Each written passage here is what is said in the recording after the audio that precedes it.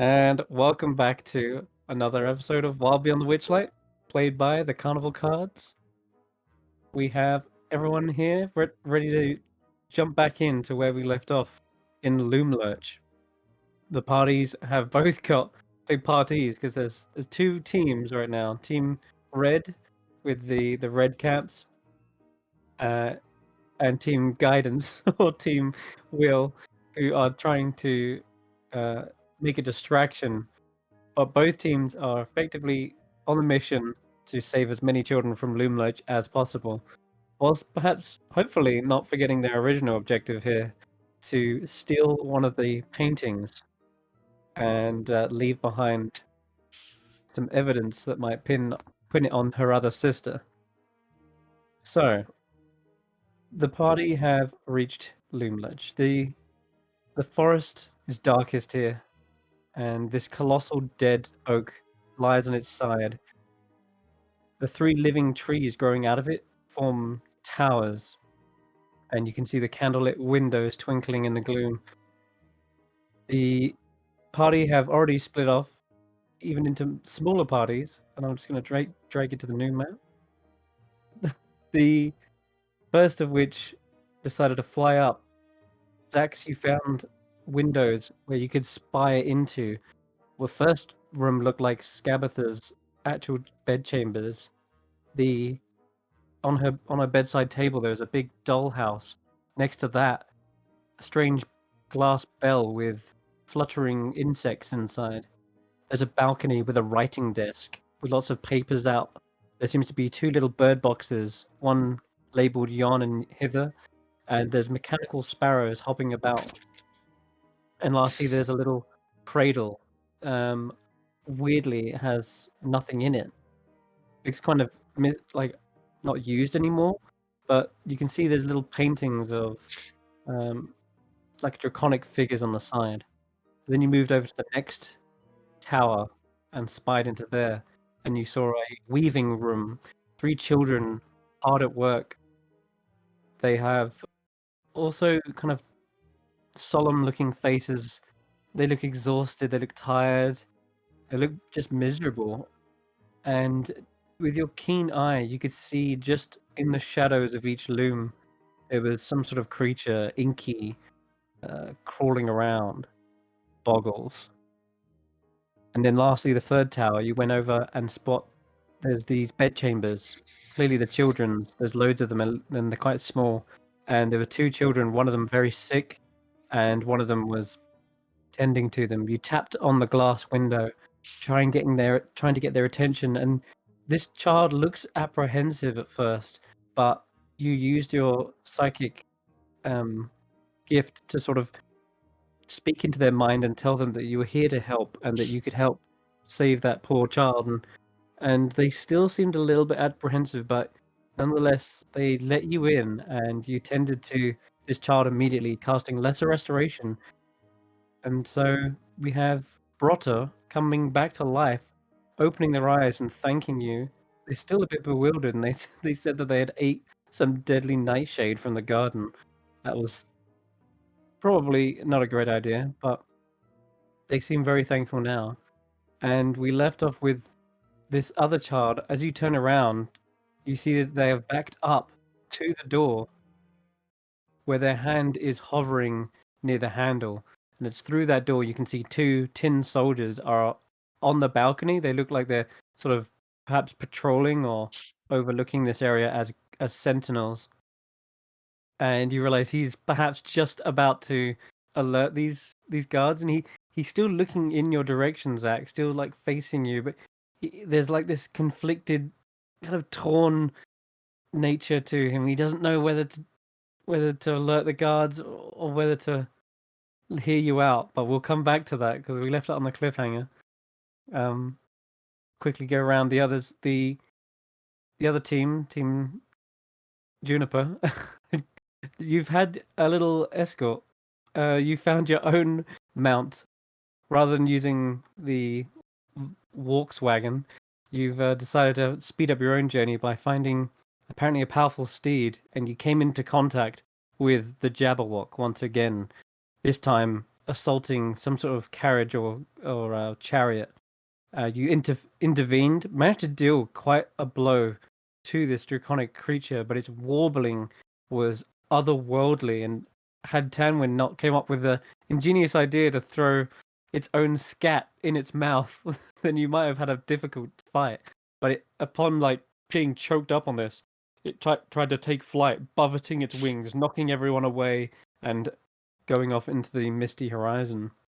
And you were reunited with Juniper, the once cuddly owlbear is now a powerful beast, and it recognized you, Tanwen. Thankfully, with using your lucky, you were able to reach its into its memories. Eight long years it's been since you've seen this owlbear, and they still remembered you in that one fateful day in the carnival. And as you approached Loomlurch, you found Tanwen you were getting smaller and smaller, reverting into like a doll. Your hair turning to like rope, like a string substance. Your skin feeling like and your limbs feeling like loose and ragdoll. But you came into the goblin market and were talking with this strange goblin individual. He's got a massive toffee apple stuck on his head, and you noticed there was a little wriggling in that head. He sometimes mutters to himself, but otherwise he seems very cordial and boisterous. He's very excited to try and show you all the candy in this place, which is good because you want to buy as much time as possible. Kept on pretending to be a doll in Morgoth's hand, and you were very picky about what candy you wanted, and that went back and forth. It seems like it's keeping all the goblins busy. Um, Squeamish and Redcap split off because they recognized there is actually a ring of Redcaps, which is quite dangerous. You already know how strong Redcaps are and how dangerous they can be. And so to see a whole ring of them, it seemed like Big Red and Squeamish thought a better idea would be to, if you comes to a fight and you have to deal with them, it's better to have them already sort of directed towards something else rather than go for you guys. So that's their little mission. They bumped into Rodolfo and Nox, who have got very close to Loomlight. They're skirting the edges, and you've used a pass without trace spell to get past one of these scarecrows, which nearly spotted you. But had it not been for this kind of camouflage over your bodies that allows you to go across the bark, you came to these two windows, and they're actually shop front windows to the toy shop I didn't mention before. There's little toys actually the on the shelves here, and as you could see directly inside, this was a great chance to sort of teleport into it with Rodolfo, and you've appeared inside the kind of dusty, messy workshop. All these half-built toys are being put together, and there's these three children inside. One of them was dancing up and down on top of the table. He was holding a bar of soap in his hand, and the other two children were kind of giggling at his antics. And you've just ducked down behind the large. I'm going to call it it's just like a basin of some sort, but it's filled with like materials. And finally, Tarquin, you've actually gone for the most direct approach, going straight up to the door, having a knock on it, and seeing if someone came to answer. And sure enough, a small child seems very curious enough to open the door and let you in. And you've even organized a meeting with Scabatha Nightshade. She totters in and sits down, and you can see there's already like tea set out for you. And that's exactly where we left off. You guys had just been introduced to Scabatha. And she says, "Shall we have some tea?" In a sort of in a voice that sounds like crunching leaves. Well, that sounds delightful. Terrific, even. Well, it's not often we get guests here in Thither, in Loomlurch. It's a Yeah. wild place out there. It is indeed. We've ran into all sorts on our journey across. Plenty of dangers, but nothing that I can handle. Uh, Oh, welcome, please. What is the nature of your visit? She sort of fluffs well, out her well, skirt, sits down on a small wooden chair next to you. well, I'm here on mm, a matter of business. I have come into possession something which I have heard rumors might be of use to yourself. And so, considering from what I've heard you're the power in these parts, I thought getting on your good side and getting into favor and, maybe establishing some connections might be a good way for my enterprise to flourish. And it's You indeed flourishing is indeed what I am here to discuss, to trade, as it were. you see that the key on her back actually begins to tick faster, and a smile stretches over her gnarled, bark-like skin, which you realize at this point it doesn't even look like flesh or skin. It's like this wooden substance that's kind of like rotted slightly. She herself kind of resembling a wooden toy that's been carved out of a log or something. And she's also got one eye that's kind of missing. And she's the one eye that is there is sort of round, doesn't even have like eyelids. It's just always open wide. And it looks around towards the tea, and she says, Well then, if it's a trade, a negotiation, then Yes. I will happily hear you out. Here. and she starts pouring. Tarquin will, once finish pouring, lift the tea up and swirl it around and just sort of sniff it. As you're staring, you see that the silver teaspoon you've got is engraved with a pained facial expression. Hmm. What a unique piece of silverware you have here. Why, Quite an interesting thank you for design. note. There is plenty of unique items within my toy shop. Oh, that's what I've heard. I've heard rumors that you even managed to get a hold of things from outside, not just hither, but Prisma as a whole. On Uh, occasion. the fast ticking seems to like skip a tick for a second as you mention that, and she turns very slowly with a creaking to her neck.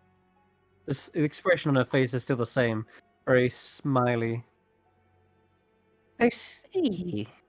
Well, you seem to know a great deal about me, but I don't know much about you. Well, Please introduce yourself. yes, that would only be polite. So, my name is Tarquin Frunk. I am here as a representative of a little organization that I have started working on with one of my associates, Dragon Incorporated. Oh, dragons. Yes, we Delightful. we've they are a rather impressive creature and one which is often associated with great wealth and power, so it seemed an appropriate name to take.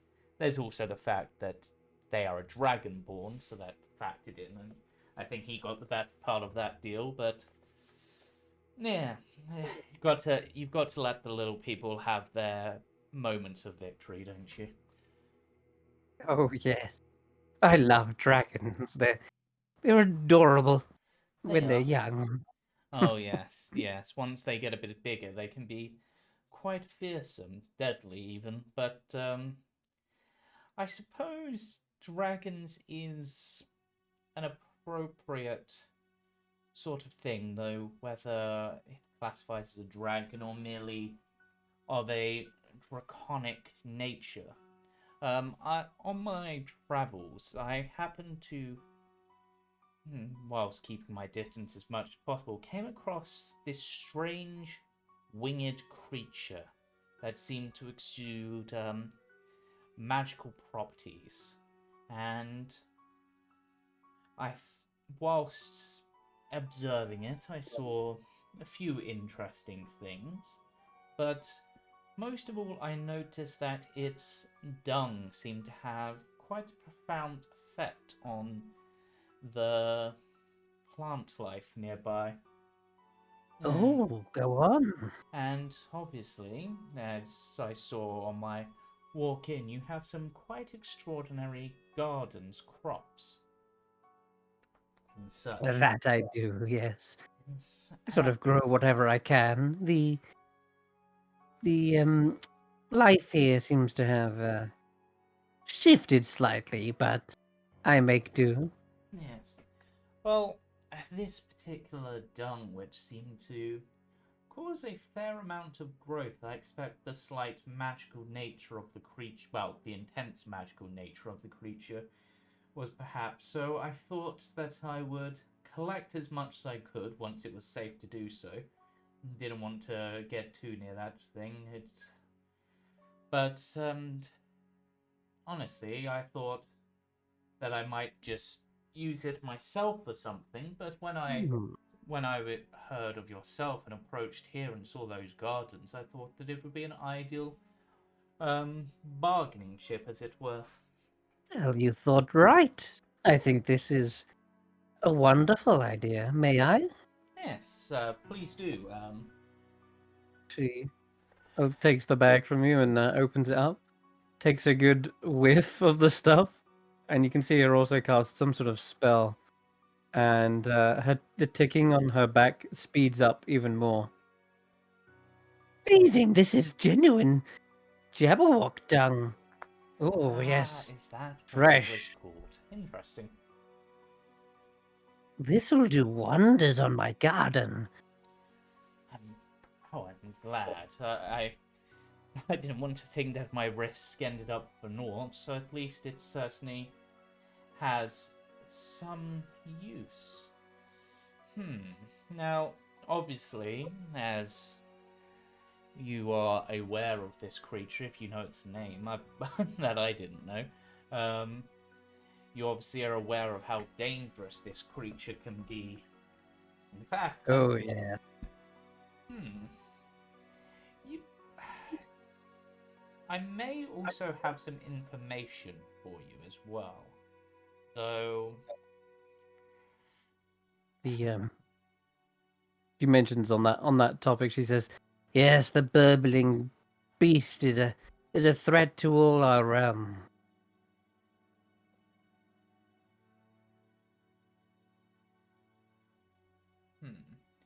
Do you...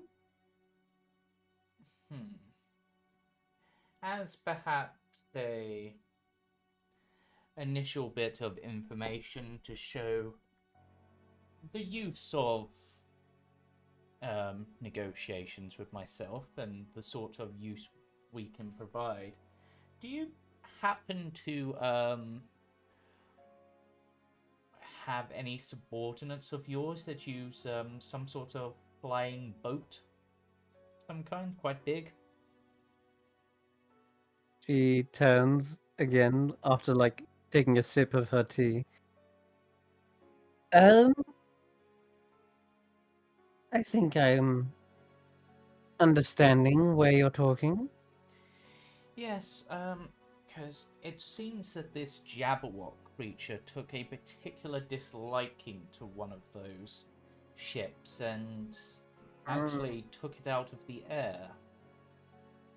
On hearing this news, the ticking begins to slow down, and her grin sort of cracks away. I see. Now, She sets her tea down on the table. Well, I appreciate you bringing this news to me. yes. And I thought if they were your subordinates, and I'm not sure who else could field such a ship, that it'd be worthwhile informing you so that if you need to send someone out that way to recover whatever it is that makes that thing fly or any other goods they might be transporting, then you could do so. This is unpleasant business, but you are very helpful in bringing it to me. More mess Yes. to clean up. They're worse than the children, I swear. Now, you have children? yes, working here in the toy shop, of course. Yes. I have heard that some refer to you as Granny, I believe, correct? Or something along those lines? She nods and a faint smile does slightly return. Oh. Speaking of children and toys, I just for my curiosity's sake, what does the Jack in the Box do? Because it's kind of got a rabbit on it, and that got me interested, but I didn't want to touch it in case it did something unexpected. She grins wider again, and this time, she sort of leans back in the chair and says, Well, it's a little bit of a surprise. You see, I can't just spoil what's inside a Jack in the Box. Oh, that's true. One That has is to true. wind it first. That's true. Well, would you mind if I give it a go, or is it for a particular special someone, so you're just leaving it for now? You have been most helpful. I don't see why you can't. Sure. But don't be alarmed. I will try and not to she be. sits back, finishing her tea, and says, Give it a little crank. He will do so. "Okay." So you begin cranking, and that same sort of melody starts playing, the typical diddle-diddle-doo-doo. Yeah. And as you're cranking it, I need you to roll me a D3, I believe. I'm gonna check. Hold on. I'm gonna get this. Make sure this is right. Okay.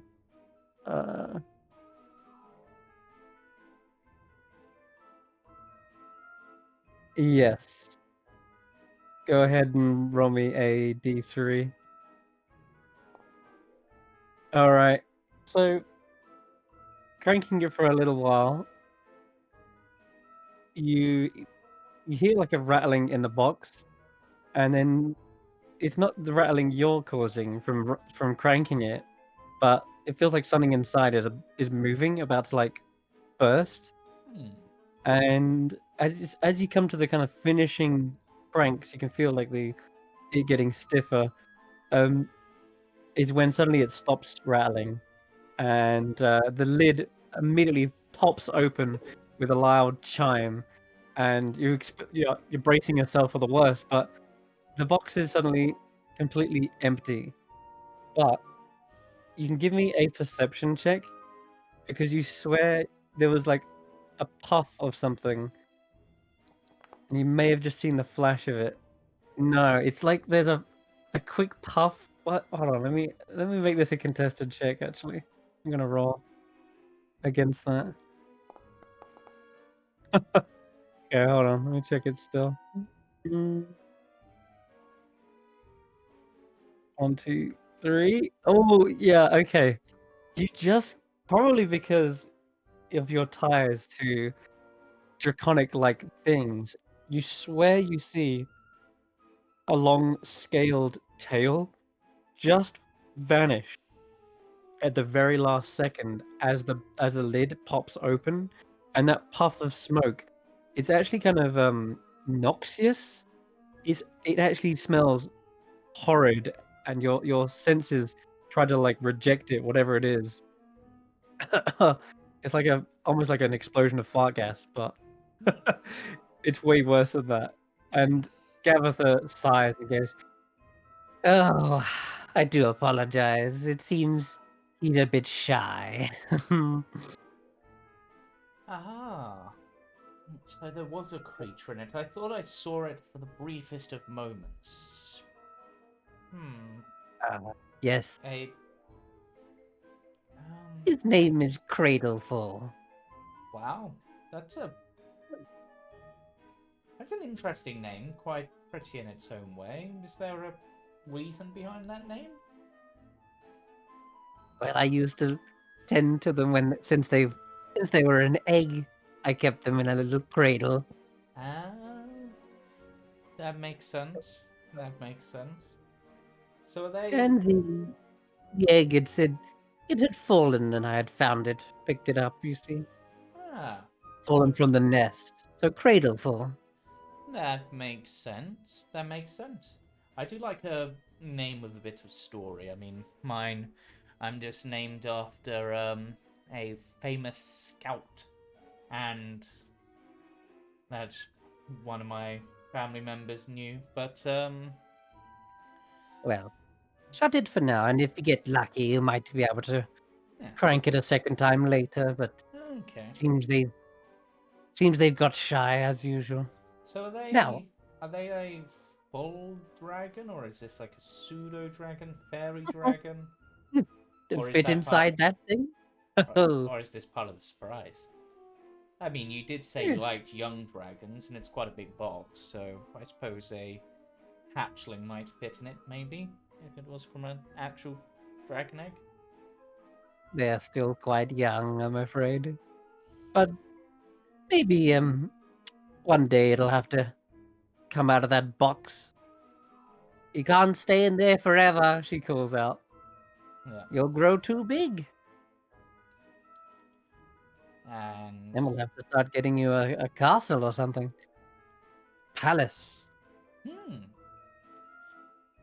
Are there any about? Any interesting buildings like that? I mean, Yes, as it happens.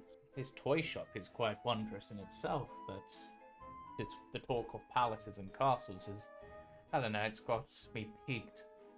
I mean, if my Hmm. enterprise ever got to the stage where I could afford to buy my own castle, that'd be quite fantastic.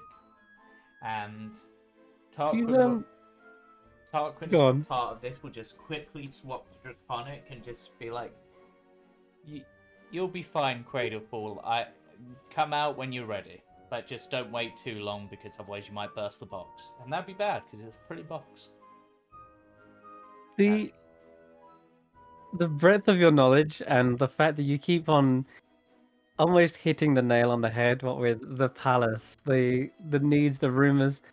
She's kind of looking at you with an almost impressed kind of look. In fact, so much so that she's gonna kind of like insight check you real now. Because obviously there's an ulterior motive to this whole conversation, and that is to buy time. And she looks at you, and the ticking slows down again. It was speeding up when she was recounting her little pet, but it slowed down again. And she says, "But anyway, but back to business. What is it exactly you want in return for this?" That is the very question, isn't it? I mean, obviously you have a lot of wondrous toys. Toys, yes. I managed I to can take show a you my quick collection. peek in through the window, but I'm wondering whether there's anything that's a bit more than just a child's plaything. I mean, of course, toys can have wondrous uses. A Jack in the Box could be useful for a surprise. Marbles could be useful as to Well, I trip have someone over. many trinkets, magical items I've acquired over the years. In fact, some of them I made myself. But I would say, anything in particular? well, that's Anything that suits your needs, perhaps? well, You see, it's I had actually promised. yes, Go on. it's kind of interesting. When we came onto the topic of dragons, I've as part of my studies into them, I've grown a certain fondness and connection with them, and I'd like maybe to be able to make that connection stronger, or maybe just help my understanding of these creatures, if that makes sense. Ah, you are a very curious Herringon. Never met one that had an affinity for dragons, but seems you've got a lot going on under that hat of yours. I certainly try. I mean, after all, it's mostly the more I travel, the honestly I feel if my brain got much bigger, I'd be able to tie it up to my ears. But it's always good to expand one's horizons, and there is a Very certain well. simplicity in toys, isn't there? I can even perhaps make you a toy dragon. That would But, be very interesting. Oh, well, perfect. I'll tell you what then. If you were kind enough to wait a moment, I will acquire a few things that might be to your liking. That would be fantastic. Sort of a selection of dragon-themed, either toys, trinkets, what have you. That would be great. I would appreciate that. Good, good. She sits up quite quickly, almost. Almost sort of like as if she's sensing there's something else going on. Right, well then I will be right back. Don't move. Make yourself comfortable. Oh, I will do so. It's quite a lovely chair. I even joked to one of your children that answered the door that maybe I'd have to take it with me. After all, they did say take a seat. Roll an insight check as you see the ticking speed up to the extreme. It's almost like tick tick tick tick tick tick tick tick tick. Dice and roll today. She seems the ticking is accompanied by quite a shrill laughter. It's almost like ear piercing. She's like, yes, yes.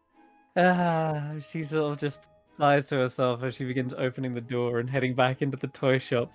You're not sure what was so funny, but she found that very humorous. Okay, I think it only makes sense to go next door next and find out what the heck Rodolfo and Nox have been up to, because this conversation is just happening perhaps out of earshot.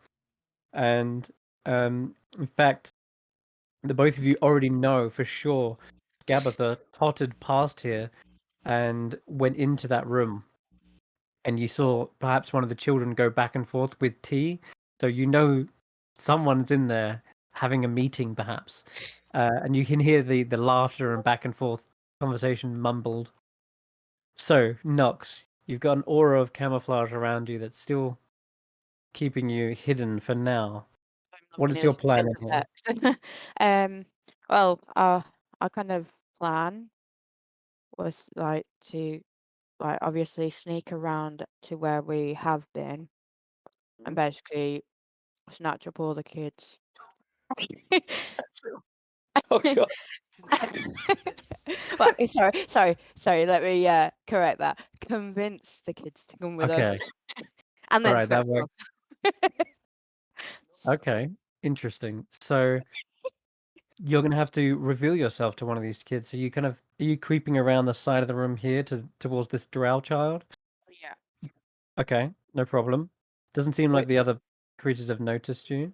Yeah, we're trying to add the kids to the Pass Without Trace so they can just like thump out and be super stealthy like us. Yeah. Yep. Whisper to them under the table kind of thing. Yep. I like it. Okay, so there is a kind of muffled sense to the conversation as well that happens thanks in part due to the spell.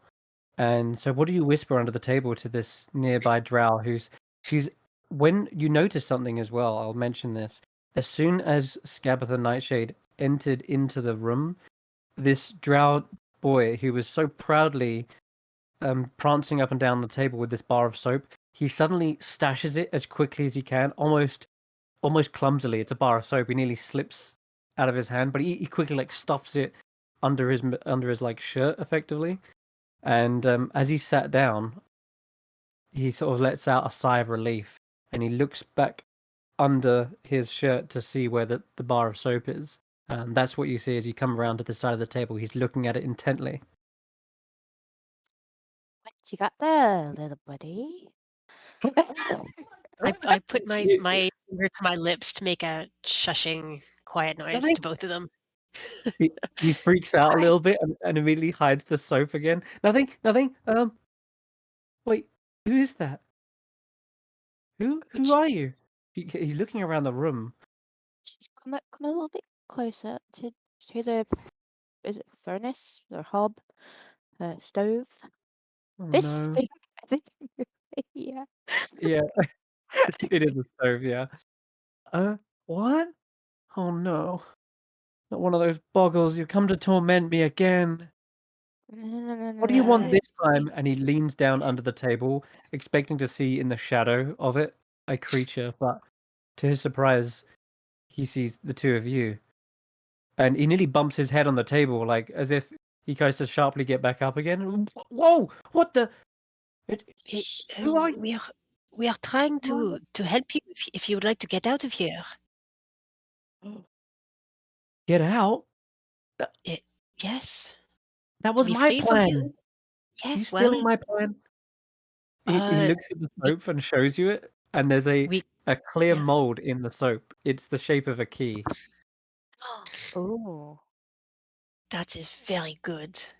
I like Can it we so help you with good. your plan? Yeah. Oh, please. Oh man, Uh, this is my lucky day. Who are you? what is your plan? What to make a key? For which door? Oh, Granny keeps a set of keys on her, and I managed to make a mold of one of them. I'm not exactly sure which one it is. Might be the kitchen, or it could be something else, but I'm eager to find out. In fact, and he crawls under the table. He like pretends like he dropped something, like a crayon or something, and he crawls under, and he kind of gets right up next to you. The other kids look at him kind of strangely, and then roll their eyes. Clumsy now, what are you doing? But they get back to their work, and he crawls under and points to the stove. He says, "I was gonna make a mold. Uh, I was gonna make an actual key out of the mold, so we can find out which one it does." That's very clever. Good for you. The others, Do you, they they're not convinced my plan is gonna work, but with you guys here, we stand a way better chance. Who are you, by the way? As you heard, my name's Nal. hello, my name is Rodolfo. This is my friend Knox. Hi. We Gonna are wave. we are not friends of the witch. Let's say that. So We are No, we can nor are heroes. we. I can't say we are either, honestly. We've been stuffed up in this place as long as I can remember. Probably the ones who've been here. Well, it feels like we've been here the longest, but Do you know Will? Will? Hmm. Hmm. Oh, you're with him? Well, sort of. We met him, and he's the one who told us you were here, and we thought we would come help. He's tried to get us out before. Hmm. Mishka got caught though. She's now locked up in the kitchen. Ah, well, that's good to know where she is. But he brought friends this time, reinforcements, as it were. Oh, That's us. all right. So You got we a want to key? get you and your friends out. But no, we don't have keys. And I don't know if your friends will follow us. Maybe you can help with that. You know, I think we can try to get out of here. Sung definitely will. Philomena? Tricky. He sort of leans his head back and forth. She's a little bit attached. Not to Scabatha, God. No, she's made a friend in the garden. I doubt she's gonna want to leave without them. Will the friend come with us? You know, we can If you if can she catch wants to him. leave. Who's the friend? And at this point, I'm gonna roll a quick perception check for one of the Yeah. children to see if 'cause he's been under the table long enough. No, she doesn't notice. But he does look in Philomena's direction and says, "Ah, this annoying little pig." He rolls his eyes. I think she calls him Oink. Okay, well, we'll deal with that when we come to it. So the more important thing right now is so you see that door over there? It must be a This one halfling here, guy. Huh? Oh yeah. right across. Is that is that locked on the other side, or this one? Like if we were on the other side of it, could we open it to get you out? Did Skabatha lock the door before she? Yep. Some doors are locked in here. The ones she doesn't want us let it going in. But that one, he looks over towards it. That's the door to the garden. That's Hmm. not locked, but if we were to try and run, those scarecrows would scream and alert everyone. Okay, so that's not the way out. But the other door, is that locked? Just check. That one is not locked, but that's where all the tin soldiers come from. Hmm. The toy tin soldiers? Yeah, I don't Are feel they like alive? playing with toys like that though. Oh. The guards here. Hmm. Ah, okay. So that presents a problem. We just. No. In your escape plan, where were you going to go? Into the kitchens? It depends really what this key makes. And he probably is starting to work on it now as it happens. Like, just so he doesn't look so suspicious, he's gonna kind of be working on something. Yeah. And like talking back to you behind him. And so as he's kind of making the mold, let's see, find out what it makes. Because you might recognize it. Each key was kind of a different shape, size, but Hmm. all right.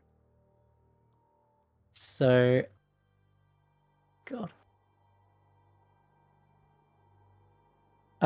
Okay. Yeah, he says, yeah. I this might be the kitchen one. It was when I was in there. I was sneaking. I was trying to steal some milk. Found the key that was in closest to that one. But that's Oh good. yeah, That means you can rescue your friend Mishka if you can yeah. get there. Okay, we can get you there. Okay, Which right. So way is to yeah, the kitchen? that way, and he points towards where the tin soldier door Hmm. is. But there's another door all the way around the back as well to the kitchen. It's What actually three happens if you ways. go into that room with the toy soldiers? Some They of them are will. on patrol, but Mm, otherwise they have these little houses that they sleep in. I say sleep. I don't know what they need, but yeah, not all of them are walking around at once. But there's loads of them in those houses. You have and if you go into mu- that room, they will attack you or alert the others. mm, yeah, they'll definitely stop you, but that's only if you're unlucky enough to run into one. Might be able to sneak past. I'm not sure. Yeah, this is this some sort of spell we're under? He doesn't really quite get it. It is the idea is to make us more quiet and more invisible. Not completely invisible, but harder to notice. You might be able to make it past. So long as you don't bump into any other patrols. Rodolfo looks at Knox. Oh, Well, We can go outside to the garden, risk, be stealthy from the scarecrows, or we can go through to the toy soldiers, get directly to the kitchen. I don't think we can go backwards because that is where the hag is. But That's where the danger is. Yeah, you basically said what I was thinking.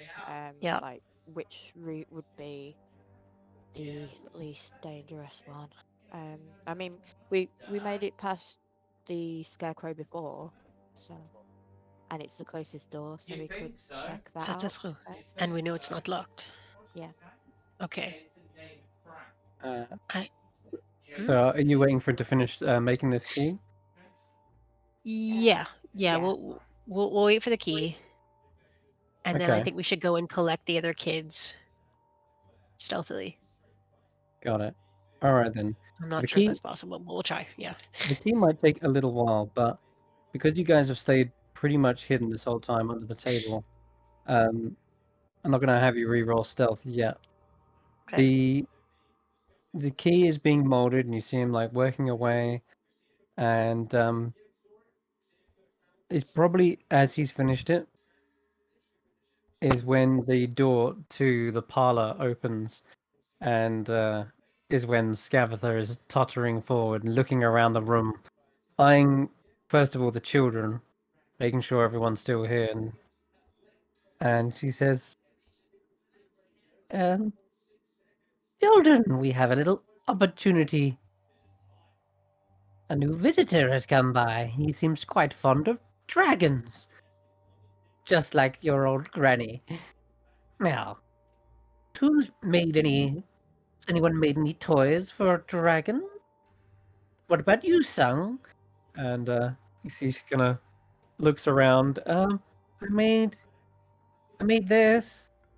And you see a little toy windmill with a crank on one side. She says, "Oh, well, that's wonderful. Not quite what we're looking for. What about you, Philomena?" She steps into the spell's range.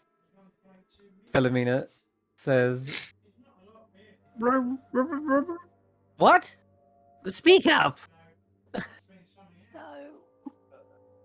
Granny's hearing we're clearly not we're all under the there. table. Yeah. Yeah.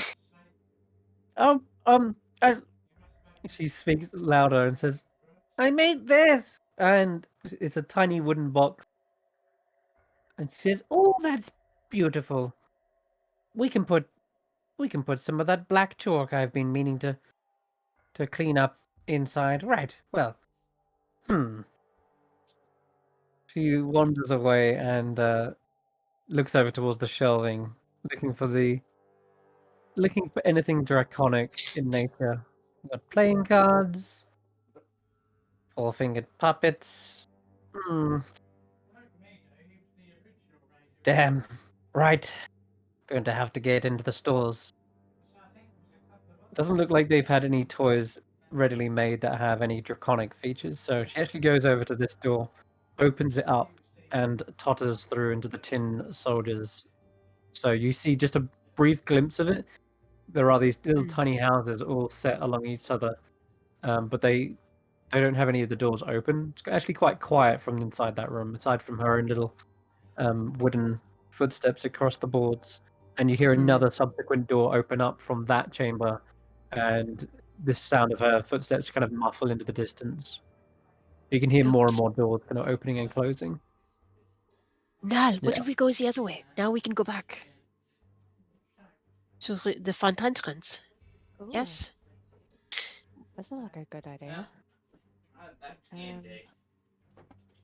And if you like, Although she'll notice when she comes back that we're not here. Nal bends down and says, I've made the key. And he's holding it, but not at arm's length to give it to you.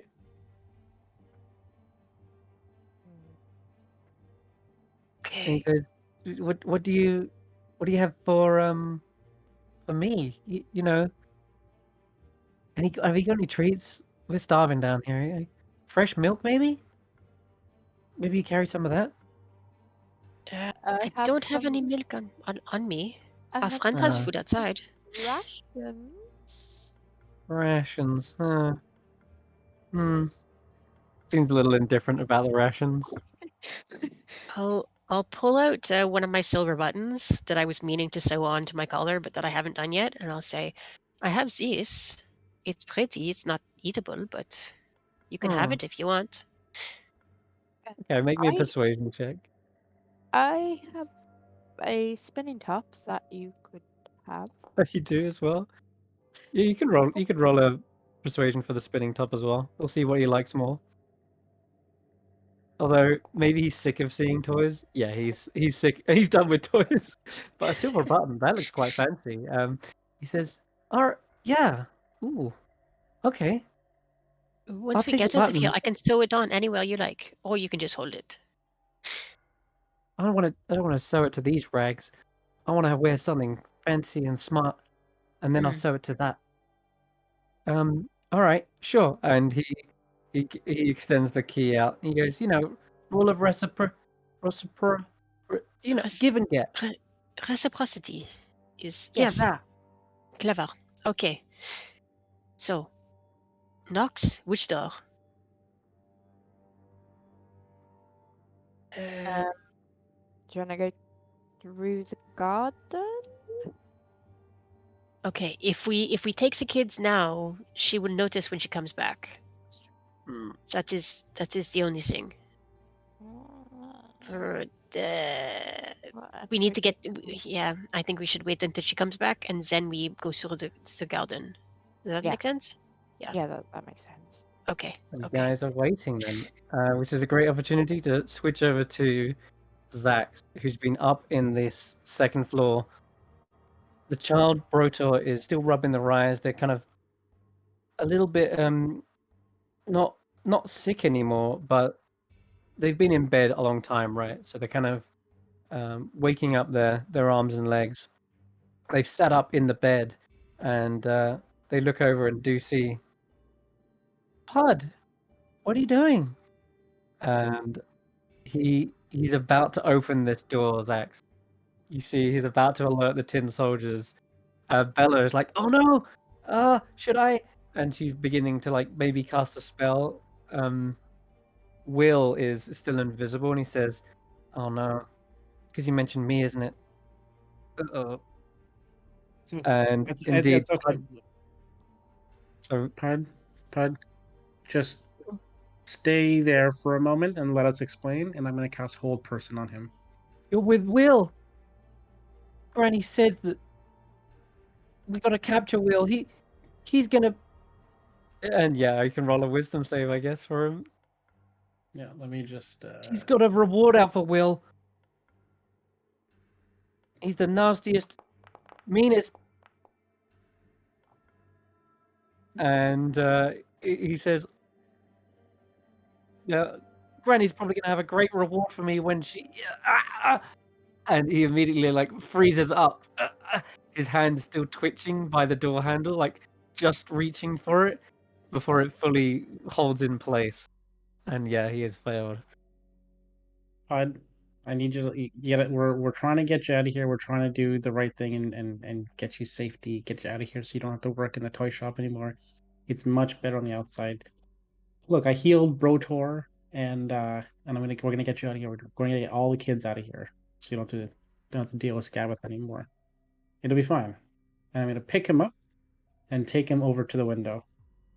All right. Yeah, he's helpless. He can't move. Completely paralyzed. As you move him away from the window, the tin soldiers on the outside are still like overlooking the garden right now. But as you're saying this though, do make me a persuasion check anyway. I'm gonna say flat. One, you would normally have disadvantage because you just cast a spell on him, but you're also rolling an advantage because you actually have saved Brotor. He's looking much better, and so he is very torn about what to do, and maybe he is still very much on the fence. Hard to tell with his facial features stuck in place, but you can see maybe just the briefest frown on his eyebrows as you're picking him up and forcefully carrying him away.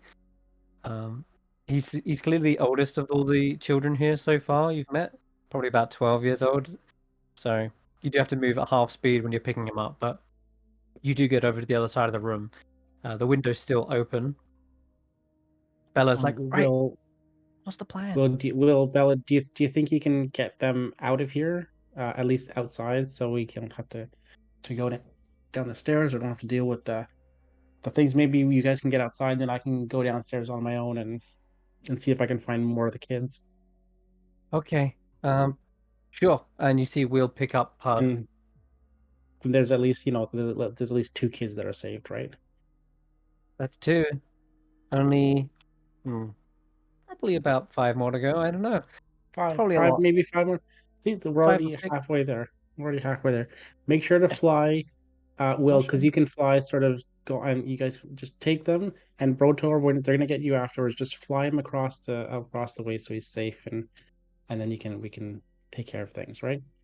And then maybe Bella, maybe you stay behind with Pud after we get him across, so you can sort of calm him down and let him know that things are going to be okay.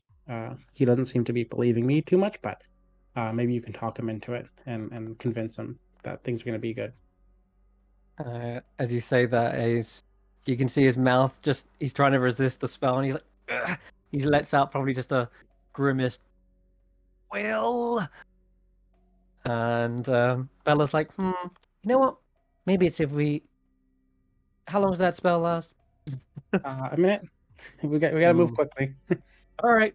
You know what? If it comes to it, I might just put the fella to sleep. And just gently. We don't want to hurt him, right? We're the good guys here. And I look at Pud as I'm saying that. We're the good guys. We don't want to hurt anybody. We don't want to hurt these kids. We're trying to take them I to a don't better mean to place. hurt him. And she kind of sprinkles a little bit of dust on his nose. There. It's okay, Pud. We're the good guys. And she slowly tries to cast sleep on him. And you see him slowly stop resisting the spell. He's still frozen in place, but his eyes flutter for a moment before shutting, and his breathing just sort of normalizes. Will, Bella, you take them over and do this, and then maybe come back and find me. I'm gonna keep scouting to find more. Okay. Okay, they will. Bella has put one to sleep. There. All right, Brotor. My friends are gonna come back and they'll get you out of here. I healed you, so you're feeling better because of me. Yay me. But then my other friends are gonna come back and they're gonna get you out of here so you can go live a more free and happy childlike life instead of working in a shop the whole time. Does that sound good? I'll get my things. He starts going to the end of his bed, All right. opening up his trunk, and Be oh quiet. wait, I don't have anything. Oh, And just be quiet and wait here. They'll come back for you. I'm gonna see if I can help your other friends that are downstairs. Okay. okay. And I'm gonna head down these stairs. Yep, sure enough. And They slowly, spiral around. because I don't know what's down here, but I'm slowly gonna go down the stairs. Give and me see a if I stealth can- check then, just to go stealthily and slowly. Yeah, sure. It should automatically do it at disadvantage. Oh, Wow. 23. Whoa. Man, that's crazy good for you, especially since you're in. I'm an expert in stealth. We've already established this. All right. I'll be slowly heading down. I'm trying to see if I can find more kids, see if I can find the painting. This trunk of this tree is quite large, and you'd expect the sound of that clinking metal on your armor to sort of echo in here, but surprisingly, you're going at such a slow pace that there's not a single sound.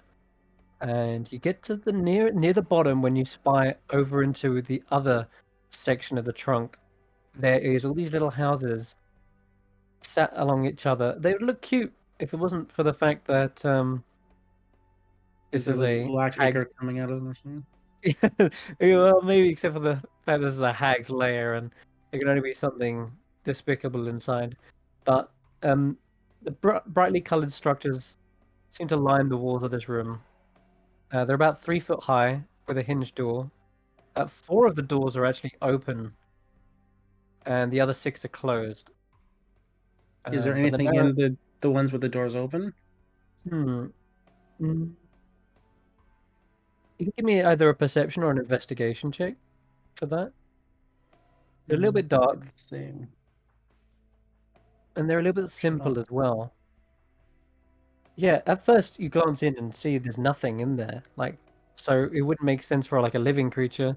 There would be some sort of maybe bedding or something. No, instead you sort of see what looks to be more like a stand, like a wooden stand, where something could perhaps like prop up or lean on. And I'll say that on one of the stands, you can The recognize. tin soldiers. Yeah, you recognize a metallic, like a hat. We'll say, like one of them's Yeah. left their hat, and you spot that on the stand. These are clearly the tin soldiers' houses. Okay. I'm gonna drop down on this side of the stairs here, and I can hide Mhm. behind them a little bit, and then I'm just gonna sort of try to gauge the situation because I can see there's a door here, and I saw a door here, and I think there's a door here. That's right. So I'm 3. trying to remember which way to go. I know the kitchen's back this way. And I'll say, continuing that perception check, you can definitely hear voices coming from this door here. Kind of a berating voice, scratchy and high pitched, but kind of mean sounding. Can I listen to see if I can find out what's being said specifically? Yeah. Sure. You hear the scratchy voice saying,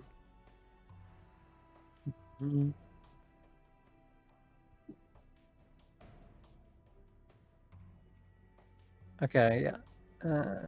Says, 1 second. All right. It says, "Dunderhead!" cries this kind of scratchy voice. "Those tattered sleeves wouldn't sleeve a sock for a chicken! Start again!"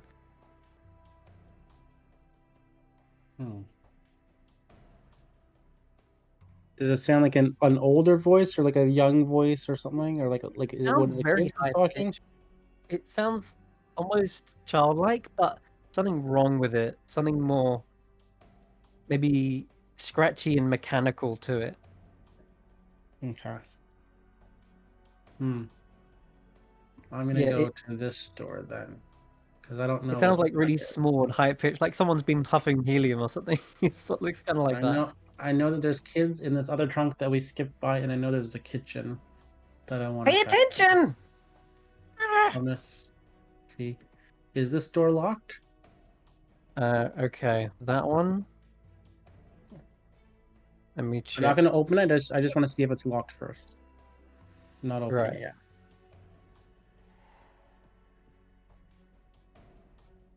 One second. Oh, and I'm definitely gonna be eating my bead of thing now. To give you +10 to stealth, yeah? Yeah. Okay. Yeah, I that would have forgot made to it do even that. higher. It's an action to do that. Yeah, I'm gonna eat my sycamore seed as I'm coming up there. Okay, Sycamore seed. all right. Yeah, that'd make your stealth even higher. You'd get like something like a 33 if that was the case. I wouldn't have done. I haven't done it coming down the stairs. I'm doing it now because I'm getting into. Yeah. All right then. Areas. Wow. There it is. The houses they remain shut as you're just tiptoeing past them. Doesn't look like you've alerted any of the houses being as quiet as you are. So yeah, you get up to the door, checking if it's locked. Let me check. Is it locked? Doesn't seem to be. No, I don't think this is locked. Okay, I'm gonna listen at the door. Okay. And see if I can hear anything. Currently, no. Okay, then I will open the door gently, and go move into this room, and then close the door behind me. Hopefully nothing's inside it. Let's make that stealth check with +10, as the door may be old, creaky, but that spell's gonna muffle a great deal of it. 9. Becomes a 19. Becomes a 19.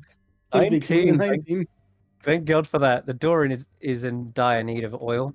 It's like someone's lost their oil can or something, and all these hinges are rusty, but the spell works its magic, and the rusty metal goes from screeching to just a little squeak, a little whispery squeak, almost like a mouse just scuttled by, but doesn't alert any of the tin soldiers. You're in luck. In this corridor, you can see there are several. I'll say they look like storage cupboards and doors. And there's another door on the far end, and with a window on that one, you can tell it goes into a wider area, like another circular trunk. So you can guess it's the bottom of the other tower. But these doors are shut, and you can't see what's in them on the side. Okay. Jeez. Okay. One of them's got to be like a closet or something like that. All right. I'm pushing my luck here. I'm gonna go check this one up here. Yep. Okay. So, opening up this one, you immediately are met with a fluttering sound as moths are clustered around a lantern that hangs from the ceiling, and it's casting flitting shadows across the walls. But this door, as you actually try to open it first, like a hinge. It's actually a sliding door, but it's fine. You can still open it. The interior of this room, it shocks you at first. You're just expecting just a sort of storage cupboard, which it looks to be for the most part. But in the corner, there's this large silked cocoon that all the moths have been building, it seems, and the presence of you opening the door, they sort of flutter away from it, stopping their work. But it's roughly, I don't know, about 4 feet in height, and it's webbed from ceiling to floor. But yeah, that's what you see. Okay. I don't know what's going on there. I don't like that, so I'm gonna close that door. I'm gonna go over to this one. Okay. Some of the moths kind of escaping into the hallway where there's probably a torch or another lantern hanging from. Okay. You come over to this room and Yeah, open it up. Open it up. Okay. Inside here are more kind of crates, shelves, cages, and you can give me a perception check as you're looking around this room. There is a slight rustling to one of the nearby cages. This has a drape over the top of it. It's clearly a rattling sound, like metal rattling, and whatever's inside has been kept in the dark in here. And you can smell with that perception check. There is a musty smell, but there's also the kind of smell of like an animal living in here, like whether there be a litter tray or something nearby. You're not sure, but it definitely smells like an animal's in here. All right, I'm gonna see if I can lift up the drape covering the crate with what might be something inside of it. Okay. Immediately you're met with a lashing tentacle that is bobbed at one end, and I'm gonna see if it can. Let's see if it can hit you. It's probably gonna struggle though. Yep, your armor protects you, no problem. Nox is on it. As soon as you lean back and realize it's actually just a tiny little tentacle, and it does very little to your armor. It just sort of scrapes down it. There is a frightened and furry face inside the cage. It's dark in here still, but you can make out with your superior dark vision a little kitten's face with whiskers that are kind of twitching at the sight of you, and they're shivering. Their tentacles are shaking with fear. It seems like it only lashed out at you because it was scared it was going to get hurt again. But yeah, this looks like a displacer beast. I think I'm supposed to be looking for you. What's your name again? What's your name again? You're the little one. I know your mom. Delagron.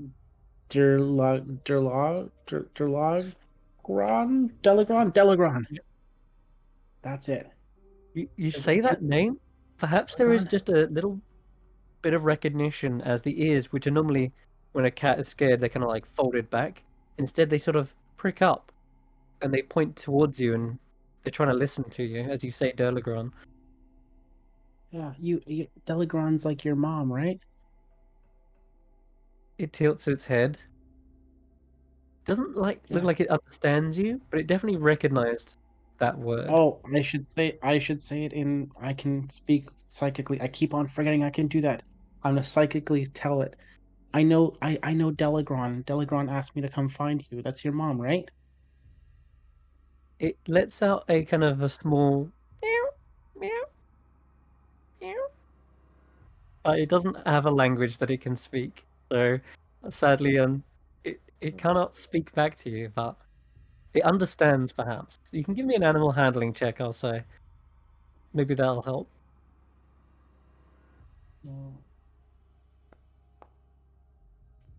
It recognizes Delagron. You keep saying it again and again. Even if it's in their mind, it lets out a small meow every time you say that name. But you are recognizing it is very young and likely has any idea of what you're saying. But perhaps it trusts you, just saying its mother's name. I'm going to reach into my pack and pull out. I don't have a lot of like good stuff, but I do have some rations. I'm gonna just give it some food. Okay. And I'm gonna try to open the cage. Yeah, it happily nibbles on your ration. And as it's doing so, you recognize there is a little collar around it, and the name Star is written on it. Star. Hi, Star. You see its little paws, all three sets of them, sort of pawing at the cage, trying to get it open. But let's see. The cage is locked, so how to get it open might be a choice of either pick Is it a locking big or cage? brute Is it a force. big cage like I could carry it, or is it like small? No, Star is actually just a kitten, so they're only a small creature. I should make that token a little bit smaller there. Yeah. Oh. So you could even lift it up, but it's not impossible to perhaps break it if you wanted, but that would make a lot of noise, obviously. But it's up to you how you approach that. The cage is small enough you can pick it up. It's like a kitten's cage. I'm gonna pick up the cage and carry the cage, but I'm gonna wait. I'm gonna take a listen at the door to see if anything's going on, because I don't know. I feel like I'm pushing my luck here by moving too quickly. So I gotta. Your senses are correct. There is a sound of footsteps tottering their way down the corridor. A door opens and a door closes. That sounded distant, possibly the Tin Soldier's room. You know, the next door would be the one you're in, unless they choose to go up the stairs, which the footsteps do not sound like they're about to do. So they're about to come in here. You hear the door Maybe? to the corridor open. Oh, right. So it's gonna come down this hallway. Okay. I'm gonna put the cage down. I'm gonna try to hide. Is there a barrel? There's a barrel here. I'm gonna try to hide in the barrel. Uh-oh. This is the exact room. The door slides open, and in steps Granny Nightshade. Looking around the room, she's inspecting every kind of trinket, looking for something that looks draconic. I couldn't have wrote this better. This is so bizarre. No. She's like actually saying aloud, probably like, now where did I put that dragon? Oh, I wonder. Something scaly. Something that breathes fire, gas, lightning. Ooh. Maybe I could just turn him into a dragon. That would be ironic.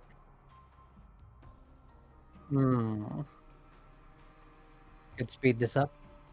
She starts lifting open trunks, starts no. lifting open crates. And I need you to make another stealth check with disadvantage. +10, but +10. Oh no! Oh no! That one. Oh. God, this couldn't have been a better time. She leans over. She's not just glancing in here. She's turning it upside down, looking for something that will be fitting. And it's just your luck. She lifts open the barrel. The lid comes flying off, and she comes face to face with you, like her eyes meet yours, and she's expecting to find something else entirely, but goes, "What? I'm A gonna dragon? not move. I'm not gonna move at all and pretend I'm like a statue or a doll or something. You're exactly what I'm looking for, but also totally unexpected." She stares at you for about a good 10 seconds. The longest 10 seconds you've ever stared back at something. Give me, I guess this is like a deception or a performance check to try and pull off that you're just a mannequin or a toy or something. 10. Eesh, not great. He looks at you. You're far too realistic. Whichever one of my children made you, they've clearly upped their game. The scales, they're She leans over and a hand starts like caressing your scales. real. They're not just painted little flowers or petals. No. The horns, that's his real horn. And she starts trying to drag the barrel out of the corner. You're Yeah, I'm not gonna help her or move. I'm gonna pretend like I'm a doll robot thing still. Okay. She lifts I'm not you. breaking character. She got freaking. She's gonna lift you out.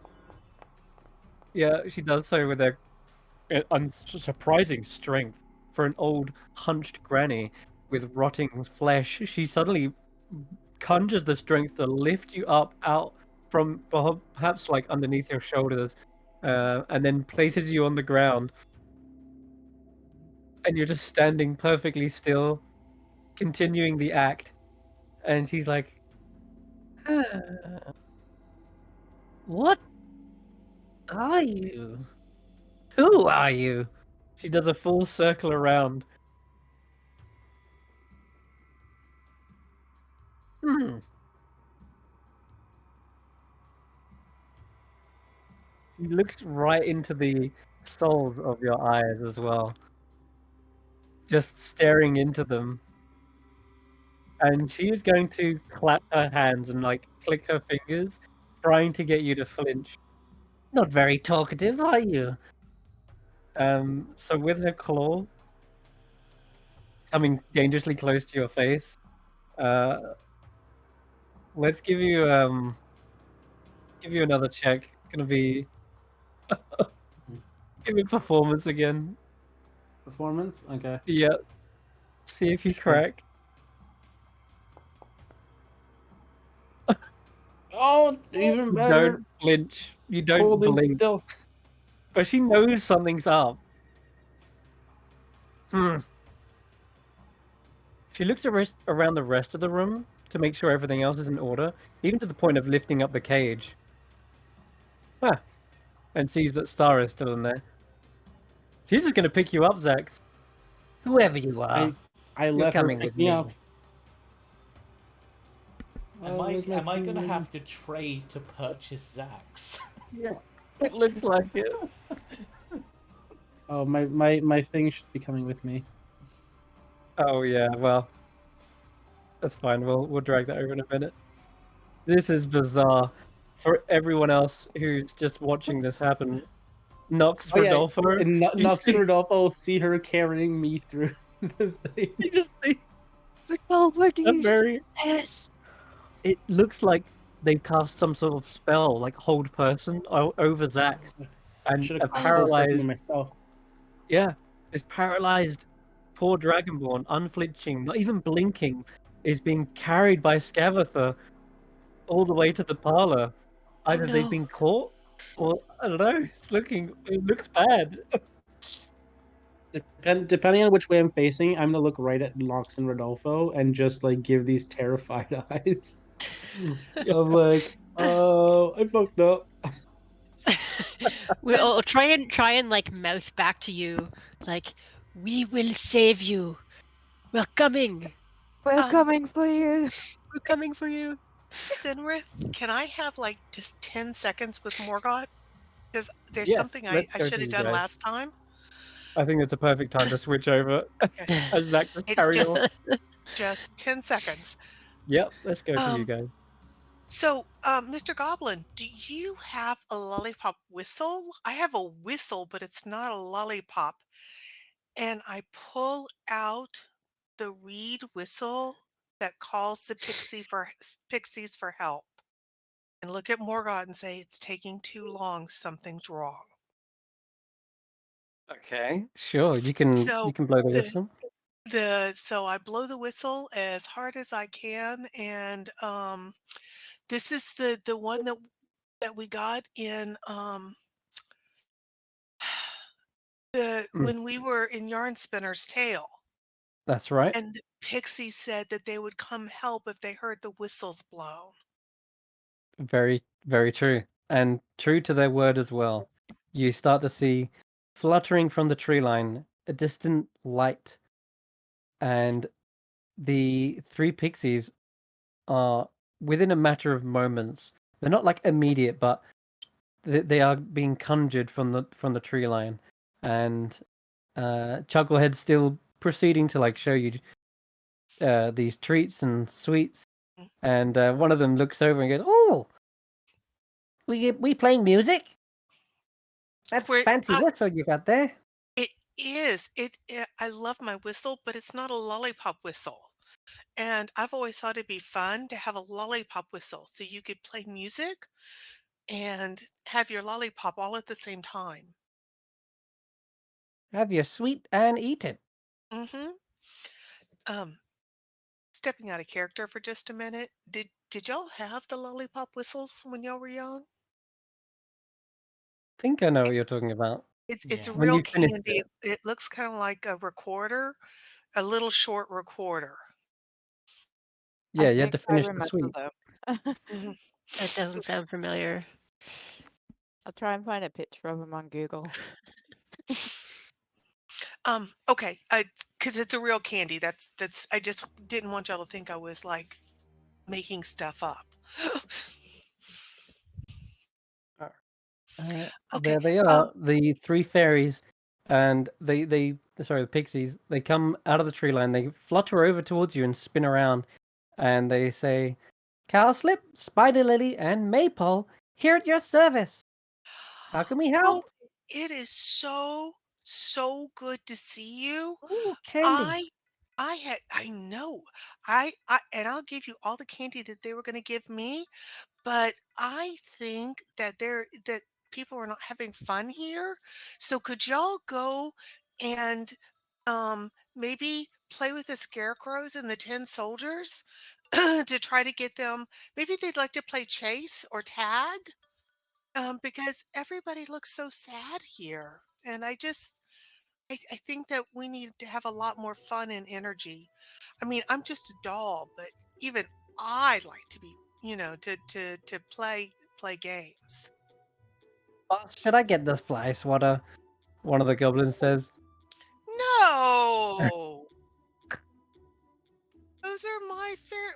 Morgott, tell them that.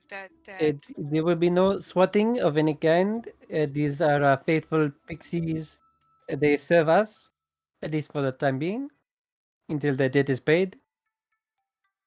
Um, they are going to cause more fun than you can possibly imagine. And All right. Chucklehead said, You mean chaos? They're going to cause chaos. No, Pixie it's the going to bad be news. fun. fun. And then we'll work up an appetite for more candy. I can't wait. All right. All right. I'm going to count to 3. Then we're going to scatter and play chase and tag all at the same time and see how many people we can get to chase us down here to have candy. All right. 1, 2, 3. 3. And each pixie sounds off as they count that down. And it's at Go. it's on 3 is when you actually hear the scarecrows in the garden all simultaneously scream at the top of their lungs if they had them. But it sounds high pitched and shrill. And whatever's going on over there, the other side of Loomloach, something has alerted all 3 scarecrows. And bursting from the tree trunk in a matter of seconds is an absolute army of tin soldiers, all marching to the drum of a beat, or the beat of a drum even. Everyone inside the... Oh yeah, in fact, Rodolfo, Nox, you would see them. All the soldiers are rushing out, and the kids are like, "What's going on? What happened out there?" And they rush over to the window, and they're looking out of it. Are those children? What's going on? It's absolutely chaos out there. You can definitely hear the sounds of kids shouting and laughing. And What the hell? Yep, this was It's the distraction Will had Will's splashed. friends. Although only Rodolfo, Nox, and I think Xaxx know about this. They scream and shout, and they're like, "You can't get us! We're the getaway gang, and you're just a stick in the mud!" And you can hear them shouting and rushing over the garden. The tin soldiers all form a line and begin marching out there with the drum in tow. Here we go. Just push them all out there. So they go through the door, march into the garden. You can hear doors opening and closing, and it's at this point. It seems like this is a great time for the pixies to add to the pandemonium, and they're like, "Sounds like there's fun over there too," and they start rushing over, perhaps causing even greater distraction and keeping those tin soldiers busy. So that is all happening. Tanwen, is there anything else you wanted to try? Wanted to do? No, I just wanted to get the pixies because I'd forgotten about Will's distraction, and I just wanted them to Well, you come and didn't. I don't think you knew about it either. okay. Oh no, you're 'Cause- right, I didn't. yeah, I'm getting worried that everybody's been inside for a long time, and um, so I wanted to cause another distraction. That is a well, good point. We should have established a signal for when we're in trouble. We have not coordinated this at all as a group. We're just like everybody's doing their own thing. No idea where anybody is, what's going on. the kids have not got that foresight to kind of come up with that plan. They've just rushed into the garden. They're making faces and noises, and they're like, "Oh, they have their own pig pen. Let's ride one. Oh, I want to ride a goat." And you can hear them shouting, and you hear the baying of goats, like, "Meh." You hear the squealing of pigs, "Meh," as it's absolutely chaos out there. Sounds like the zoo's just been set free. But yeah, Tanwen, Juniper, you've accomplished more than just a distraction. You've added to it. You've just now there's magical spells being flung in the garden, and tin soldiers are trying to swat at nearby fairies. It's an all-out invasion over there. It sounds like all to the march of a drum. So that's great. That's going on.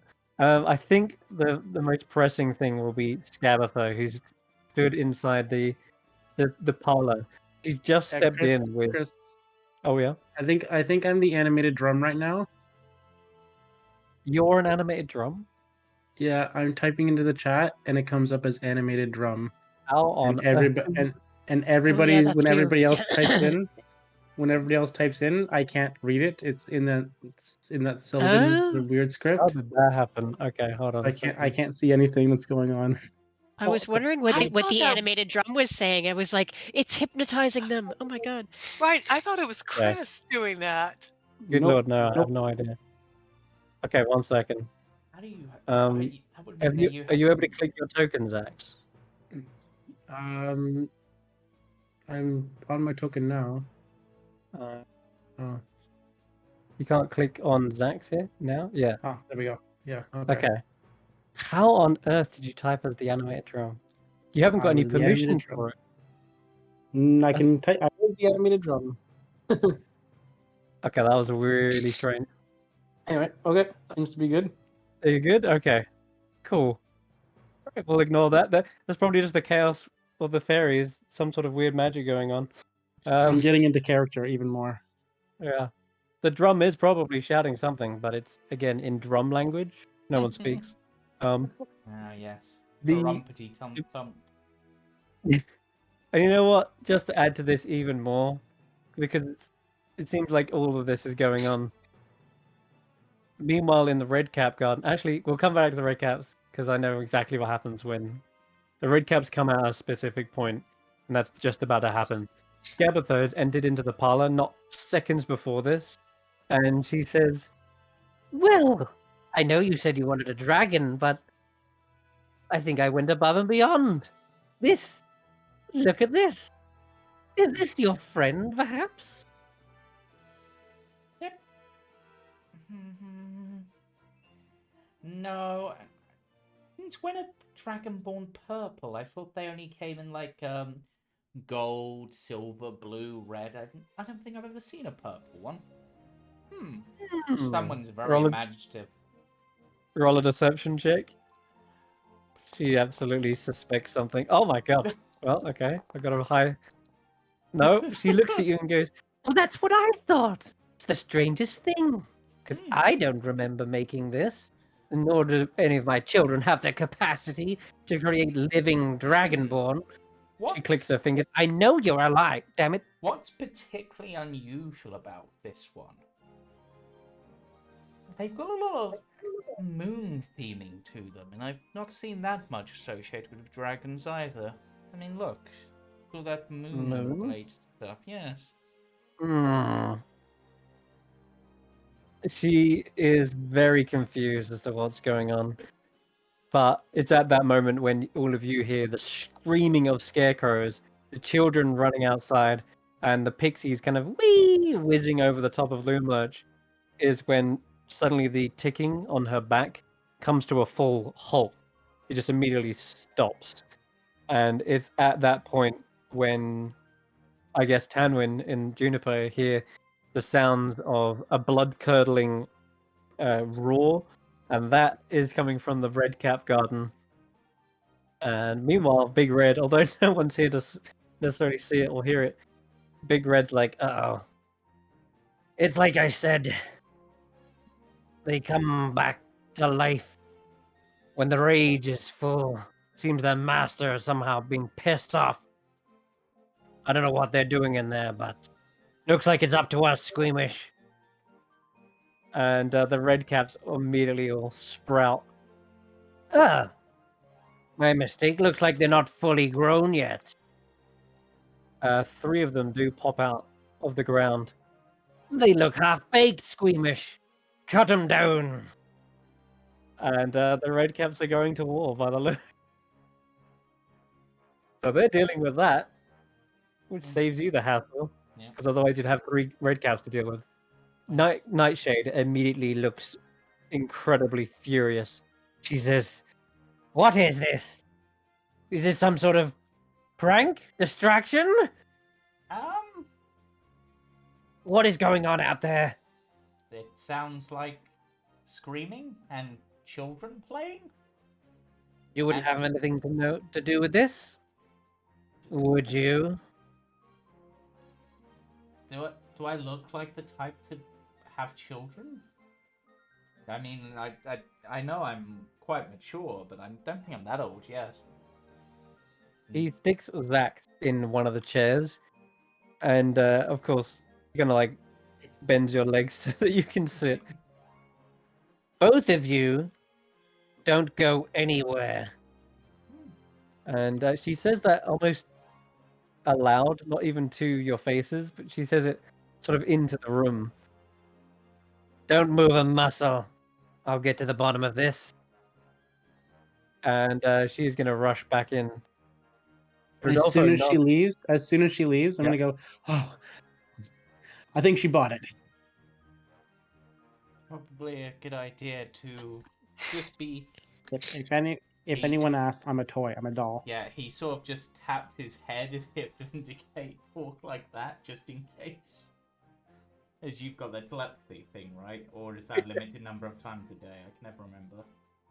That's as long as you're within 30 feet of me, I can do it. Yep. I'm just like, well, I think we're getting somewhere, though, considering children, and I'm guessing whatever your group's plan was has begun. Any luck finding what we're looking Yeah, we for? were the. Well, I got 2 kids out, so that's great. Okay. Telepathically, I'm saying this. 2 kids we got out. This is the distraction that was supposed to lure a lot of the guards, and door's coming back. No, sorry, Go I'm just away. moving real quick. I Ignore that. I thought I heard quite a familiar sound with. Sounded like the Pixies, so I'm guessing Tanwen got nervous and used that whistle they got, so that's gonna be entertaining to say the least. Yeah, I think we have to find that painting too. I don't know You found where that anything is, else? but it's. You found anything else? I found the bedrooms. The first stairs up goes to the bedrooms, and then there's a room. Oh! Remember how we're supposed to look for a baby displacer beast? Yes. Yeah. So I found them. I found the Ah. baby displacer beast. You found I one of was our gonna old friends, and I found another. I found Juniper. Oh, Juniper, the owl bear. Yeah. Is Juniper still small? Because the baby displacer beast is No, small, they're and I can like carry her. full size, and they were fighting the Jabberwock. What's a Jabberwock? Big dragon-like thing, makes a weird burbling sound, shoots fire from its eyes. Hey, I'm a dragon-like thing. I don't shoot fire from my eyes, though. Yeah, I think it might belong to Moongrave, but I'm not sure. Is that why she was looking for dragon stuff? Because she came in the room looking specifically for dragon stuff, and then I was like, there.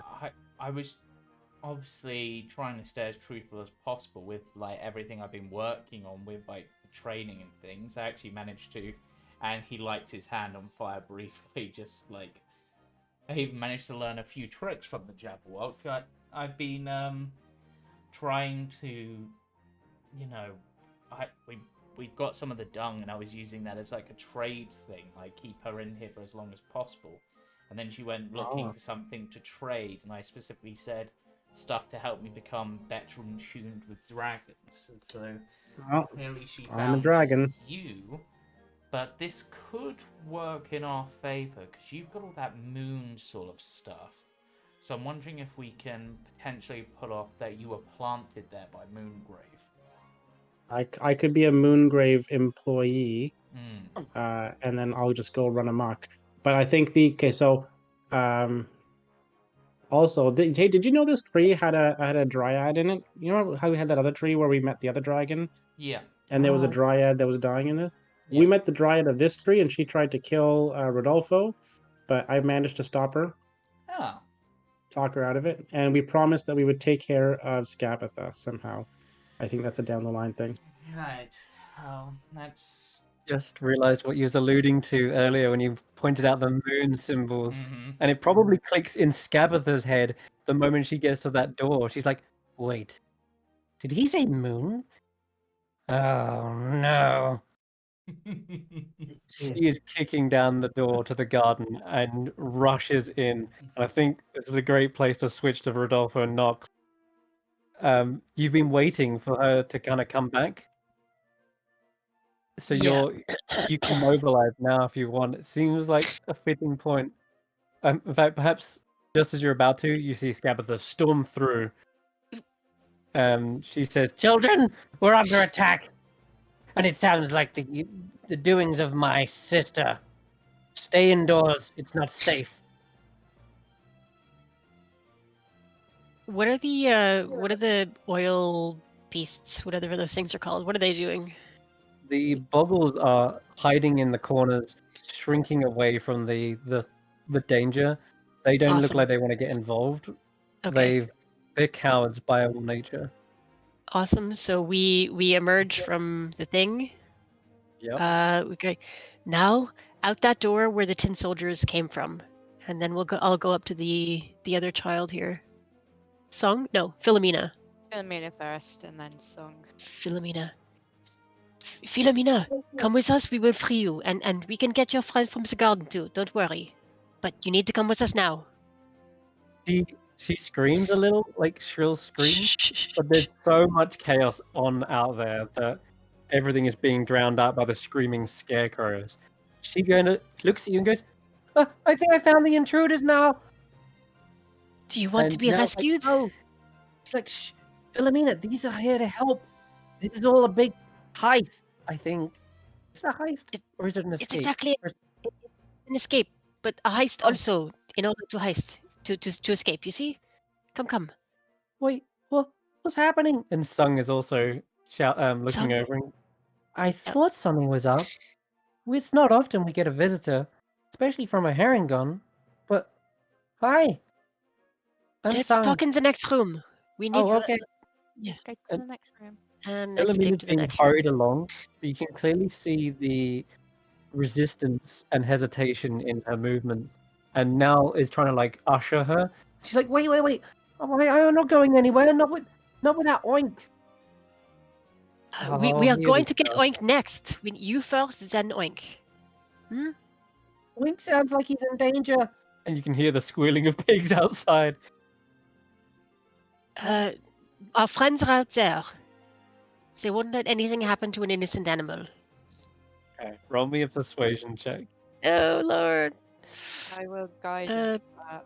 No, I won't guidance that. No, I No, won't. I'm gonna guidance myself. Yes. you can guidance yourself. That works.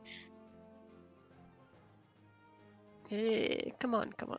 Ooh, 14. You can see that she's feels very about right. torn about what's happening here.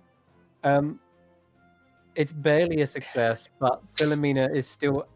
She says, "Okay, but I want to see Oink safe and sound before I'm leaving Loomlurch. Understood?" Of course. That's anybody who needs rescuing will be rescued. That is what we are here to do. But it's your turn now, so let's go.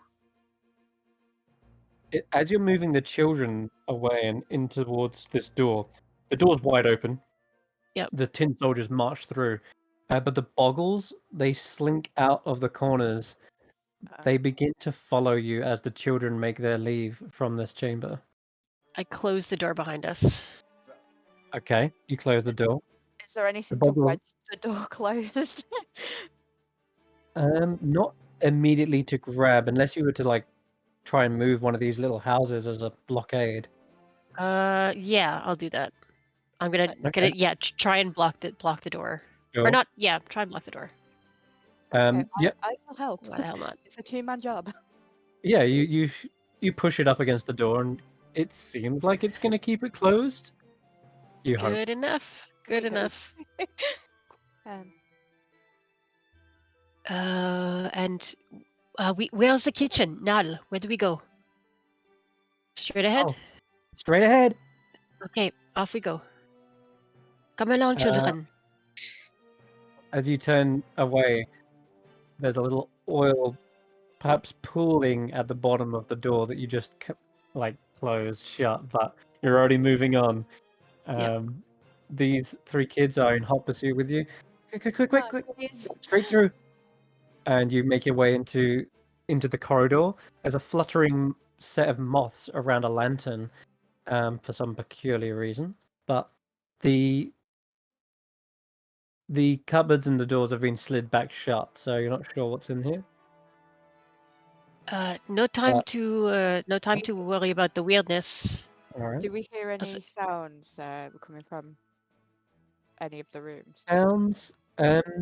Not to Yeah, be with the fair, chaos right? going on, there is some sounds going on. In fact, there's a strange tearing sound coming from this door, Oh. and there's a rattling and a meowing coming from this door to your Oh. right. Rodolfo, He- ever the animal enthusiast, I can hear an animal in this one room. A We don't really- have time for animals. We're here for the kids. I'll be What? really quick. I mean, Philomena immediately flushes with red. other than animals that we personally know, you know, that animal is not on the list to be saved. We need to go.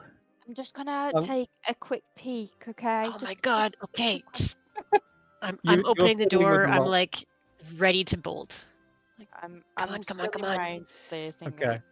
I can't believe I'm stuck with you. All right, okay. Oh, You're oh you're no! rattling around. What? What's wrong? What was it? What? Oh, sorry. Come on. I see. Are you still in the? I'm still in the range. I'm still in range. Yeah. I see a cage with an animal in it. Wait. I mean, is it in there for our own good? Maybe. Does it look dangerous? No. I know this beast. I've seen it before. Nal, who is this? Do you know this animal? Are they in trouble? Can we You just see, grab them and go? under the bottom of the cage, two tentacles trying to reach out.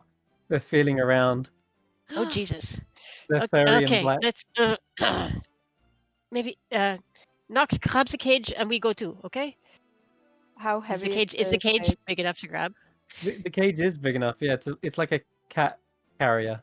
Okay, yeah, we're gonna grab the cat carrier Let's with the cat grab in the it. cage. We don't know if this thing is dangerous or not, but okay. Yeah, we're taking you to Durlagron.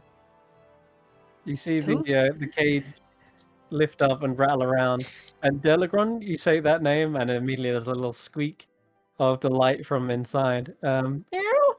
And I'll show you the full artwork of the Getaway Gang, Little Oak, and there's a little star there as well in the front. Oh, kitty. And I have to admit, they the almost Spacer Beast is one of the few animals in India I really want as a pet. I love them so much. they roll backwards, all three sets of their paws, kind of like pawing at the cage. But yeah, that's Star. They Come don't on, they don't recognize you, but you remember you were given something a long time ago. I think. Yeah, I I don't know if can't you remember still which have of it. us has it. One of us has like a little like crystal ball or something to play That's with. right. It was a You little do. Probably blade, Tanwen wasn't has it. It seems like the type of thing Tanwen would have. Possibly. But I don't remember. Everyone Rodolfo at this moment is also not thinking about the carnival at all. He's just thinking like, which is right beyond that door. We need to go. Yeah, I let's don't go. care. Let's go. Let's go. Let's go. Let's go. I Okay. got it. I got it. Okay. No And time. Let's go, kids. Let's go. all right. Star. I'm gonna say in that briefest of moments when you've just gone in one room and out the other, that tearing sound has been complete, and the door to this opposite room Yeah. opens up just as you're coming out. So you come effectively face to face, yeah, with Mothra. No. I called no, it. no. Oh So no. you're right here, Star's here, and the Mhm. kids are at the corridor. The door creaks open just a crack wide enough for you to see a familiar face, Nox. There is a set of eyes sunken in their skull behind a pig mask. And the Oh door, God. What? and Oh. it is You. so pig. And you see behind her, as the door widens open, the cocoon has been like torn open from her, and she's still kind of covered in bits of spider web and such. Why And is she in a she's cocoon? What the hell? oh, it's Do I it know? is bizarre. You'd be rolling a sanity check right now if it was Call of Cthulhu. Yeah. But the sight of Soapig is an incredibly alarming sight for you guys. But Soapig just kind of stares almost blankly, almost like with a lack of emotion back at you. And she's like, "What? What's all the commotion? And who are you?" I cast Charm Person on Zone Pig. Huh? She sneezes back. What was that? Has Uh, no effect on her. He's no not a effect. person. She's not a You humanoid. see, He's not a I see humanoid. a tooth probably falls out of her mouth, and you see the weird grey skin slightly. Nobody's a Hey. humanoid in this realm. This is so annoying. What? Hey, I've got one of those too. I've got one of your teeth. Sun shyly raises a hand and says, "I'm humanoid. You can cast it Oh, on good. me." Cool. Oh, Should we all What be was friends? Why don't you come with us? She kind of takes off her mask for a moment. She like rubs her eyes as well, and she scratches her head and says, "What was that? Did you just try and? Are we playing a game? Oh no, you've been sent for me to get more toys." I was trying to cast heal on your poor teeth, but I guess it didn't work. I'm not very good at this, you know. Are you okay? She's still a bit bewildered. Yeah, roll me a deception check. Deception. What are you doing with Star? And I'm going to guidance myself as well because I need the help. 11. I'd help if I could. My teeth? She's a bit confused. I'm gonna roll her insight, of course. She's not very insightful, being a child.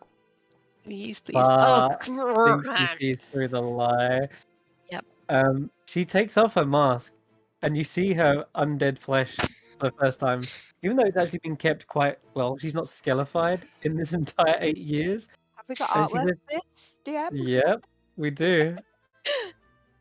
I want She to see goes, this. "My teeth? Huh?" Rodolfo tries really, really hard not to Oh. recoil a little bit. Oh, Her I'm hair- sorry. I her did. hair's a mess. I thought you needed help. It's just an instinct, with me to help everyone that I can. Nox will tell you. I just woke up. I'm very groggy, but I have a Go back to feeling bed. Go back to I bed. can hear the alarms. You guys aren't supposed to be here, are you? Uh-oh. We're I'm helping the telling. children make the toys. That maybe you should go outside and ask Scabasa what is going on. It sounds like the alarms are out there. I should go tell them. I'm gonna tell on all of you. You kids have been bad. Oh man. And you're trying to kidnap Star as well. Oh, you're in a lot of trouble, mister. Yeah. Okay. What did you want to do? I wanted really, to- Hold on one really sec. want to. Yes. I want to I blast her. I really want to blast her. Rodolfo started blasting. I wanted to hold up the soapig tooth that I've got. and be Oh like, yes. I'm a friend. You gave me this like a while ago. She's looking at you confused. Why have you got one of my teeth? You gave it to me like years ago. We used to hang around all the time. Hang around. Yeah, we went to that Uh, carnival. Don't you remember? Roll me a deception check as well, yes. But I don't have any friends.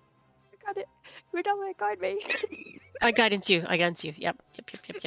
Oh, That it's was actually a good roll-ish. Oh, But I'd appreciate a bit of guidance. I will yes, yeah, guidance. you can add to that. Oh, Yeah. the chaos is great. She starts pulling out like her giant lollipop from behind the door. Probably just there. Ugh, only one. Sorry. Okay. Is- And so she looks at you for a moment and says, "But I don't have any friends. My only friend is Gabatha. She helped kill me, and now..." Wait, what? And then as you're describing this and trying to say like, "No, we had those memories together and stuff," she says, "It's been a while since I've been back to the carnival." Wait, I made a friend in the carnival? Wait. Yeah. I think I do remember. Oh, I remember having a fun chase with this cute little elf girl. She was in the mirror maze, and we ran around playing tag. Yeah, it was like tag mixed with hide and seek. Yes, you! And she goes to like Yeah. reach forward to try and boop you on the nose.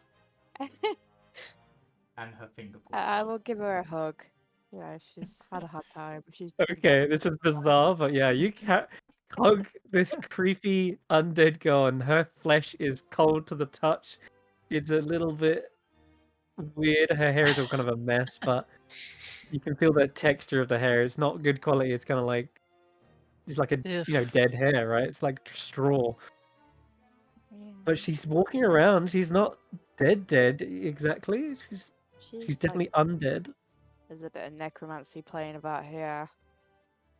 But yeah, friends don't tell on friends, do they? Like we're best friends, so definitely not. She kind of looks a little bit sheepish at this. Kind of like hangs her head down. You really my friend? I Of mean, course. I'll hand her the tooth. she puts it back in her mouth. Ah, wait, is this right? Oh, it Would you fits. It really is my tooth. See? would you like me to cast mending on that mask? Well, Would that help? you can try, yeah, if you want to do that. I'll cast mending. Sure, it cleans up her mask, and maybe it doesn't like stops the reattach. tooth. It probably stops the tooth from falling out continuously. I'll take it. It's like a makeshift fix for now. Yeah, yeah. Well, it's not perfect, but it'll do. It won't fall out anyway, and that's you don't want to lose that. All right. In the meantime, What are game are you we going playing then? we are playing hide and seek, and we need to seek our other friends. Yeah, it's super appropriate that you come with us. Like Mhm. it's like the old I'll tag days. along. I'm curious. I'll tag along. Sure. Perfect. So we have She puts the already mask found back on. Star and Nal and Sung and Philomena and you. We're doing great. We are winning this game. Let's go find everybody else. Yeah. All right. Lead the way. And she grabs a big lollipop and she takes a lick of it. She sort of giggles to herself. Friend. She just sort of seems to find this whole thing amusing. I'm gonna give Nox a little like high five, fist pump behind where Yeah. Soapy can see. Like, I can't believe that worked. Yeah, you're not sure how long she'll play along, but she's maybe actually genuinely delighted She's by the idea of persuadable. a friend. Yeah, Oh. If she we can doesn't seem convince her like that we're friendly, then maybe she's not evil, which just seems a lot easier than killing her. So let's do that. whereas the other kids are absolutely on edge and they creep forward, wondering what horrors are going to lie in the next room, and they know how much trouble they'll be in if they get Mhm. caught. Sobig is completely nonchalant, skipping along, la la la, and you enter into this room. This is the room you've been trying to get to for a while. It seems. I'm gonna get you a description in a minute. Indeed, it is. This is it. Okay. Let me just check. Oh yeah, closed it. Oh boy. All right. The kids immediately go quiet as they step into this room. Oh, we're not allowed in here. Oh no. That's okay. We're not. You with us? It's fine. No one's going to tell on you, and no one's here to see. It's fine. This room has What 3 is this doors. room? What do you know about this room? Well, the description might help you Okay, decipher a sorry. bit of that. So I'll say they just point all of them towards the paintings, and they say, well, the room has 3 doors and a wood-carved staircase that ascends to a higher level.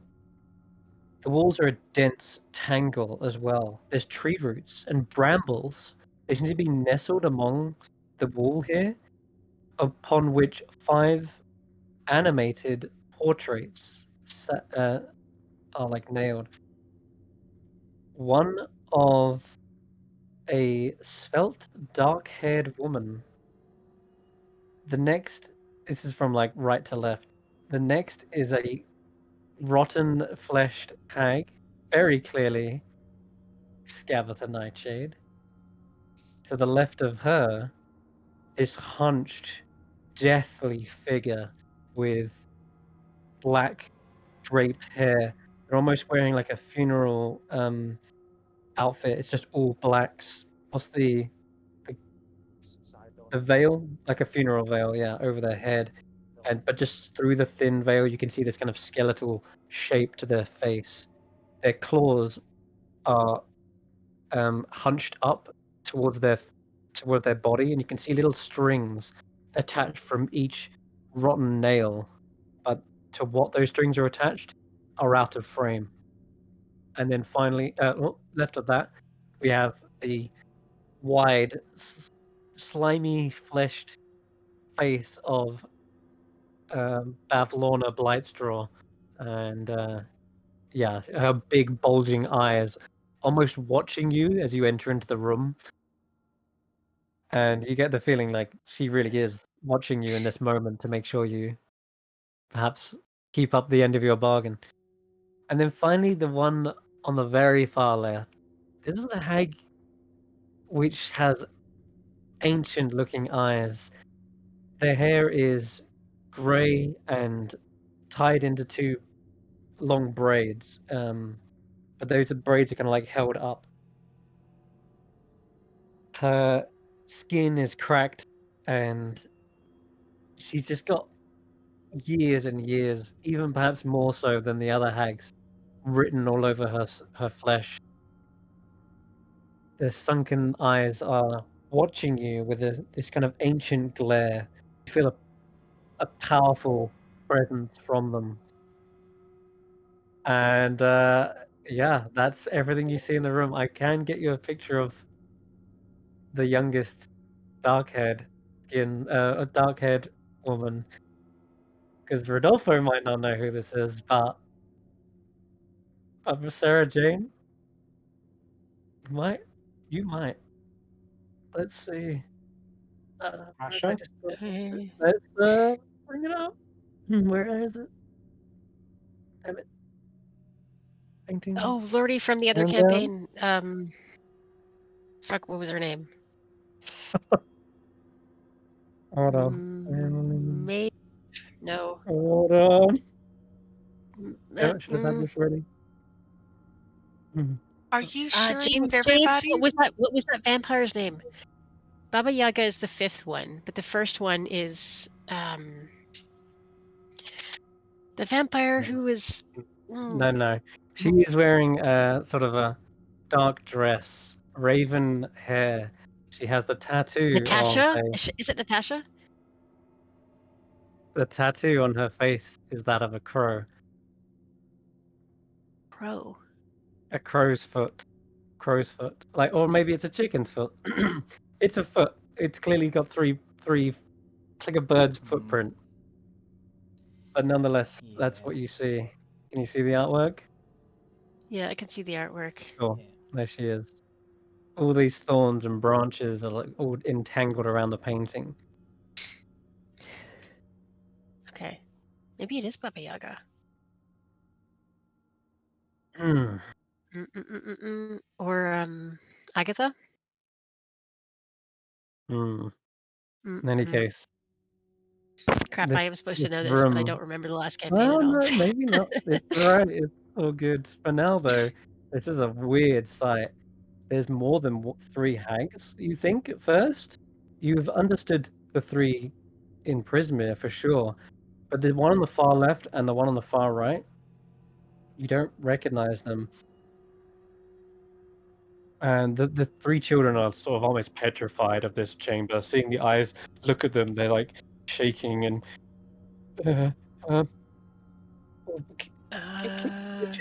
You're through here. Okay, you guys go on. I'm going to remain here just for a minute. And Okay. I want to try and take the Bavlorna picture off the wall. They grab the lock. They grab the key. And did you mean the Scabatha one, or you specifically mean the Bavlorna? The Bavlorna one. Which is this one? Okay. Which one were we meant to take? I've actually now. It's the Bavlorna one we're meant to take, right? Isn't where she's trying to get her own picture back? No, she wants you to steal Scabatha Nightshade. Scabatha, it's Oh, the okay. Scabatha one. Yeah. Yeah. Yeah. And Okay. then It's been a while. leave the scissors. Been a minute. But then again, you don't want Okay. to do that whilst you're being watched. No, so I want the others to leave. They'll leave the room first, Okay. but I'm gonna So like investigate. Yeah. the kids have definitely left, and as you approach this painting, you suddenly feel a breathing down your neck. Well, actually, no breathing at all. It's just a cold presence. What you doing? Sopig is leant right over into your personal space. Oh, I'm so fast. Who are these people? I mean, I recognize Gabasa, of course, but I is think it they're family? Yeah, Hmm. she calls this the family tree room. The family tree room. Is that like a joke because of the tree? Probably. But these are You her should. closest relatives. Why don't you hurry up and follow Knox and the others to get the other children? And yeah, I'm going to stand guard and make sure nobody else is following. Hey, come on, you guys. Let's go. Let's go into the Okay, next yeah, bit. we are coming. You go first, so big. I follow you. Come Don't want to on. stare at some boring paintings anyway. Okay. So Come on, Star Sara. and Nox Yep. go into the As the next two of them room. go, I actually, I'm gonna take all 5 pictures and throw them in the portable hole, All and I'll 5. leave all 5, and I want to leave the scissors behind. Sure. Funny enough, the scissors actually are going to be pretty useful in this moment because all these brambles and roots entangle the paintings, and you can't just simply pull them from the wool without, either getting caught up in them. So, did you want to just yank them, or are you going to try and use the scissors? It's up to you, really. I'm gonna try and use the scissors if they're hard to pull away from the wall. Yep. Okay. All right. What I'll do then is give me a dexterity saving throw Okay. with advantage because you're using the scissors. Okay. Roll that 9. again. 7, 9. It's a 9. As best as you try to maneuver around the thorns, cutting away bits that get caught, at some point your clothing gets snagged a little bit, and as you're cutting away that, trying to free yourself, and you look back to the painting, the roots and the vines have actually regrown, and the thorns are sticking back in places where you had previously cut. And perhaps in a moment of frustration or wrestling against it, chopping quicker than it's growing back, you yank the Yep. painting and you prick yourself on the thorns. Oof. When Yep. that Do I? happens, you'll take 1 single point of damage. It's Okay. not a bad prick, but it's enough to draw blood. And the blood that sinks into the thorns, it's Mhm. almost like it drinks it. You Oh. get this one free, this picture, but as you Yeah. pull away, these other frames begin to shift, twist. Their portraits changing to something else Mm-mm. completely. The Did enchantment on them mm. has shifted to resemble another person's family entirely. Oh. Rodolfo, Mm-hmm. Yep. describe to me your closest relatives, sisters, siblings, No. parents. Oh my god. Oh, okay. No. So first off is my father, who No, I'm looks taking notes like on this. me, but skinnier, older, worn out. Just has had a hard life. After that, my wife, who looks kind of similar to me the way I first started off, like very no no silliness about her. She's very strict and serious. Uh, there's also my three um, my 3 nephews. They're all teenagers in their young 20s. Very young, bright, sweet looking boys. And That's they're all perfect. just, yeah. That sounds like all 5 paintings to me. Yep. You're got mother, father. Sorry. No, Mother, father, father, wife, nephews. wife, Yep. nephews. Okay, one of them will shift to you though. So maybe a couple of the nephews are like a group portrait. So it's Okay. all like Your all least 3 favorite nephews. nephew. Yeah, who's your favorite? Yeah. No, no, rather than picking and choosing, we'll have just a little group photo. All 3 of them sat there. Mother. So from right to left, we have Rodolfo, then Hmm. your wife, mother, father, and then finally the And then third one is nephews. all 3 nephews. Yeah, Okay. Yeah. and that you watch with perhaps shock, horror, maybe, as all your family members are painted and shift before you. Their eyes looking at you. Some of the nephews look confused. Their smiles sort of smiling, but like they're like confused as if this is some sort of prank joke. Your mother is definitely very stern, like looking at you like, "What have you done, Wife, Rodolfo?" wife, not mother. No, I think wife. I think wife And and change mother are one both to there because we oh, moved wife all the and mother. nephews to one portrait. Yeah. Oh, okay, Yeah. okay. Yeah. Um. Mm. Is there any illusion magic going on right now? What kind of detect magic am I seeing? Okay, detect magic. You can see enchantment, and Ooh, that's I will say, yeah, probably no, not illusion. No, no, this is enchantment. Yeah, okay. weirdly. Mm. But did I manage to carry to get one of the portraits off? Yes, you did, but it cost you a little bit of Yeah. blood in the process. But you have Okay. got Bavlornas, or what? Sorry, not Okay. Bavlornas, Scabathas, or what was Scabathas. It's Yeah. now your mother just scorning you. Okay. Or was it? No, Mum this would be goes your in wife. the. Sorry, Okay. no, this is your wife, isn't it? Yeah. Okay. Then that goes in the portable hole, Okay. and I'm going to go to the next one Yep. and ignoring absolutely whatever the face is doing in front of me or trying to ignore it. Okay. I'm going to again use the scissors and try and wrench that off. Okay. Yep. Sure. Give me another deck save with advantage. We'll say this is for Yeah. the rest of them. Being much more. Oh, that should have been advantage. Oh well. Oh So well, whatever. 17 plus 2, 18. so it should have Yeah. been 19. You're fine Okay. with the rest. You kind of learned your lesson. Um, pricked once, twice shy.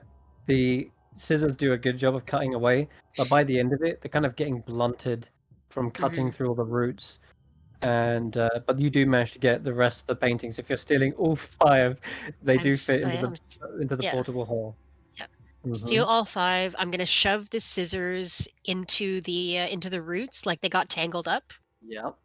like or if it got tangled up or like left behind accidentally, and I'm gonna bolt out the door.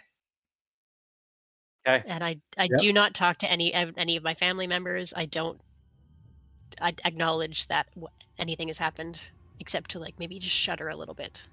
Yeah.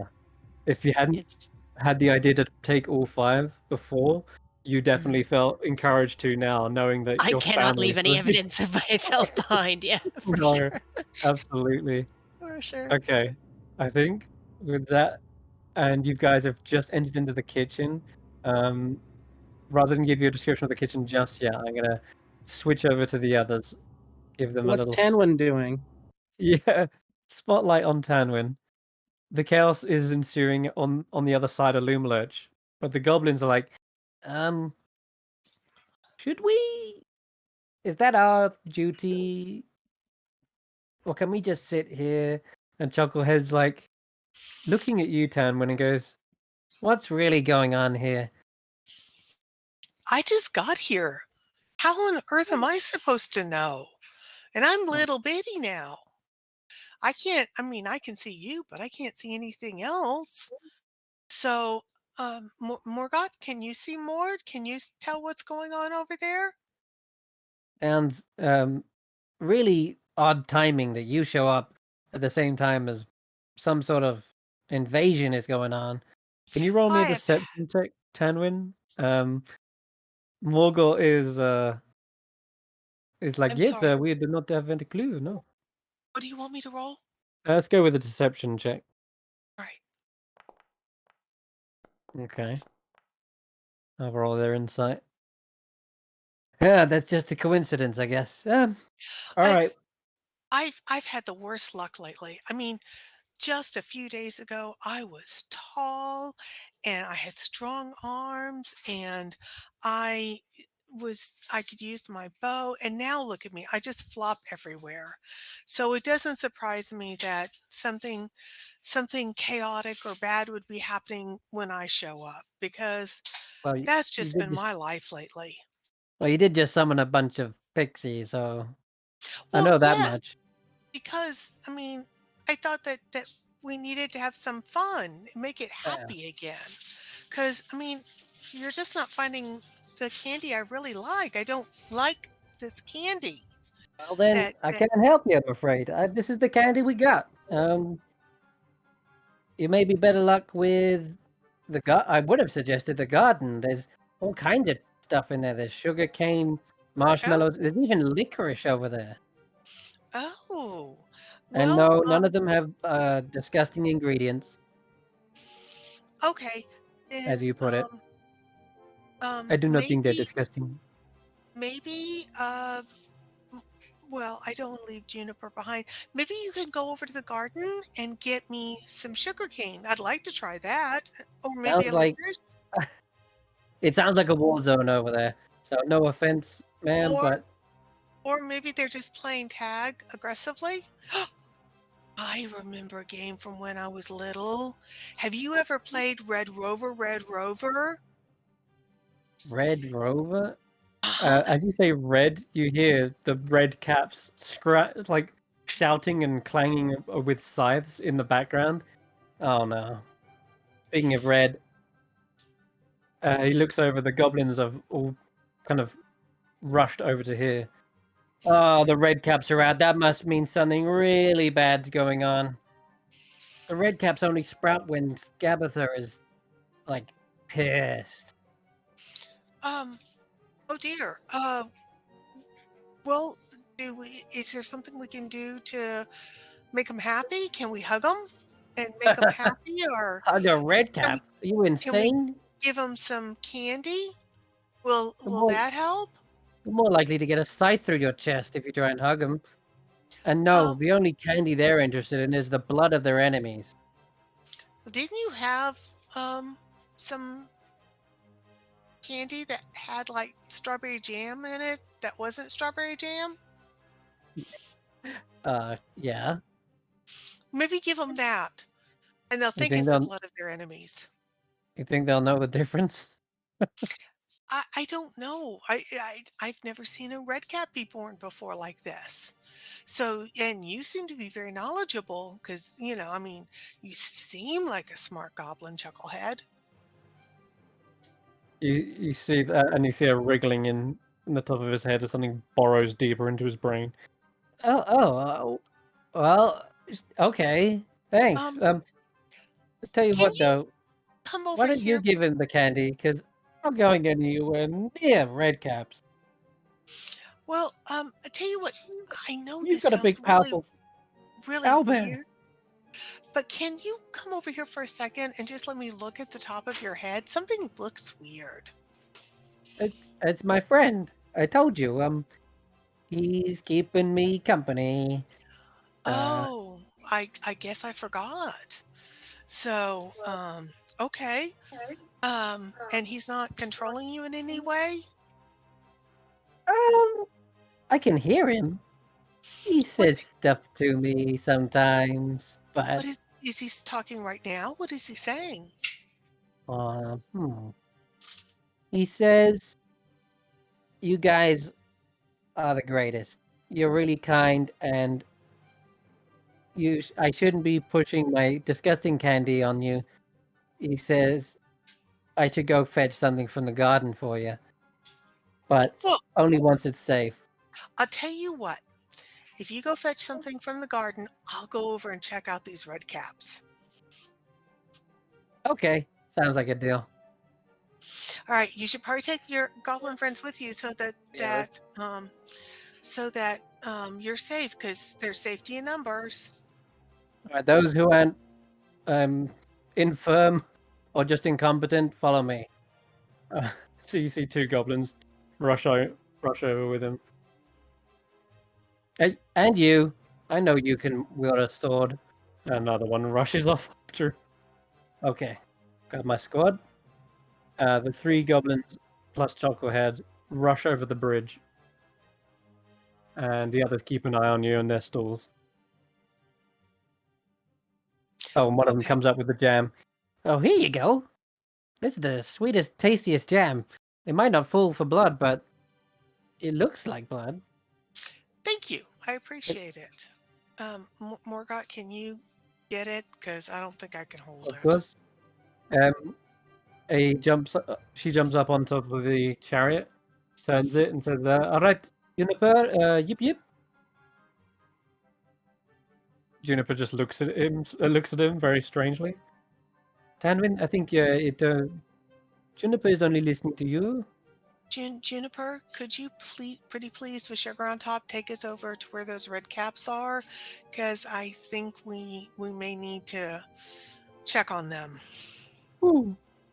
There's Thank you. a deep hoo, and then the the hoot of understanding starts carrying you over past the pumpkin patch, probably through it, just because there's no easier method to get over there. This scarecrow over here starts screaming. Yes, we already know there's some invasions, intruders. Scarecrow needs to get a life, like Clapperclaw. All right. Okay, so I guess Morgott, we probably should jump down and go see what's going on. Juniper, feel free to do whatever you need to do to protect herself. Juniper, yeah, in fact, rushes off the harness, and rushes to battle, seeing the red caps going at it. In fact, rolling initiative for these guys because they've had maybe a turn where they've been swinging at each other. 3 red caps have been sprouted from the ground, and with blood-curdling screams, they are clashing scythes with the other 2. Squeamish and Big Red are a bit outnumbered. They could probably use your help. Okay. If you felt inclined to do so, that's up to you. Yes. But given how little I am, Morgott, the first thing I think we need to do is kick over those other mushrooms so that they don't sprout into red caps. So can you run around in that circle and kick over those mushrooms, and then we can go help? Okay, I'll try. Morgul rushes over, tries to kick over one of these red caps, and as soon as she kicks it, you hear it. Ow! What the? How dare you! I was sleeping. And that red cap adds to initiative. Oh no! I think I just pissed it off even more. Okay. All right. Since she sent me down, when I started to shrink, did all my equipment shrink with me? Or is it just me with a bunch of very, your very large equipment? Has shrunk, and in fact, it does a D4 less damage now. Okay. All right. Then I am going to try to shoot. Oh, I'm sorry. I don't know if it's my turn yet. Do you want me to roll initiative? Yeah, go. Hold on. Let me just. Yeah, go ahead. You join the battle halfway through. Tanwen, it's your go. Okay. I'm going to go in and fire at. Come here. Target. Oh, there you go. And I'm going to fire my longbow. Okay. Got these guys had multi-attack, so I'm just gonna add some extra in here real quick. All right, longbow hits. It does hit, and unfortunately, I'm gonna roll a d4 and take away from the damage. Oh no. So you did 4 points of damage, reduced to And 1. yep, saw So that. your little tiny little arrow, ping! It's like a toothpick in the eye. It's like, ow! Yeah. Who threw that? Also, you do have a second attack now that we hit. Oh, that's Yes. right. You do. And just you're swarming insects for some extra damage. You can actually do that too. Yeah. How do I roll for my swarm? You can just roll a d6, or you might be able to even on your features click the. Oh, so it's back up 6 points of damage was done to Okay. him. No problem. And then I'm gonna do a second Gathered swarm. strike. So longbow of warning, firing. I'll put it. I'll add it to your favorites, so it's on the front of your sheet. There's a Okay. feature called Gathered Swarm. If you click that, as long as you've still got them targeted, it might actually just do the damage automatically. Another -3. Another 1 point of damage to that one. But let me roll. I don't see gathered swarm, but that's good. Let me just roll a d6 so I don't slow things down. That's all right. I've added that one. 5. I think it's only 6. one. Is it only on 6 one attack, points. or is it every attack? Oh, it's every attack. Yeah. Hmm. On each of your turns, you can cast immediately after you hit a creature. I think it's once on your turn. Yeah. Oh, okay. Then ignore the last roll. Okay. Yeah, it's just once per turn. All right. So you dealt some damage though. After the little pinprick of your arrow stings in, it seems the wasps and dragonflies join in, and they add to the bites and stings. They're doing just as much. It's like it's funny. Your damage is almost as little as theirs. So you're kind of joining in with the stinging, but it's getting somewhere. But Well, maybe I'm distracting them. let's hope so. Juniper is up, and you know what? I've been tempted to just give you control of Juniper, as it makes the most sense. So I'm going to actually do that. Would you like to pilot the owlbear, Tanwen? I'm going to tell the owlbear, Juniper honey, I think we need to rescue the good red caps. Can you go over and help Are you okay with that? Juniper nods, and it seems like Juniper will listen to you, Tanwen, more than anyone else. So if you double click them, you should have their character sheet pop up now. No, I see Tanwen still, but it's okay. I Hold on, would move just try her double over. clicking. Oh wait, hold on. No, you're right. You're right. That's better. Sorry. Okay, try again. Oh, there they go. Okay. Okay. So you can move Juniper and act with Juniper however you wish. They'll always listen to you, Tanwen. Juniper, let's go over and see if we can save our friends. Let's go save Morgoth.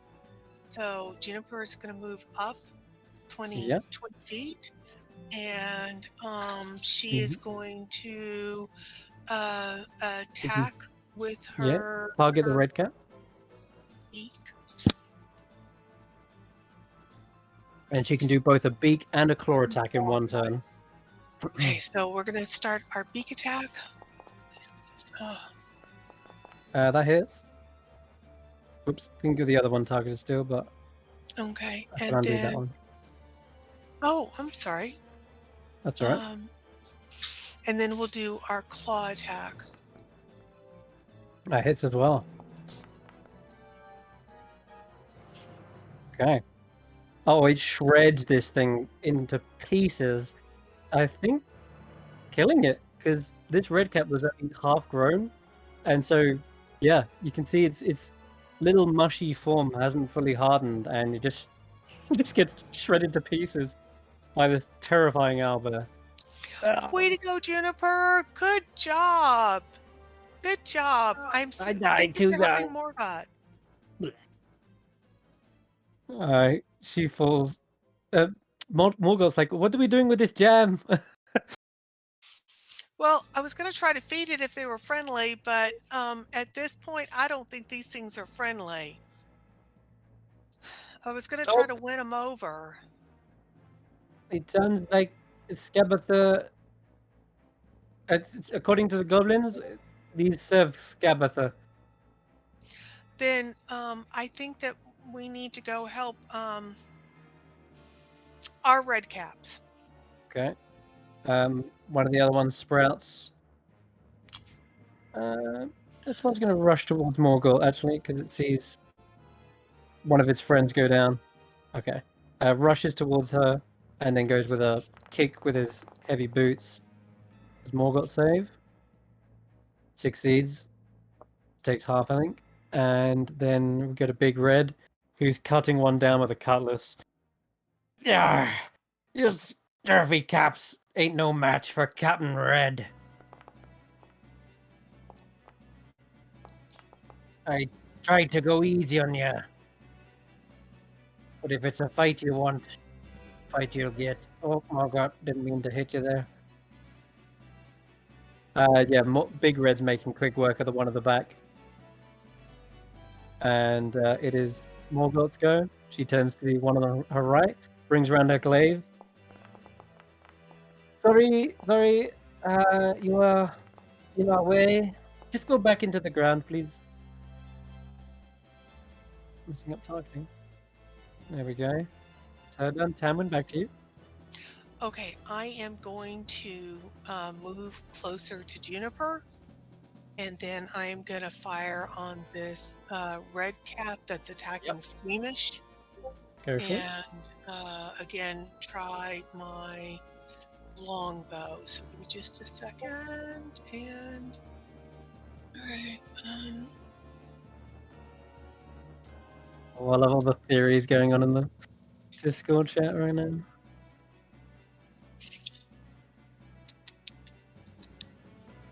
Okay, I am only seeing the.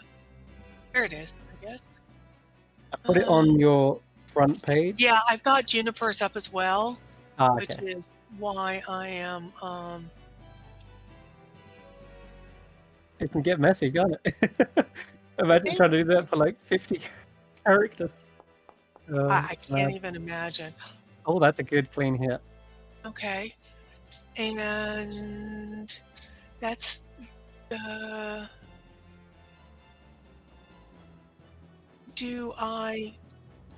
Why didn't it roll the damage?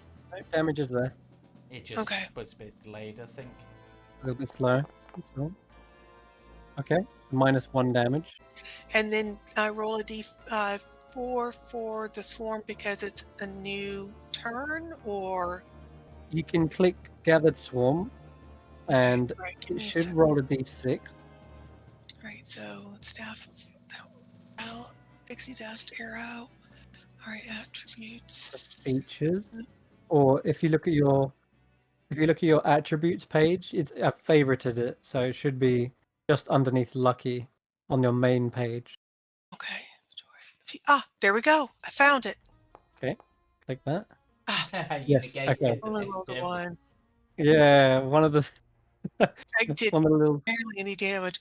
I have to apologize to y'all.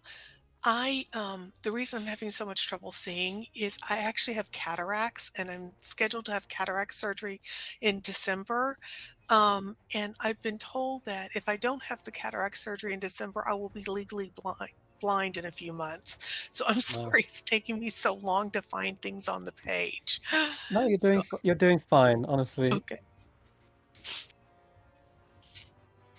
Okay, I But, think that's my your turn? turn. Second attack? Oh, you got the second attack, yeah. I True. didn't. Oh, okay. Then, You just don't Yeah, get to apply go a ahead. swarm to it. Mm-hmm. all right. And is it a natural 20? Let's go. You crit. Oh, the damage though. It's not all that. I'm gonna roll Well, it's d4. because I'm little bitty. I'm a doll sized. I'm little bitty, Tiny. and I have a little bitty bow. The stings are making up for it. So, and with this red cap already quite severely injured, you're hoping Squeamish will finish it off Okay. on its turn. Big Red's in a bit of trouble. He takes a couple of swings back himself. Yep. Ah! Stop spilling me blood. I need that. Ah! He starts trying to scoop his own blood up and pouring it back onto his cap. Ah! We got a leaky ship. Ah! And we see the other red cap on Squeamish still alive. Don't worry, Captain. I'm coming. And just as he turns and is distracted, Squeamish gets cut. Ah! The hole's been breached, Captain. We're taking on water. Oh, blood. I'm losing blood. I'm getting delirious. Juniper's back up. Okay, Juniper is going to move over to help Squeamish. She is behind him. Flanking. She is, which means that he's now flanked, right? That's right. And so she's going to attack once with her beak. Oh, yeah. That's 14 damage. Nearly ripping the red cap's hat off, which is attached to his head, so you just hear this tearing sound. Looks like he's not long for this world. And then she's going to attack once with her claws. Oh, God, the meaty paw just brings him down back into the earth, buries him back in the soil where he came from. Whoa. Thanks for the assist, Big Bird. Are you on our side? I'm hoping you are. Juniper, you are amazing. You are the best owlbear ever. You are so. We should find a bard so we could sing songs about you. You are such a good owlbear. Let's out that And screech again. yeah, that will be her turn. Okay. There's one left, and it looks like Squeamish is going to be able to do the job. I'm coming, Captain. And oh wait, I just realized he should be rolling disadvantage because he's Squeamish. I'll roll again. Wait, is he Oh, a red? no. Is he a red cap who's afraid of blood? Because that's Hemophobia? hilarious. Yes, he is. That's hilarious. He goes. It looks like he's got a clean swing across this thing's neck, but where he sees blood squirting from it, he's like, Captain, it's everywhere. It's all over me. And he fumbles and drops his scythe onto the ground. I'm sorry, Captain. It's too much for me. Oh, Squeamish, come on. Oh wait, there's one by Morgott. I almost forgot about this guy. It's such a funny concept. I don't know why. All right, just keep him occupied, Squeamish. I've got him. And he's gonna just bring around his wicked cutlass. Why do I gotta do everything myself? Poor Morgott. All right. Oh, sorry, Morgott. There. You yellow-bellied redcap. What are you good for? Just swabbing decks at this point. Ah, there's one more. Wait, we didn't sprout that one. Are you helping us or trying to hinder us? Come on. He rushes forward, brings around his hand hook, and fires it towards the head of this last red cap. Open fire. Slam. The hook rips into his neck and then is yanked forwards. Get over here. And that's going to end his go. Morgott, seeing the opportunity, kicks away one of the red cap's bodies and goes into a flank with her glaive. And looks like a clean hit as well. And then it will be Tanwen if this thing doesn't die from this wound. Which it doesn't. Red cap's still alive. It's back to you, Tanwen. Okay, then one more time. Third time for luck. Okay, come on, longbow. No. Ooh. That Oh one. no! Maybe you're getting squeamish as well. The ground is covered in blood. Yeah, my arms are getting really tired because they're so floppy and I'm so little. Sure. So, but I get a second try, right? Or do Yep. Yeah. you? Okay. Take another So shot. let's try. Okay, come on, Tanwen, you can do it.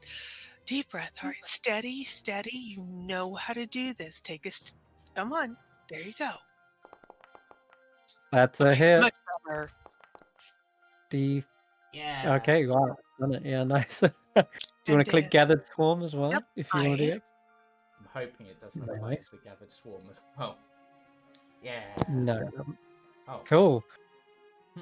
That is a hit. The red cab is surrounded on all sides. Its blood is squirting everywhere. I think Juniper might be able to finish it off if you want to take her go. Juniper's gonna go closer, Mm-hmm. and then same thing. Actually, she's gonna go with her claws first. Uh-huh. And how does Juniper want to do this? Get the finishing swipe on these. She took a mighty swipe and just shredded that mushroom. There are pieces of chopped mushroom everywhere. We're probably lucky that Xaxx isn't here because he would be talking about making mushroom pie. Simmering up with some chicken, and he would definitely like to have mushroom for dinner tonight, especially since he was willing to eat the campestry. So, Fantastic. there's bits of mushroom everywhere, and I'm gonna run up and I'm gonna hug Juniper tight and tell her that she is the very, very best owlbear ever. That there's never been a braver, smarter, or stronger owlbear. He lets out a hoot in triumph and hugs you back. And Morgoth's like, looks around the battlefield, like blood-soaked ground, and looks back to Squeamish. Would you like some jam? Hey, Morgoth, I know that we just had a big battle. I know that there's blood and red cap everywhere. But as we were driving in, I saw a door. And I'm wondering if it's a way in or a way out for our friends. So, after we rest up for maybe a second or two, get everybody back together, maybe we should go investigate that. It was behind it's behind us now. It was but I saw it on the way in. I spied it as well. And I Okay. can't let them all steal the children without me. I haven't even got one yet. And I see there's two over there. Okay. Rescue, Captain, rescue. That's what I said. Steal from a hag is rescuing. Come on. Okay. And they are going to charge off. So I think that's good. We'll leave it there for now, and we'll jump back to who haven't we been to in a while? Tanwen, Tarquin, Xaxx. Let's So jump to you again. this is sort of the interesting thing. Yeah. So Tarquin actually just wants to do as he's told at the moment and just pretend, that he's just here, nothing to do with Xaxx, nothing to do with all the shenanigans going on. He's just here to trade. So he's Right. got to look to Xaxx and be like, really, really odd question. But how do you feel about the idea of pretending to beat me up and then running off to do your thing? I cast Sacred Flame at Tarquin. And he will take it. Okay. Sure. Actually, no, I'm not going to cast Sacred Flame because I don't want to do any actual damage. Right. I'm going to use Thaumaturgy. Yep. Okay. And I am going to cause a little bit of like some small fires on his clothing to burn up Yep. and whatnot, and then also get some soot and things to make it look like he's been attacked a little bit. Yeah. And then if you And then I'm running out. Yeah, if you tie Tarquin up, like hand behind his back or tie him to the chair, then that would be why he didn't follow, sort of thing. Actually, no, I'll just actually have him pretend to be knocked out, so he's on the floor, just sort of dazed. Okay. this works, no problem. The thaumaturgy just roughs him up. You can even pretend like there's a bit of a scuffle that happened here by like knocking over the table or china or whatever. And it's as you go to get up, Xaxx, I'm gonna put your token right back where it's at. Because it's Oh no, did she cast something on me? she didn't, but you try to remember what she said as she left the room, and that was neither of you are going anywhere, don't move a muscle. And it's as you try to get up off the chair, you find yourself firmly stuck in it. Can I stand up with the chair still attached to me? You can try, but it's also looking like it's adhered to the floor as well. Oh. So I'll tell you what, give me a strength check by like athletics, but disadvantage because you are restrained right now. Yeah, that's not going to go well. Okay, athletics. You ain't budging. This thing is glued to you. Okay, so that didn't work. Okay, I have stuff for this though. I have stuff for this. Don't I have stuff for this? Misty Step? I don't have Misty Step. Clerics don't get that. What are you talking about? Unless he was trickster. But the one downfall of most clerics, lack of teleportation. Yeah, and for Tarquin, you see there's from your angle, you can see like this kind of stretching to the legs as he's trying to push away from it, and even the arms are like kind of wrapping around and over him. That chair doesn't look like it's made of wood. It's like it looks more like it's made of some sort of gluey substance, and it's just stretching off the floor and then snaps back into place. Okay, I know what these chairs are, but I'm not gonna make the comment. I have something for this. What are you gonna do, Xaxx? This is tricky. You know what? Tanwen? Tarquin? Roll me a D3 again. Okay.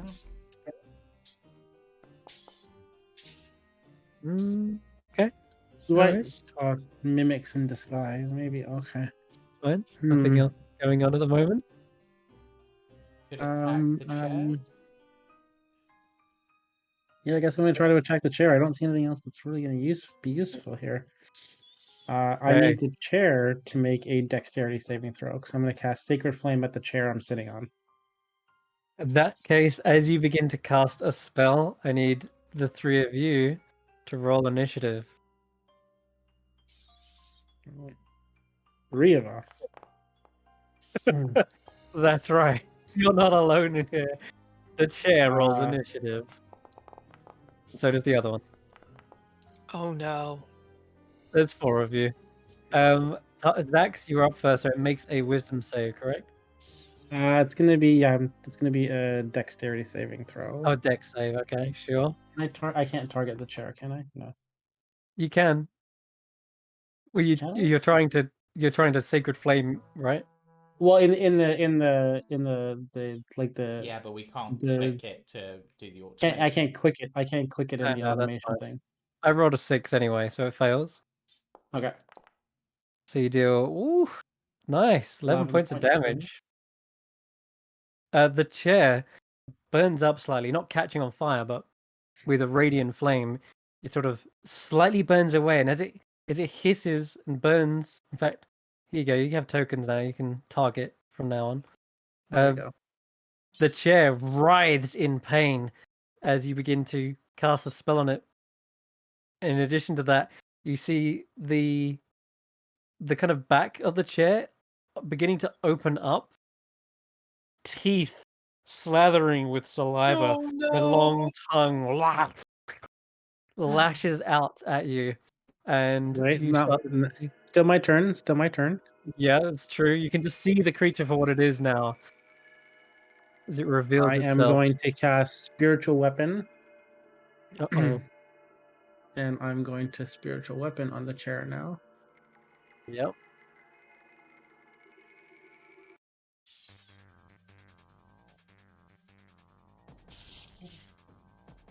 Okay. Is it going? Didn't go. Did you not Targeted. target? It's not allowing me to do it. Give it a shot. Cast spell. There we go. Oh wait, there it is. There you go. Now select an area where you want to I summon. want to get out of this, so I need a sword to cut myself free. Call forth. Whoosh! There it is. Moonblade. Oh, Nice. I love the summoning in effect you've got going. There we go. Very cool. I can give it to you if you want. Yeah. The sword hovers above this chair, but no longer a chair. I'm gonna reveal its true form. Where is it? There it is. So the back of the chair where the crease is, where you would lose all those coins, has opened up. Sharp teeth and a long slithering tongue. Attempts to strangulate you. 15 hit. That is a hit. Oh, chunking this thing. It's still got you held, but that's gonna be your turn. I think that's my turn now since I can't move. Okay. Oh, Tarquin, you're up first as well. Second Okay. meeting before this thing. So, in sort of trying to play along with the effect that's going on. We're obviously doing a lot of fire stuff, so it looks like he burnt me. This is going to be really awkward to aim, but essentially, Yeah, you are technically restrained. yeah, Both I of you. don't need to move for what I'm doing though, so have some fire. What on earth? You're trying to flame the chair that he's on? Yep. Hmm. But I'm aiming for the legs of the chair. Oh, I see. So I'm aiming like down. That's a tricky shot. Yep. That's why I said it was hard to aim. I think, like, 'cause he sat on it, the chair's under him. I'll tell you what, I'll let Xaxx make a dex save with advantage, because I do think there should be a risk of him getting hit by Yeah. this blast, because the flames do lick But up the bottom of the chair. Yeah. And So as go ahead, Xaxx. Tarquin's doing this, he's like, "Fucking moon bastard, trying to burn me up. I'll burn you." 10 Oh, that- is the high. The flame erupts from the if you're trying to keep up the act of fighting this dragonborn, it definitely seems real now. Xaxx, Yep. I'm afraid you do get caught in the blast. Your legs are down there with its legs, and they get scorched for, is it 10 points of fire Yeah. damage? Okay, it Yeah, really stings. it's gone up to 44 now. This mimic is, however, very badly injured from it. Failed as well. What are you So you can see it's- concentrating on? I'm concentrating on. It's my thing that's It always was- on. Yeah, it might have been this. I don't know what it was. Guidance All right, so I have the night vision on all the time. Yeah. right. Okay, finally, after that, is that your go, or do you want to do anything else? I mean, technically I can, Your attack because now, right? yeah, because I use something that requires keys. So let me just delete that. So again, going for the whole fire effect, so it looks like damage was done with fire. He's gonna fire punch the chair that he's on. Sure. Let me just find the action. That's my fire punch. There it is. How did I miss the chair I'm sitting on? But then again, it would be at disadvantage because I'm restrained. Yeah, you're kind of sat down, right? And you're trying to like pull your fist away to swing it round and hit the arm of the chair, perhaps. It's just such an awkward angle. Also, quick question: did you not target this mimic as well with the line effect? I mean, if I was able to, I mean, I where are you guess because firing it from? so I'm firing it From, from like, a my t- hand. Yeah, So if my hand's stuck to it, if I had to pull away, then yeah, I guess I was targeting that one as well. yeah. didn't- Although the mimic's token is behind you, I'm trying to just position it so that you can Yeah. see it. Well, you're rolling out 20 anyway, by So the it would looks. take So half maybe, the damage. yeah. So it is a little bit harder angle to hit it. So it's not taking the full brunt, but it did take some minor scorching across the arm Yeah. just at the end. So what was it, 5? Yeah. It took an extra 5 there. Unfortunately, you aren't able to wrap around to get your fist in a punching Yeah. position. What can you do? Is that everything? Yeah, that's me. Okay.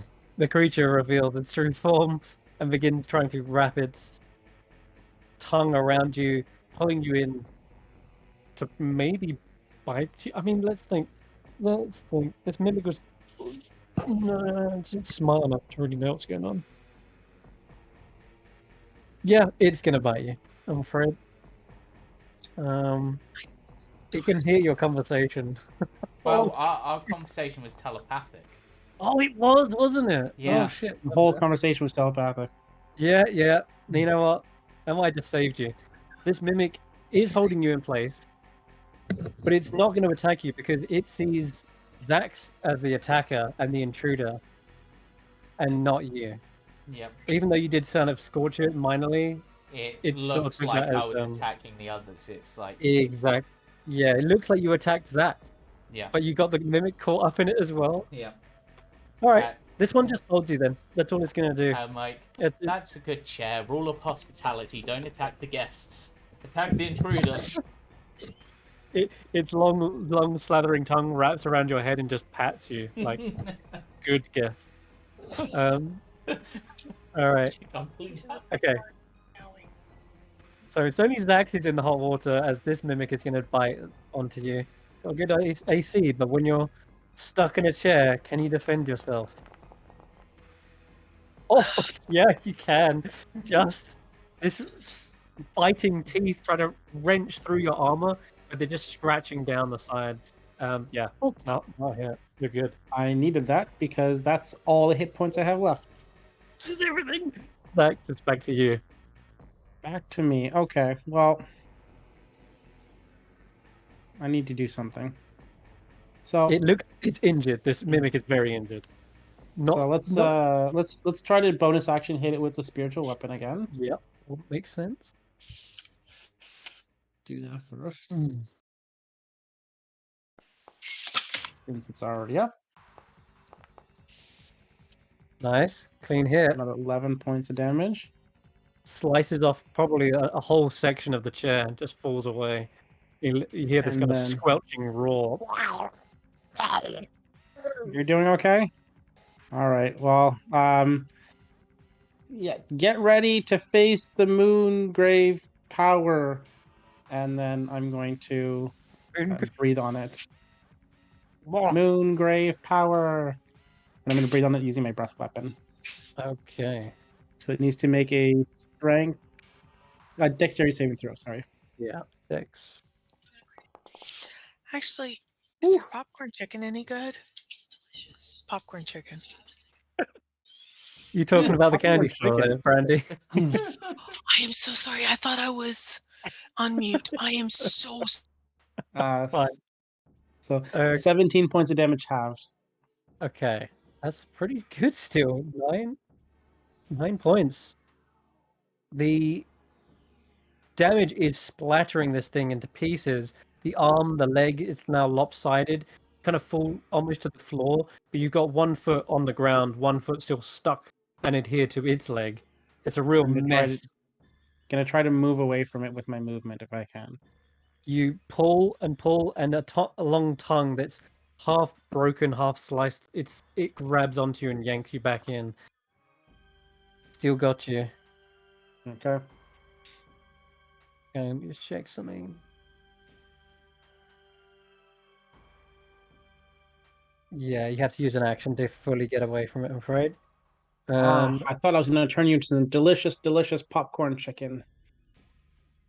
Popcorn chicken is tasty. Its slithering tongue is wrapped up in acid as well, and that just braces against your scales. Tarquin, it's back to you.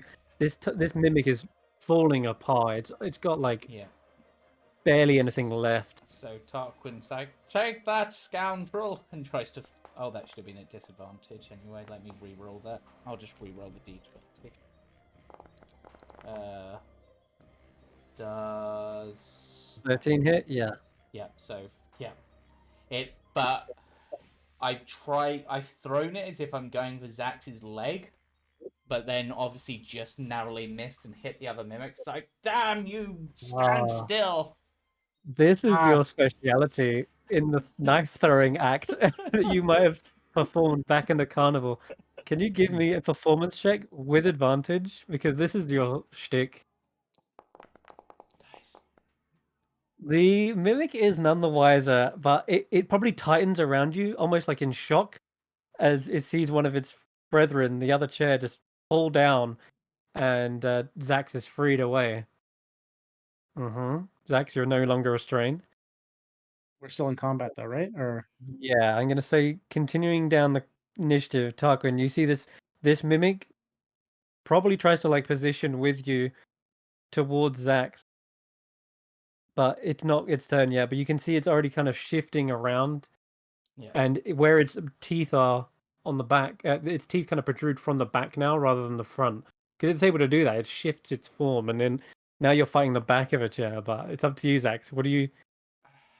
Hold on, Tarquin. Tarquin, was there anything else on your turn? Yeah, so Tarquin purposely trying to miss. He's basically going to use his offhand attack, just throw another dagger. So he's purposely trying to miss Xaxx again, Right. but it's basically to make it look like he's definitely attacking Xaxx and not the mimic. Okay. So he's basically reinforcing the act. But Yeah, sure. I like to think that he's thrown it in a way that the hilt of the dagger is pointing slightly towards the door, as if to indicate Xaxx to go. Wow, that's a lot with a single dagger throw.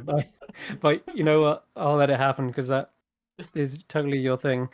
Perhaps because of the other dagger hitting, it actually lines up with the other when they form like an arrow with the two hilts. It's incredible. This mimic does maneuver towards Xaxx. I'm just checking. Can it hold more? Can it grapple more than one creature? Not really. But I'll say though, Xaxx, it does kind of maneuver towards you. It's not going to be able to grapple you this turn, but its teeth now protruding from the back threatens to bite onto you. Let's see, what should we pseudopod?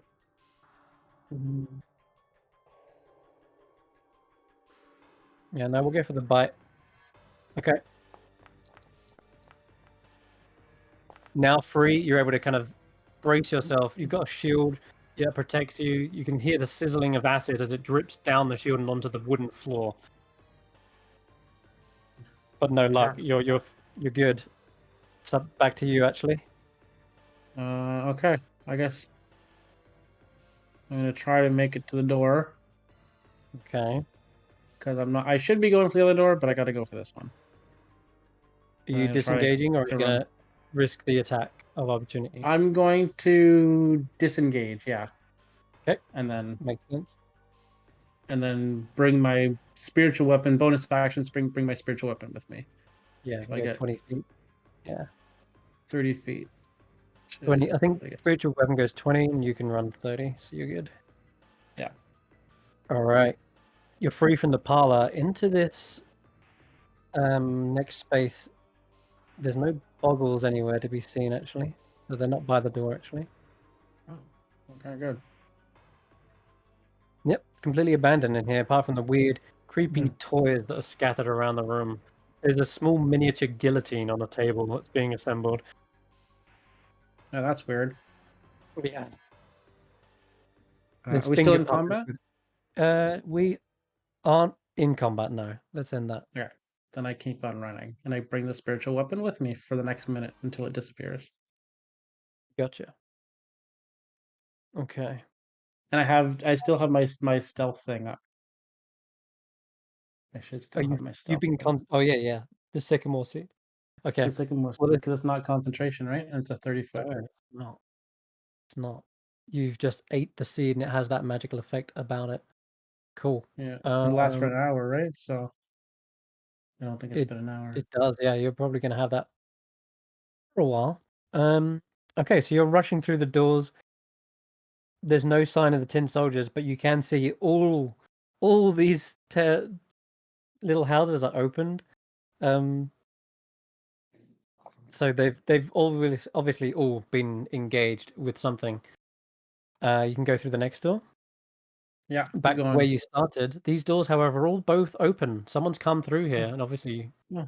looted the Where's place Star? because Okay. no star. Oh, keep going. Keep going. Okay, you burst through the next door. I'm gonna you I would describe the same room with the paintings, but they're no longer there. You just see all these Oh, roots and brambles that have been chopped up, and a pair of scissors entangled in them. oh, that's really good. Except I know there's kids up this way. I'm Ah, gonna go yes. find the kids. You do remember going up the steps into the what's it called? The weave room?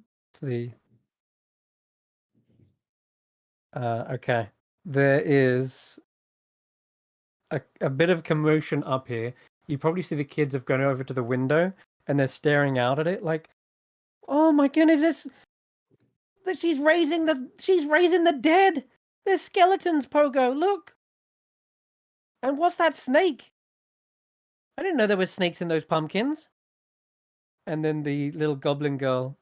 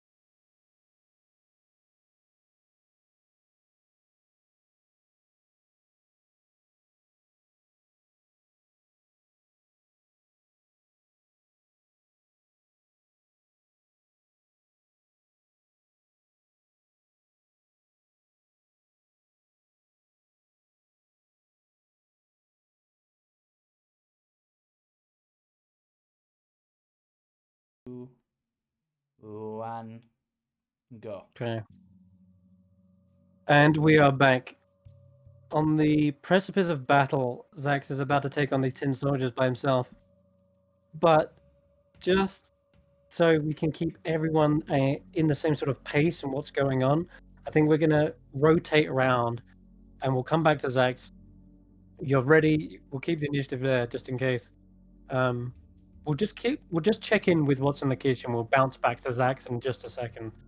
So this squalid kitchen is carved out of the trunk of a fallen oak, and a large clay oven sits in the middle of the room. You can feel the heat coming from it. In fact, Nox, that heat is something about it that you feel, I don't know, it's warmer to you. Even though you're not next to it, it feels incredibly hot. But the others don't seem to be having the same reaction. But it almost feels like you know when you just pull open an oven, you get that blast of hot air. For you, Nox, it's like that. It's searing on your skin. And other than that, there are crowded shelves laden with forest fungi. There's jars of pickled grubs. And at this point, Xaxx is kicking himself that he went upstairs instead of into the kitchen because it's all sorts of delights. Aside from delightful things, there are animal skulls and moldy cookbooks. And there's this sickly sweet vapor actually coming from the cauldron that is sat on top of the stove or the oven. And a human girl, very young, she's the one hard at work peeling potatoes for this concoction of sorts. And as she moves back and forth from the table to the cauldron, you see there is a shackle tied to her leg. The poor little girl. She's just having to move around the kitchen with this big, heavy chain rubbing on her ankles. And set into the floor nearby as well. There is a grate, but getting closer, you can smell. You smell kind of refuse coming from it. Clearly, more than just a drain. It looks more like a padlocked iron prison, if anything. And you've just entered into the room, but you can hear a gruff male voice coming from below. It says, "Are those potatoes I can smell?" And you hear the voice of the young girl. Yes, dinner's nearly ready. And she turns, and as she's about to put another potato in the cauldron, spots everyone walk into the room. Oh no! Hello. Filipino?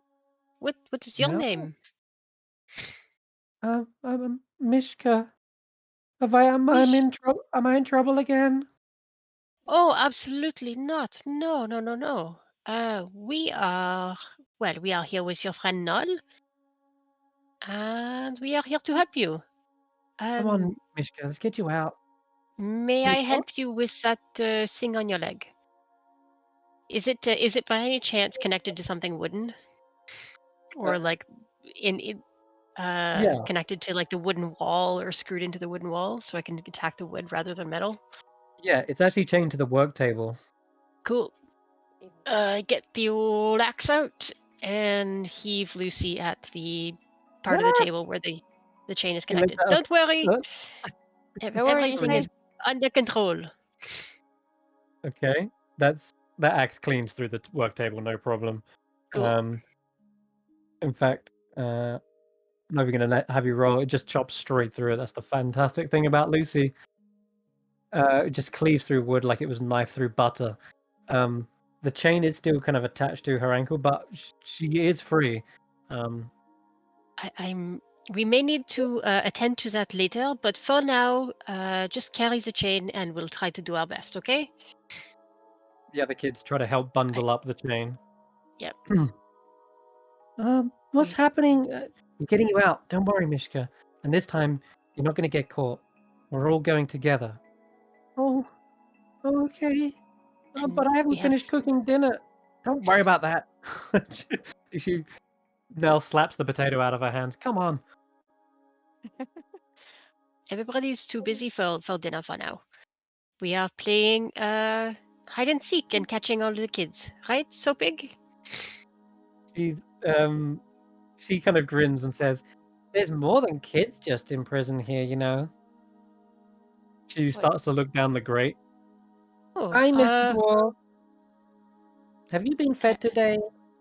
Here, where's that potato? And she kicks the peeled potato into the grate, and it lands on his head. Oh, you little brat. Oh, Big how giggles. did this dwarf come to be here? I ran into Scabather. She's not the most kind old granny. May I ask what you did to offend her? You didn't hurt any of the kids, did you? No, I came to blows with the League of Malevolence. There are Do we know arch what? enemies, you see. Ah, They're a bit of a pain in my hairy ass. They're working for the hags, I believe. At least it seems that way. There's quite a lot of them running around Prismere, mostly in the palace, but I caught one out in Thither. That grey-skinned bastard. He's the roguish one of the lot. Won't think twice about stabbing you in the back. Xaxx. oh, I think we have heard his name before. Aye. We have heard his name before. He was one of He's the characters in the Yarn Spinner Tale, I think. That But I is can't remember. correct. He was nobody, but once he got his memories back, it seemed he had a mission to assassinate Lamorna, and you fought him at the Wayward Pool. Anyway, he and his buddy, what's his name, Ward Duke, they're roaming around Thither. I think I should have stayed with the others. But I went on a bit of a solo mission, you see, and heard there were kids in trouble, so I tried getting towards Loomlurch and ran into him. They bested me and Gabatha threw me in here. She says she's going to cook me into some sort of stew. But you wouldn't do that, would you, Mishka? No. It'd be far too tough. Right. You're a darling. I don't suppose you would want to help us to free the children and perhaps take revenge on the hag, and maybe also the malevolence. You know, if you're not doing anything. And he's already like edging the edge of the axe onto the wooden dungeon cover thing. Aye, that's the plan. The And hatch. as you edge closer, Soapig steps in front of you, in front of the axe. Says, excuse me, what do you think you're doing? Revenge on Nightshade? That's my granny you're talking about. I Elkhorn meant here's an no, Dwarf here's revenge an in the intruder. context of the game because she's on the opposite team. See, Mm, she has imprisoned all the children, and it is our job to free the children as part of the hide and seek. this dwarf isn't part of the game. I know he's bad news for Granny. He's got a big axe, like you. In fact, I can't allow you to just free this guy. But Sopik, you are a friend. I thought we were Nox all is my playing together. friend, but I don't remember you at the carnival, Mustachio. Oh no, I'm friends with Nox. I Oh. don't think we met at the carnival actually. I think I was in another actually I was in that ride as well, but I don't think we ever met. I was busy being traumatized by something else. Nox, tell your friend here. Can't let him go. And Granny was only defending her home. I'm just gonna whisper to Rodolfo that if we save the dwarf, we're probably biting off more than we can chew. We came for the kids, but not the dwarf. This is I'm not kind so of much funny. interested in freeing the dwarf as I am gaining another fighter, you know? Okay. Dwarf, we come back for you. Maybe. If we have time. I assume you're going to get the key, right? The grate Yeah. is iron, and I don't think your axe will chop through that. I'm afraid. Not even through the Frame? like the wooden frame of the grate? Or is the whole thing I'm gonna say the frame has got wooden bits around it, but there is also a metal okay. like covering where the bars are fitted into. So Okay. Yes, we will see about the key, but you know, maybe we come back for you if we can, and if it's okay with Granny Nightshade. And he gives Soapig a No. thumbs up. It's all right. Save the children first. I'll be all right. That's really Good, honorable of good you. man. Yep. I got my potato. Let's go, kiddies. We should go. Onward. Yes. I'm gonna Okay.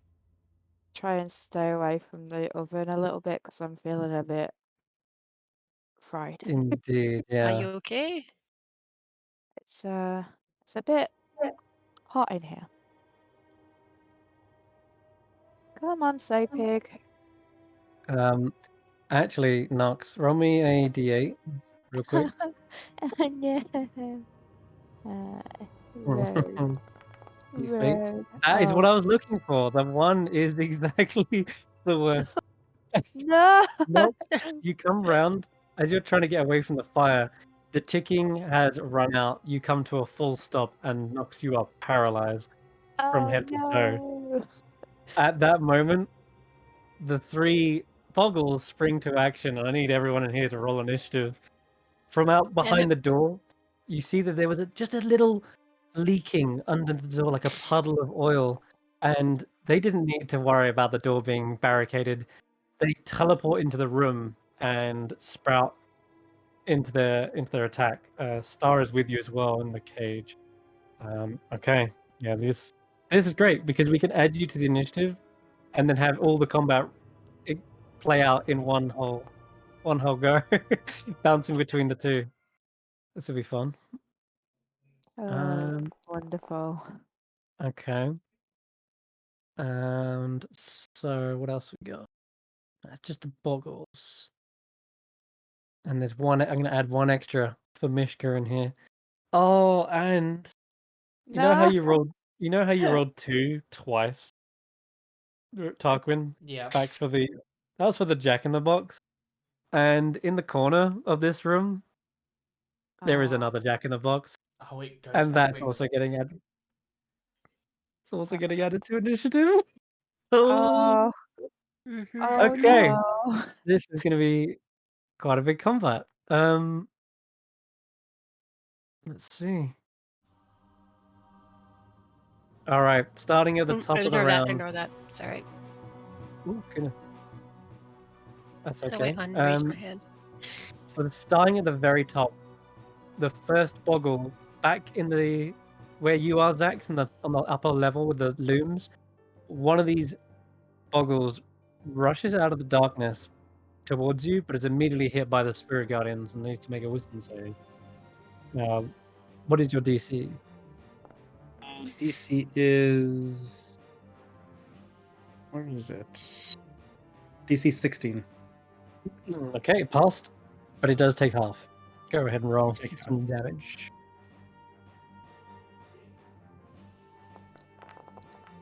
3d8. Wow. It's 3d8. It's the third level spell. I forgot how powerful it is. The boggle second thoughts are rushing through their heads as they get into this. Maybe they should have just thrown something at you, but they're here now. They were actually already in it as you started this. So as they crawl out from underneath the loom, they see you and they're going to try and make your life a bit difficult for you. They're going to create a puddle of oil beneath your feet. Let's make it slippery oil. So I need you to roll me a dexterity saving throw. That's a pass, no problem. I'm going to say rather than move into you, this guy can actually do it from range, I think. Let's check.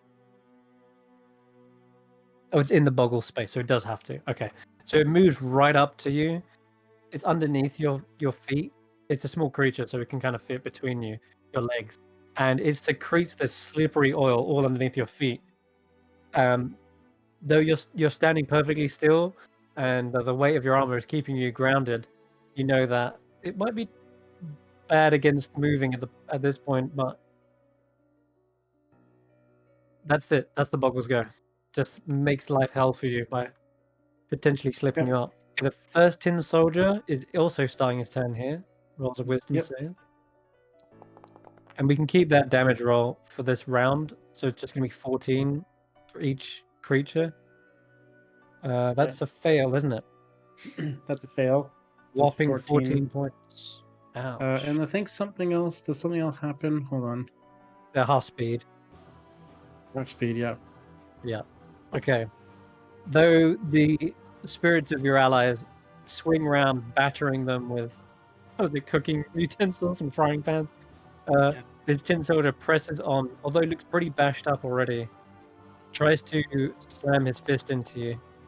Oh, God. Oh, I crit. Fearing moving from the slippery space, you kind of just stood still and took this square across the chin. And you feel a few of the scales crack on your jaw. That was a heavy hit. And I hate to say it, it's got a second swing. That misses, though. No, Probably she's tips good. a little bit itself on the oil, but that's its go. Okay, Boggle downstairs. Rushes forward. It's gonna go for Rodolfo. It's the other one who tried to barricade them. Let's see. Sticky oil? Slippery oil. Caution. You immediately hear the can, the tin can in your possession squirt. He pipes up and says, "Oh, this is the perfect opportunity. Ready to catch any moment now." He squirt is gonna open wide basically, as this boggle does squirt some slippery oil in your direction. Go ahead and give me a dex save, Rodolfo. Alrighty. That's a fail. You slip and fall prone. And in doing so, Squirt hops out of your possession and just starts sticking his spout into the puddle, and you can hear a slurping sound as if it was a straw. Oh, delicious. He's kind of repulsed by the table manners, but doesn't really care that much about Squirt right now. Okay. The second tin soldier moves forward, taking a wisdom save. Saving throw. Is that fail? Yep. Fails. And 14. Nice. They're very badly damaged. The radiant damage rips through the metal. You see them kind of shuddering and jutting forward. 5. Now he's in difficult terrain. 10, 15, 20, 25. Yeah. It can get to you and takes a slam attack. Even a half speed? It does, because it started right here. Okay. And it's got 25 movement, so it's 5, 10, 15, 20, 25. Yeah, it used all of its movement to get into a position to hit you, but it is the. Oops. Where is it? Tin soldier. Let's hope your armor holds up. 15. Yeah, clangs against your shield. Second swing, tries to hook around behind it and connects. Oh my god, it's Xaxx on the 1 HP. Oh, 1 HP. Still alive. Just hope You better not die while you're alone. I hope your None of us can get you. concentration check holds up. I thought all the tin soldiers were gone. I did not know that they were still up here. 2, yeah, left. Okay, give me that concentration check. Me? Oh, Yeah, Yeah, Spirit for Guardian. Spirit Guardians. for Spirit Guardians, right? Only a DC 10, so good chance of success. Oh, it's a Constitution saving throw. Yeah, you're good. Yes. Whew. I forgot, did we roll for the other ones as well? Forget. We did not. No. Okay. Roll. Better 2 do more, those right? 2. Yeah. No problem. Your lights are getting knocked out. The one punch that nearly finished you on this occasion, probably right into your gut and winded you, but somehow your mind is clear and focused. These kids need to be saved, and it's up to you. These tin soldiers are showing serious damage, though. Honestly, you might be able to hold out. There's a boggle downstairs, rushes forward, seeing Rodolfo on the floor, leaps up and starts hammering its fists on top of you. Advantage. And you hear them say in Sylvan, Mhm. as they slam their fist into your head, they say, "No, no, don't take them away! No!" I'm going to cast Hellish Rebuke. The misery is all we have. We wouldn't take Why that do I not away have from Hellish us. Rebuke here? Oops. Okay, Hellish Rebuke. Yep. Uh, Was it a deck save from him? it is a deck save, yep. Okay. And then how much damage is he going to take? It fails? 2d10 if it fails, or half as Okay, much roll on a it. successful one. And he is surrounded by flames. Just for a moment. I don't know why it didn't roll. Oh, there it is.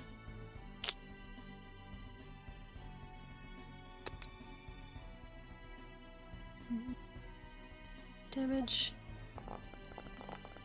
Whoa, how much D10? 40-10. Oh, you're a Nice! warlock. 40-10? Oh yeah, your warlock slots are Oh, empowered.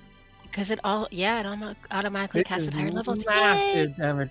Oh my god. Yay! You incinerate this thing as it tries to punch you in the face. Oh my god. I mean, it is Uh, oil, so it's highly flammable. That is That's true. true. That makes Mhm. total sense. Squirt's like, no, my precious oil! Whereas the boggle pounding on your face just bursts into flames and falls backwards from the blast. Yeah, that one's done. Cool. Whew. Okay. That was a next- defense. Come at me, bro. The next boggle. Yeah, they're gonna run up to you. Mm-hmm. We would rather die than live without them. We don't even Well, exist without them. pummel. Yeah, Oof, pummel that, you yeah, again. that hurts. Not sure what you're concentrating on. Probably What am something I like guidance. concentrating on? Possibly Probably guidance guidance. from when you last cast it, because that's technically concentration. Yeah, it's fine. We'll just end that. Doesn't matter. It doesn't use it. You're really not Yeah, really you're using good. It doesn't worry. So you do get your lights kind of your bell's Knocked been out. rung a little bit, and this boggle jumps up on top of you as well, and it's just like pounding on you. Don't take them away! No. Can I shout to Can I shout out? Get the kids out of here, Nox! Nox is not moving, I'm afraid. She is completely locked up, and her key has Mm. stopped spinning. They chose this moment well. Null, get them! Oh God! All right, this boggle upstairs crawls out from beneath the table, looks over towards Xaxx, who is surrounded. There's another one? Oh my god. Yep. You can start to sense there's one for each child that has a miserable life here. Jesus. Okay. Can I Let's do see. one retcon thing that I forgot to do for the last tin soldier that hit me? What's that? Can I use my reaction to give him some damage? Oh right, when he punches you, you can use your gem dragon. When he hits me, I can use my gem. I forgot to do it. I forgot to do it on the last guy. Okay, I'll let you do it. Okay. So he needs to make a strength saving throw. Okay.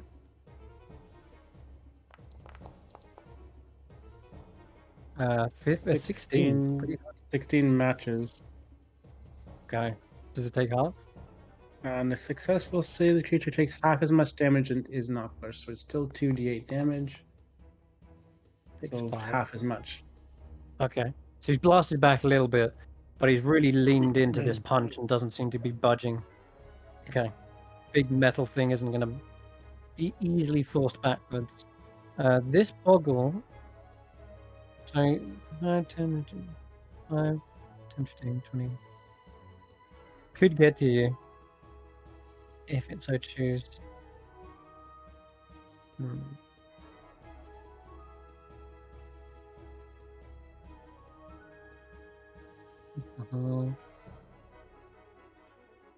Okay, it's just checking which one to use. Yeah, I think this works better actually. Seeing as your armor is protecting you from quite a lot, this boggle rushes forward. Instead of using slippery oil, it's going to try and use sticky oil. And I need you to make a strength. Hold on. It needs to make its wisdom save, right? Because it moved into the Yeah, square. let's roll his wisdom. Does have to do that. 15 fails. 15 fails, so 14 points of damage and half speed. Okay. The boggle is burning out pretty badly. Not good for him. But I think they've got a plan to get out, actually. So what they do is they rush up, they secrete the sticky oil on all over your feet, and at the start of your turn, you're going to make a strength save or be restrained.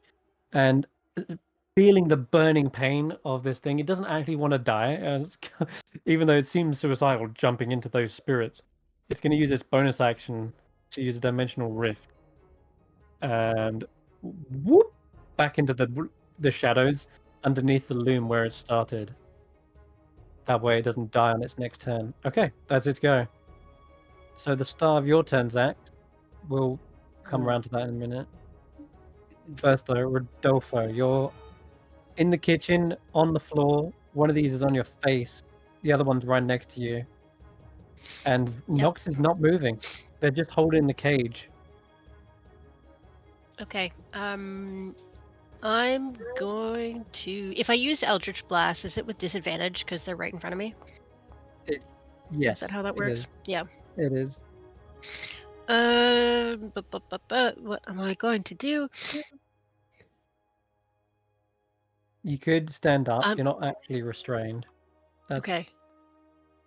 Yeah, that's not a problem. I'll get up and I'm gonna move back like 5 or 10 feet, just enough so that I can blast the guy who is right on top of me. Okay. Let's do that. They'll both take an attack of opportunity. That's fine. Okay. All right. So they'll do that. Yeah, I'm prepared to take that. Take a swing. Go for it. That's a fail. And another one. Thank goodness. No, they're too flustered and emotional to actually hit you. But go ahead. You've got your distance from them. Yes. So I get 2 beams. No, 2 beams at 5th level. Damn it. You are 5th. So I think just 5th. one. Yeah, we're all 5th level. I only remember this because of my bard. Yes. Okay. Good. Bless him. So plus I get an extra for agonizing blast, which I just picked up. If you pick that up, I thought it would roll out automatically, but no, we can add that on though. Add my Christmas modifier to damage. Oh no, it has. It has done, hasn't it? It's already done that? No, it's D10. That's fine. We can add that for you real quick. So it's actually 7 damage. Yeah. Nice. And then I'll do the same guy again. Yep. Oops. Okay, you should do it now. I've done that right. Thank you. Ooh, miss. Ah, 9 misses. But it did It sinks down into its own puddle for a brief moment and ducks under the blast. And it nearly hits so big, and she's like, "Hey, what are you doing? Why are you killing those Sorry, things? I know they're pests." sorry. but- Well, they're just kind of a pest. Plus, they hit me. You saw they hit me first. And then What's he's up gonna with Null? yell. He's gonna yell to Null and say, "You see that key on the back of my friend? Twist it if you can. Or so pig on the back of your friend. That you need to twist that little lever. Oh, She needs he your looks help. over to it. Your friend needs your Oh. help." Granny Nightshade has one of these. Yes. It reflects her mood. When it stops, it means she's really, really angry. Oh no, it doesn't mean that. It not for my friend and your friend. It just means that she's a little tired and needs help. She walks over to you, Nox, looks into your face, kind of waves in front. "You're not angry, are you, Nox? You're not angry with me because I stole your face?" She would never be No. angry at her friend. Okay. Hope this makes up for it. And she begins winding you up, Nox. Nice. And Nox, you are at the start of your turn, no longer paralyzed. Because I was holding back with Sobig's turn, wasn't sure what to do with it. So giving her instructions now actually helped you out a big amount. There you go. And she pats you on the head. Good girl. You can have your go. Oh yeah, is it your go What? now? Yep. It is your go. Moonbeam. Ring into action with a moonbeam. Nice. Yeah, let's Cool. microwave. Get all the microwave out. I'm gonna just target these two in front of me, I think, with it. That also kind of Yeah. fits with the moon is what's stealing from them. Mm-hmm. The moon. I'll do. I'll do. Okay, the Fire elemental? What? ignore that. Oh. Oh. Oh You didn't see God. that. What are you talking about, fire elemental? What? Anyways, the That? stove drops in fire, by the way, as you do this. It knocks the cauldron off, and in fact, I'm going to actually have poor Rodolfo, because you're right next to it. Can you give me a dexterity saving throw? I would love to avoid some spilled soup. Yes. We check the DC, because it's buried underneath about 16 sheets. Okay. The cauldron is a DC 12. You've passed. You get out of the. You see it coming. The blast of this hot. It's actually some sort of sticky candy of sorts. It's not even stew at all. It hardens over the floor, forming this crunchy coating. But yeah, you've actually dodged out of the way. It's all good. Other than that, the flames in the stove burst forth even brighter. Did they set the oil on fire? The two boggles? The boggles aren't necessarily flammable by themselves, but they are in the moonbeam more than anything. Oh wait, actually resistant to fire, believe it or not. That doesn't make sense. I know, but I know Wait. fire resistant oil. Oh my That's not- God. Oh. you know what? Because sorry. That's actually important to note because I didn't do damage to this guy. Oh my God, the boggle that you blasted is actually still alive. Oh no, because he's resistant to fire? Oh Yeah. no. He's actually resistant. I just realized Bloody he's probably hell. just so flabbergasted by the attack that he's just laying on the floor right now. He's just like, what the hell just happened? Yeah, what happened to me?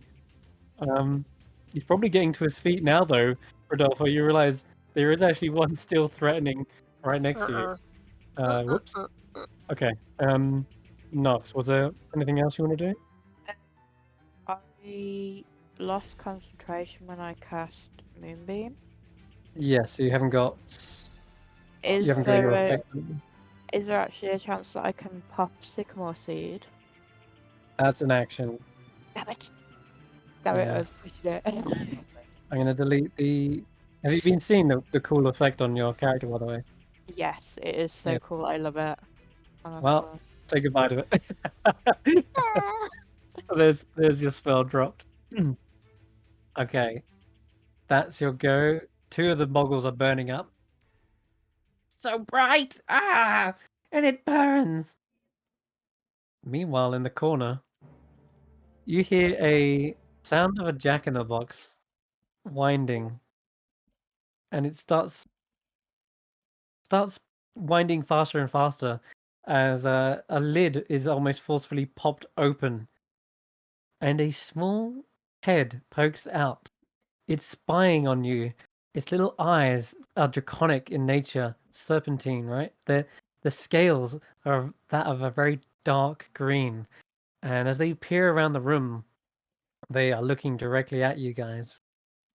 Let's see. What the hell is that? Yep, I'll show you some artwork, in fact, of Cradleful. Here he is. This is what happens in the corner of the room, spying on you.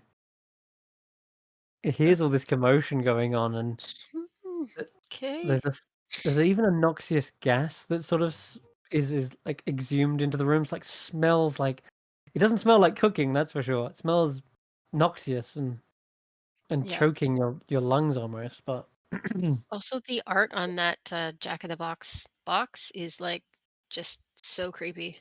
The hands coming in from the top, like, yeah, children, I'm going to eat you. Children. it really is though. The sickeningly like wide smiles Mm-hmm. aren't that of like delight. They're more like it's like a menacing smile. Oh god. Right. With that, I'm gonna see what this creature can do. That seems excessive. Especially when Soapig's in the way. Having Soapig there might be her defense. Yeah. And there's children in the room too. Okay.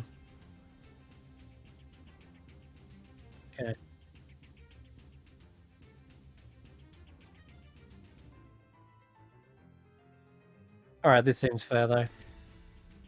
The Jack-in-the-Box shuffles forward, like hops out of the corner. It's like this creature's so shy, it doesn't even want to leave it. But its wings buffet the box along. And it gets close enough, Rodolfo, that this little toothy, snapping jaw tries to bite your leg.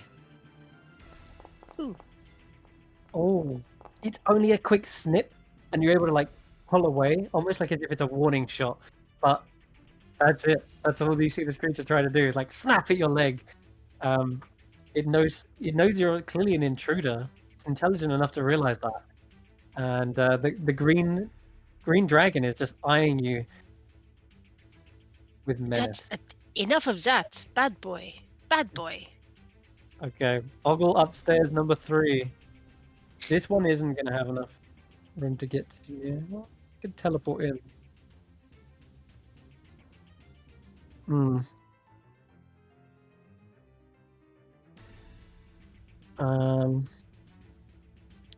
You're on the sticky oil.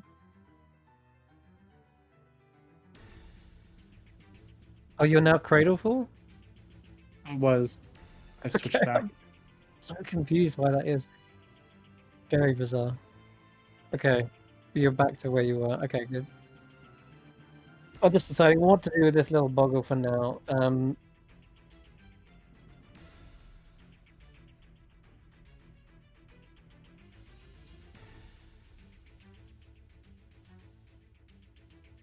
Okay, it doesn't have enough movement to get in and then teleport out. And if it wants to teleport in, it could do, but it would take some damage. I think for now, it's just going to move up to here and take the dodge action. It's just on the... It'll do its maneuver next turn. Xaxx, it's your go. Is it did not enter the field? It didn't want to go anywhere near that. Okay. At the start of your turn, can you make that strength saving throw? Strength saving throw. This is gonna go well. You are stuck to the floor, my friend, and that is bad because it also means you're restrained. It's worse than just not. It's just worse than 0 movement. The sticky oil has restrained you entirely. Yeah, that's rough. That's okay. My plan didn't require me to move. Okay. I can still touch myself, so I'm going to cast Cure Wounds on myself. And I'm going to do it at 3rd level. I need a lot of hit points back. Really pumping. Bonus action. I'm going to swing at... let's get that. This is the more injured one at the bottom, or if you want to go for the less injured one, it's at the top. I'll go for the more injured one to try to get rid of him. Okay. So it's the bottom one there. That's the one you blasted away. 17 misses. Misses? Oh, These Jesus. things are armored so well. There's not an inch in their armor that you can find a gap. Okay. Okay. Yeah. And I have no movement. That's the end of my turn. Yikes. So we're down to Spirit Guardians.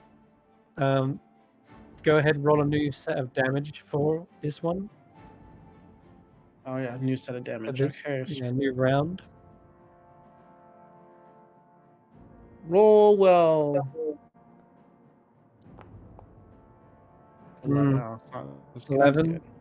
Oh, wow. 11's how much this He boggle takes, had, though. he takes the full 11, though. Yeah, this boggle burns up. Pops. No more boggle. Okay. No more boggle. Let's remove this one. Sizzling puddle beneath you just pops, and it's back to this tin soldier. He rolls a wisdom save. Fail. Another Fail. 11. Takes the 11. The armor is falling up to pieces, but it's still got one last hit in them before it goes down, and he's gonna make that hit count. Swings at you with advantage. I should mention now that you're stuck. That's gonna be a pain. So wow, even with advantage. Misses. Yeah. Within misses. Okay, this is the second attack. Misses. No. Oh my god, he's a tank. Scale and shield is protecting you from every blow. Boggle's downstairs. Oh god. They're in the moonbeam. They don't like that. Oh. They're gonna rush out of it and try to interrupt that spell by punching you in the shin. Yeah. Oops, sorry, Xaxx. My bad. There you go. So can you roll a concentration? No, wait. How did I roll 0 damage? You're taking 1 damage minimum, that's for sure. But can you roll me a concentration check, DC 10 knock?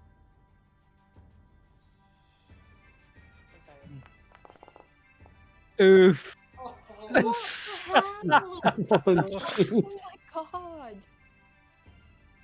That You know makes what me it is? fucking sad.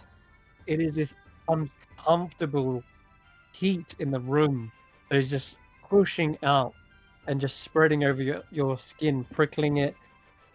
Feel that you're gonna get heat stroke in a second from this horrible temperature. And that, accompanied with the fact that you just got punched in the shin, breaks your spell. No. Alright. That's the Boggles go. Tin Soldier, number 2. He fails this. That's 1 less to deal with. 8 is a fail. Xaxx. Spirit Guardians. Describe to me how one of them takes out the Tin Soldier. Okay, so which one? It was the second one? Yeah, one here. Okay, so that tin soldier is gonna be a combo move by a Xaxx and a Nox one, where Xaxx gets in behind him and then the Nox jumps up turns into a little elk with a chef's hat on and knocks him over, and he falls over backwards. Amazing. With that, you're facing down this tin soldier still. You might have your turn after all. This is clutch. Boggle number 3. Okay, yeah, the one that you singed nearly to death, Rodolfo, brings up a fist, tries to like smack you. To no avail. It's too woozy from the flames. Cool. You can't take the children. They're all we have. They're every ounce of our being. You must understand. Please. I don't understand. I understand you're keeping them prisoner, you horrible thing. Yes. Their misery is our sustenance. Yes, you didn't win yourself any favors by that. Sorry. So big's backed up into the corner here. Do I keep winding, Nox? Like, how much winding do you need? As much as you can give me. I just keep winding and winding. I think it's. I wonder if we wind you enough, does he give you haste? Give me a D8. Roll a D8? D8. Yeah, D8. See what happens. Oh, 1 second. Does she wind it too much, or is she winding it into supercharged? No, she winded you just enough. You're good. She's like, that's enough. You're good. Thank All you. right. Here, let me take that off your hands. And she grabs Star. Here we go. Good kitty.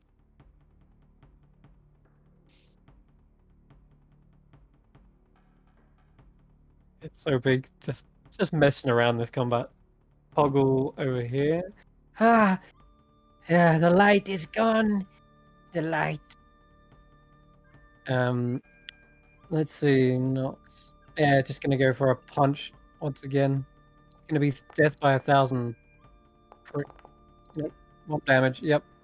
It's not even hurt breaking your shield.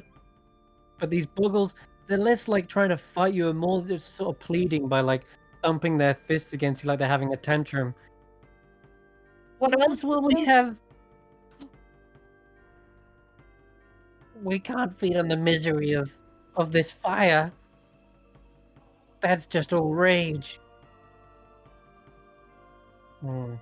Foreboding. This boggle up here, your spirit guardians has kind of made you immune to the rest of these boggles. I don't know how they're going to get in and get out without just dying. So they're going to pick up an improvised weapon here and throw it at your head. Jeez, They just pick up a big, Which what's it would called? be flat because he's restrained? No, he's not Yeah. prone. No, he's just restrained. Yeah. I'm gonna throw like this. Me's. This is. Yeah, it's not a dangerous looking attack. It's just a big loom, just like thrown at you. Not the whole thing, but like a. It's the entire yarn. loom. It's You like guys are strong.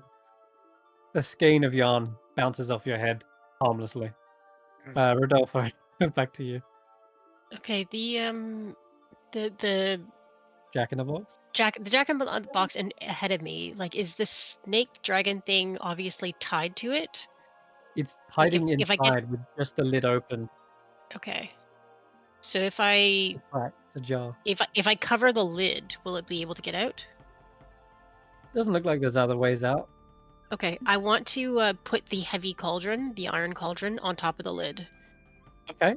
This and kind of can be. shove it in the corner so that it's out of the way. Yeah, let's make this a contested strength check. Yeah, sure. Strength is. Yeah, I know it's not your forte. Brilliant I will say strength. this: I'm gonna give you advantage because of the heavy cauldron and gravity. There you go. Yeah, that Still not didn't enough. help at all. Let's see. Cradle full strength. Yeah, it's No. strong enough, I'm afraid, to push open the lid fully, and it buffets its wings out and stretches them. And at this point, you realize this ain't no snake. This is some sort of green dragon that's hidden under here. Yeah. Ooh, green. And it Ugh. lets out, it lets out a little breath, almost like it's spitting in your face, of poisonous gas that just sort of puffs in your face, and it smells awful. It smells like sulfur and death. Ugh, Um, okay. anything else you want to try on your turn? I'm going to. I'm just gonna move out of the way. I want to move away from these people. So They might all let's get see. attacks of opportunity, They will get attacks of opportunity. Of course they will. including the snapping dragon. If you want to risk that, but that's up to you.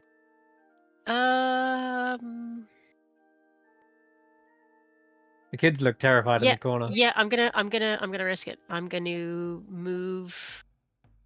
I don't want to move towards the kids. Shit. Where's the mechanic? There's nowhere I can go. Move towards the Uh, door. Yeah, I'll move towards the door and try and lead them out.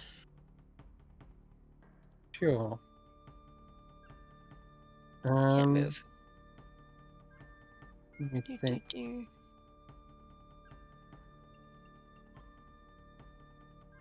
And I try to move away Yeah, from the kitchen out of here. You'll need the key, but you've still got that to unlock this door. Mm. Okay.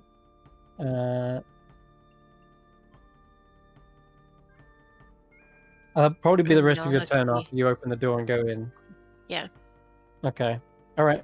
If you want to do that, then I'll make one boggle attack and one snap. Oh, you're lucky. Oof. Tilt it over to the Wow. floor. Doesn't Wow. anticipate your movements.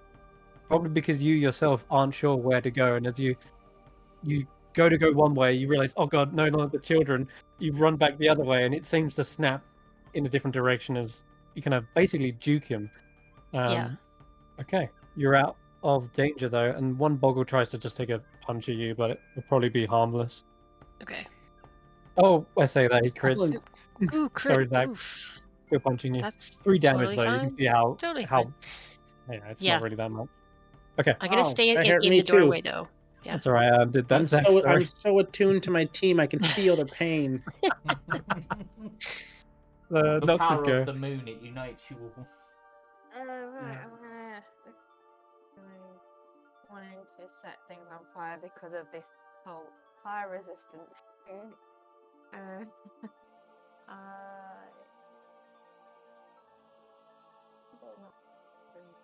Should have mentioned as well, but it's in the heat of battle. But there was something about the stove that Rodolfo lifted the cauldron off of. Mm-hmm. Environmental. I wouldn't have much luck with the cold. I'm not sure. Did I manage to get the cauldron off the stove and it just didn't land on the, or it Oh, didn't that'll give stay you- on the I'll tell top you of the what box happened. lid? You Yeah. pulled the cauldron off, no problem. That all transpired. But when you lifted it off, you basically just saw a split second of what was inside the stove, and it Mhm. wasn't like fuel for a fire like you'd expect. It was a mask that was on fire and producing the fire, Wait, roaring what? upwards. What? Creepy. Did I hear that Yeah. right? It is a mask, and its face is like one of anger, but its face is smiling. It's like a smiling Okay. and frowning face. But Nox isn't maybe quite as Okay. aware of that. But you see the flaming heat burst out, which is still almost unbearable for you, Nox. But it's still your go, though. I'm just figuring out.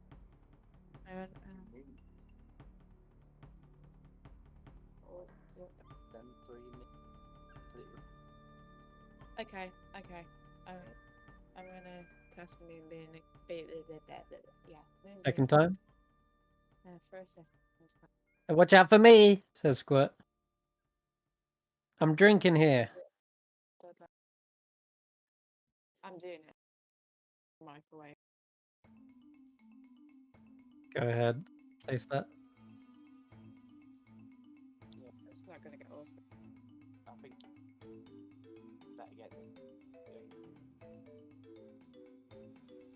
I'm gonna get two.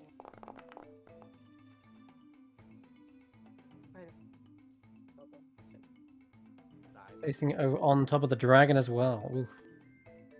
Ouch! That stings! What the heck did you put in that moonbeam? A third Ow. level spell slot. A third level? Wow, okay, that's why. The little dragon screeches in pain, a draconic like and it pulls the lid back down. It doesn't want anything to do with that. I don't like the light, I want the dark. Is that your go? Yeah, that's my turn. Cradleful fleas. They actually do. You see the box sort of Nice. shudder for a moment and a puff, and the lid sort of like it pops open and then lands lands closed again. As it does, you see the sort of puff of smoke come from it, and it's just a box now by the looks. Do you want me to re-roll a d3, see where it ends up? Yeah, please, yeah. Unless it's a 2, in which case 3. Okay, that's the only box you haven't found. All right, Xaxx, where's the boggle up here? Yeah, the one right next to you. I'm gonna say he throws another weaving game. Yeah, spindle. No, Ye- spindle's ye- probably the wrong word. Thimble, maybe, or a sewing needle. It bounces off your horn. You didn't even feel it. It's your go, Xaxx. Right. So my turn. Is Xaxx still Well, these restrained? bog- Because wasn't the Yeah, he is. No, Yep. okay. Still restrained. So I am going Use to action to extricate itself, but bonus action move my spiritual weapon over to this guy and attack him. okay. Hopefully it hits. Boggles. It's probably not going to Oh, hit. he's hiding under the loom, and as it sword tries to sweep under there like a broom, seems these things are adept at trying to dodge out of the cleaning products. Okay. And then with my action, I'm going to switch back to Xaxx. And he's going to target this guy. And I'm going to do, where is it? There it is. A little bit of a guiding bolt on him. I think that'll be a diss if you have the tin soldier in your face. A disadvantage? Yeah, you got a melee combatant in front of you, and you're restrained. But yeah, it will be disadvantage, I'm afraid. Okay. Well, You got good plus to hit though. I know you can do it. Go on, just roll again. where is it? Where is Don't it? consume Where spell is it? slot. Where's the spell? There it is. Sorry to force you to do that again. I know, that was a lot of damage too.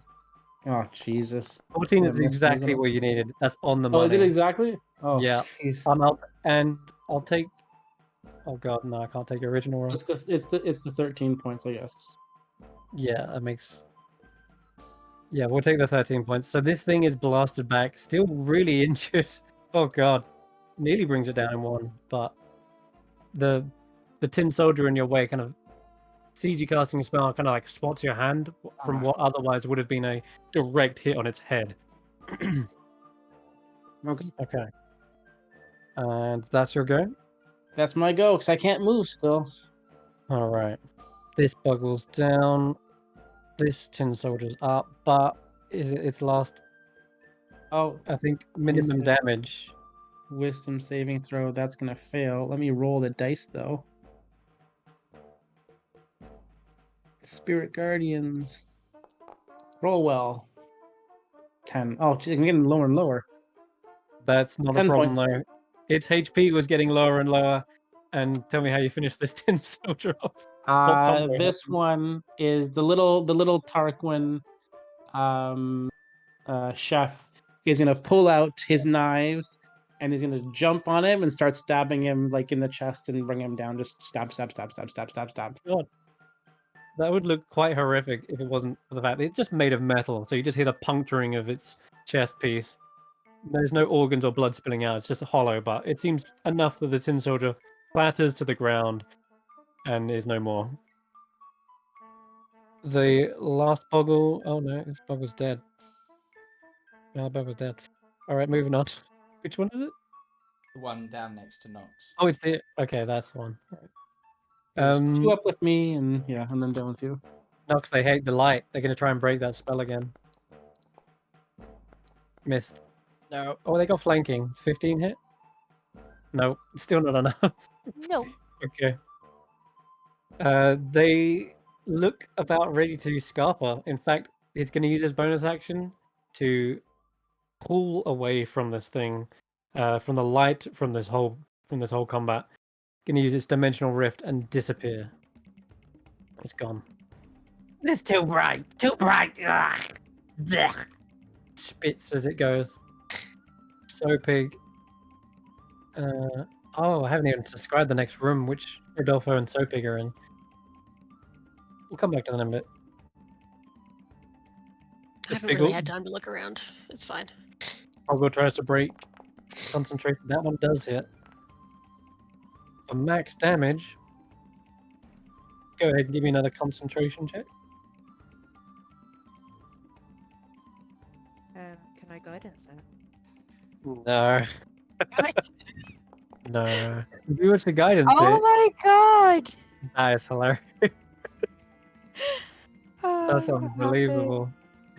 That's probably why it broke, because you tried to guidance, then you realized, oh no, guidance is concentration. yeah. And then you're like, damn, I'm such an Darn. idiot. Yeah, you'd need, and even then, guidance wouldn't boost a saving throw. You'd need resistance. Yeah. Or No more boost. light. No more. Darkness, yes. Darkness is our friend. You're not our friend. I still have a dead boggle on my screen. You do. That's not the one that punched you, though. Okay. I'd This be guy. surprised. Oh, God. Okay. Rodolfo in this room. Buried beneath my notes. And all the combat stats. It's a description. Alright. So, it looks like most of the threat of that combat is over. You look back into the room, see only kind of one boggle left. Did you want to take that on before Yeah, I do. I do going want. in? If I can get rid of them before they escape, at least the That's last two. fine. Go ahead. So yeah. Squirt's like, Wait. Don't kill it. Can you capture it for me? Oops. you Sorry. say Sorry. Too late. as you blast this thing into pieces. Oh, Where did Squirt's it attack him? thirsty. Where That did it attack the other one? oh yeah, the other one's in the corner here. The other one. Yeah. That hits For 12 damage. 12. Now you're doing something. Dolphin. Finally. Yeah. Big damage. Blast this one into the back of the kitchen where the children all huddle like, ah! Oh, sorry, Come on. kids. Sorry, kids. I just trying to clear the way. Mishka says, That's okay. That one's been haunting me for ages. Keeps Are they mean to pretending. you? Oof. Yeah, they keep possessing food. How horrible. Go And around the long way around, and I will blast him. Come And he hide tried behind me. He tried to spill some of his oil in the food, and then I got blamed for it. How rude. Yes, I do not like these creatures. Nox, wait, it's back to you. Yeah. Yeah, I'm just gonna tell the kids to come over toward me. And we've got one boggle still kicking about. You can probably take him. Although I don't even think he got rolled onto initiative. Did he? Did he get rolled onto initiative? He just it's just an innocent bystander. You know what? I'm gonna actually play into that and say that this boggle is shaking under the table, fearful for its life, and it holds up its hands as you're approaching. You're the one. No, please, we surrender, Lightbringer. We surrender.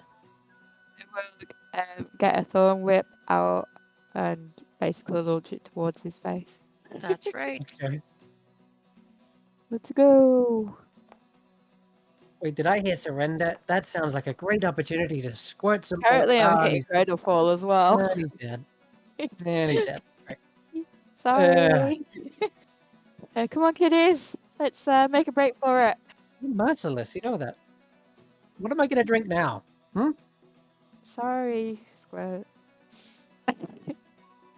Is your blood made of oil? No, it's made out of blood, iron, Yep. or tree sap. I mean, are there any splatters he could drink? Because these basically got splattered Like, pieces. Yeah, There's yeah, the there's kids just have got puddles splash on the floor. There's puddles all over the place. Yeah, I mean, I Just just scavenge like what you can. like my food alive when I'm eating it. Not sure. You see it as it's dripping down the floorboards. It tries to put its spout beneath the cracks and Like slurp an it up. actual mosquito. It's at least fresh. It's at least fresh. It's just not the same from the straight from the veins, you know. Oh wow. It got really dark really quickly. I think likewise these boggles upstairs are probably also surrendering, seeing the last tin soldier fall without being able to even get a punch in. This spiritual weapon flying after it underneath the tables. This one is going to use its dimensional rift. You see, it dives into a puddle on the floor and makes it look like it's just this long stretch of water or something. It just swims down into the floor and disappears. He's gone. And then it's Xaxx. You're seeing one left hiding under the table. Well, I gotta get one of them at least, right? Okay, go ahead. I can't get both of them. I gotta get at least one of them. Ah, Jesus. No, he's got away, it looks like, unless you want to do double up and use an action. It's my turn though, right? So Yeah, yeah. it is.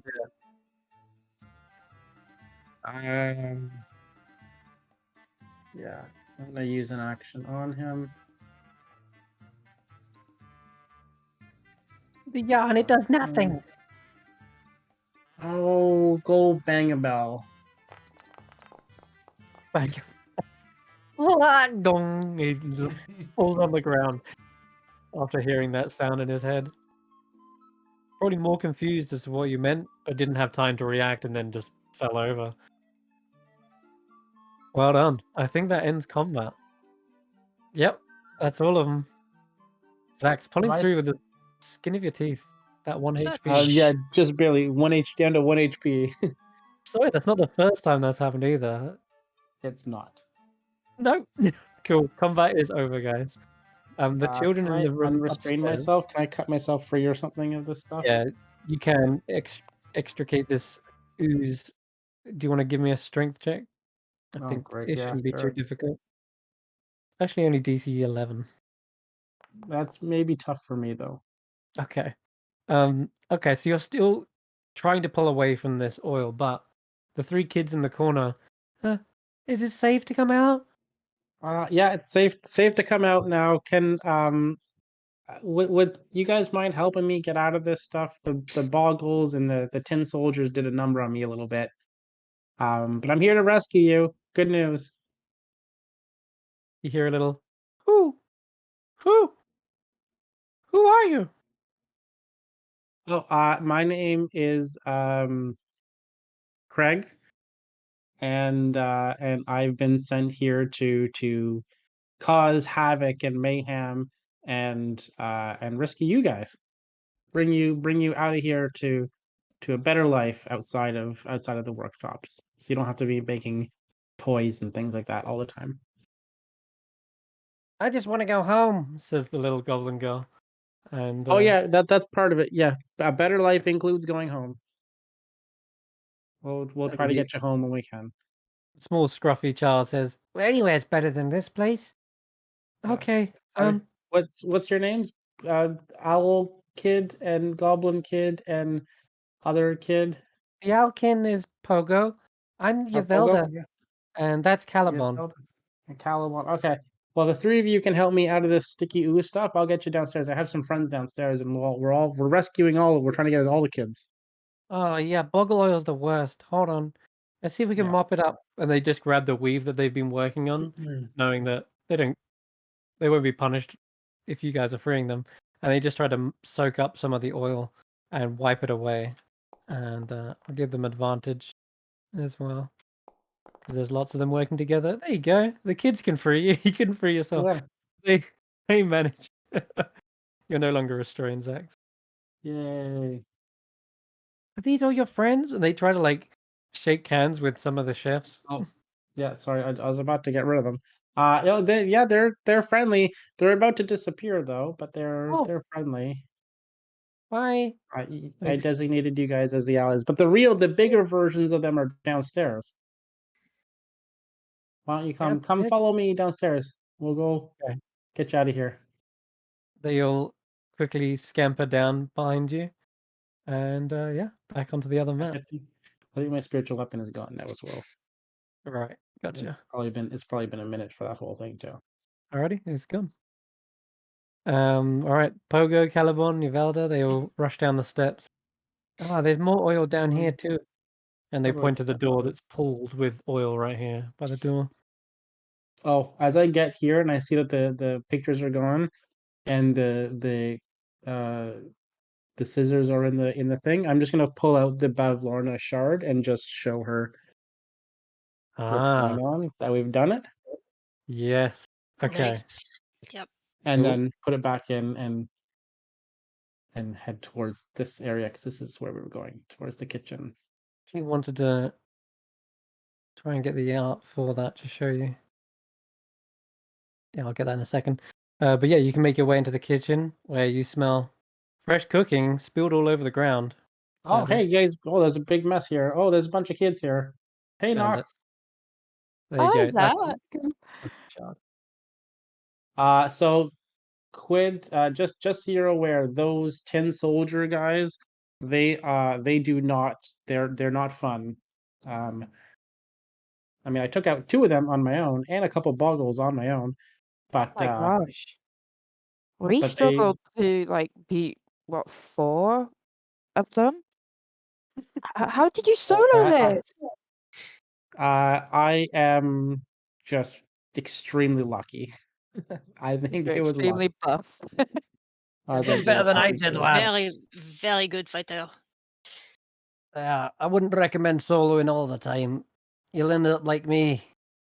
Oh, You who hear are you? dwarves. Oh, I'm oh, Elkhorn. I'm down here. where are you? Down where? You Down hear the here? voice coming from the grate. Aye. Uh, Don't worry about me. Get the kids out. oh, okay. Are you you're staying, I guess? All right, kids, come on. Oh, there's Yeah, a. You'll need a key to open this damned Oh, lock. okay. Knox, oh, let's go. um, Oh, there Okay. were 3 kids behind me. Hey, kids that were behind me, come with too. Oh. Oh, and these ones. Yeah. Sorry. Yeah. Oh my Managed to God, you've got rescue all of them. 7 of them. And You've the got others, so yeah. many. And the others that were Um. already taken out. So you've actually. And then we're I just. think that's all the kids we've seen, right? So Is there a far. door? Let's get out. There's a door here. Let's get out. have we Yeah. actually used that key that Yeah, it was for this now? door, I think. That was, yeah, it was for the kitchen door. Okay, so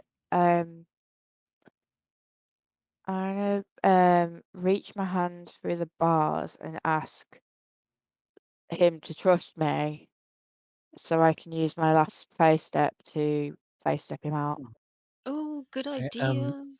that would be a good out of idea. the, out of the actual building. He is sadly too far down in this Oh, hole, which is it is dug down deep enough to act oh as a prison so that someone can't climb up and try to pick the lock. God. Yeah, Yeah, he's I was either gonna see if I could chuck the key that we had down there for him. you could try that anyway, but if you don't need the key anymore, but it's up to you. I wouldn't think that we need the key anymore, do we, guys? I don't So think so. I'm just gonna No. drop the key down there and be like, hopefully this will like get you out, but like if not, we'll come back for you. Aye. All right. Do we want to maybe no? I was gonna say we can throw a rope down, but he'd still have to get out of the grate. We'll come back. We'll come back. Okay. Yeah. Mhm. The others all filter into the next room, 6. and before I get actually, yeah, because Nox, you're kind of like last one left behind, and you're trying not to step in any of these puddles, and Squirt's like, oh, pass me that one. Oh yeah, well, that's good. Fill me up good. Oh, tasty stuff. Tell you what, my memory's coming back to me. You know, with just enough oil, I think I know the way all the way to Yon with this amount of oil. But you know what? Could you maybe stock up on some just in case I run out on the journey there? That'd be great. Yeah, sure. Is the game paused for everyone? Oh, it's just Yeah, I for... paused it because I think I saw Zach's about to go through another locked door. Wait, where you going? Come back. Help me Okay. get some more. Okay, then. All right. So yeah, you help him square for a moment, and I'll come back to you in just a sec. Okay. What the artwork in the what you're seeing now is basically what the glass shard looked like. One of them ones hanging from her staff, and yeah, you see her eye bulging through the shard as Xaxx has got it out at the moment. I And put it's it just back in. looking at I you. showed her that we did the Yeah. painting thing, and then I put it back under the Okay. shirt. Put it back. Alrighty. So this room, this is well, looks to be like a study kind of area. There's bookshelves. There's a standing mirror as well, and another set of stairs that ascend upwards. Let's see. Okay, yeah. Whew, that was a lot.